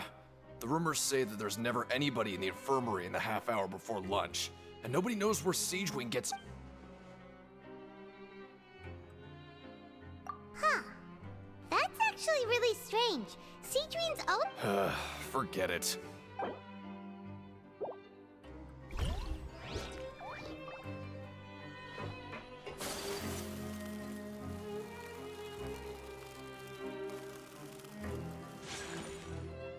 Hey, look! There's something here! That suspicious guy peeking into the infirmary just now. Is he a fan of He must have dropped this. The Melusine perceive the world very differently from humans. As a result, their sense of aesthetics and beauty is also very different. Ooh, this all sounds pretty serious. He sure did his homework. And as for the notebook, let's take it.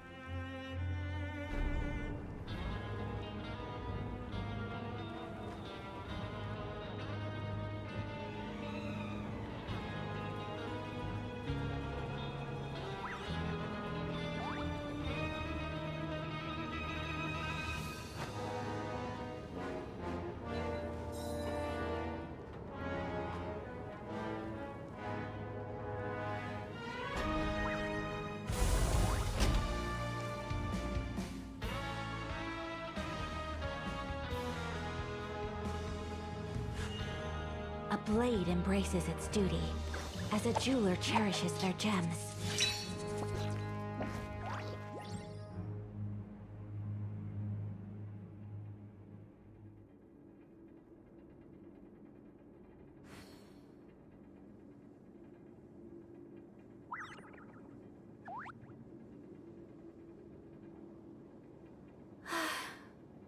I only wish life could be as leisurely as this a little more often. How greedy of me.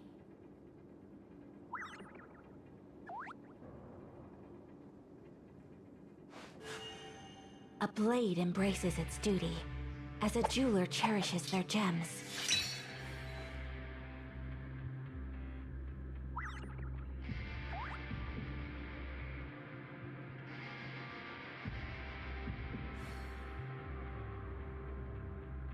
So this is a day in the life of the traveler. I'm learning more about you all the time.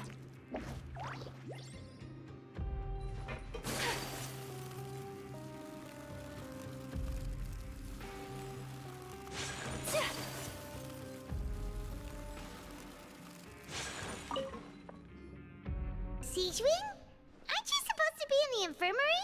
What are you— Hello, Traveler. Paimon. Everyone's usually busy around now, and we don't have any patients to look after in the infirmary. I thought I— Enjoy?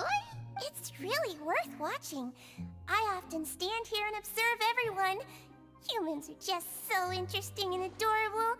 I like to watch your expressions while you work. Are you talking about pets or people?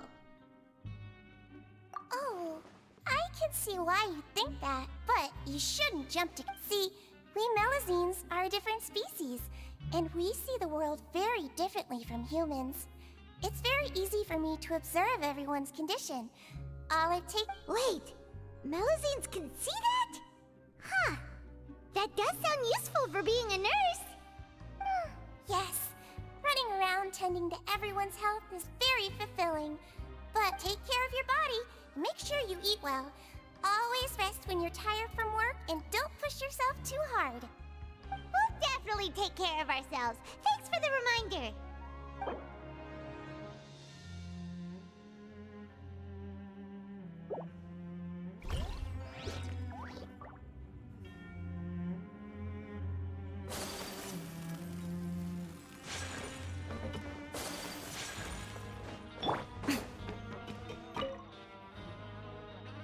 Hey, it's the Traveler and Paimon.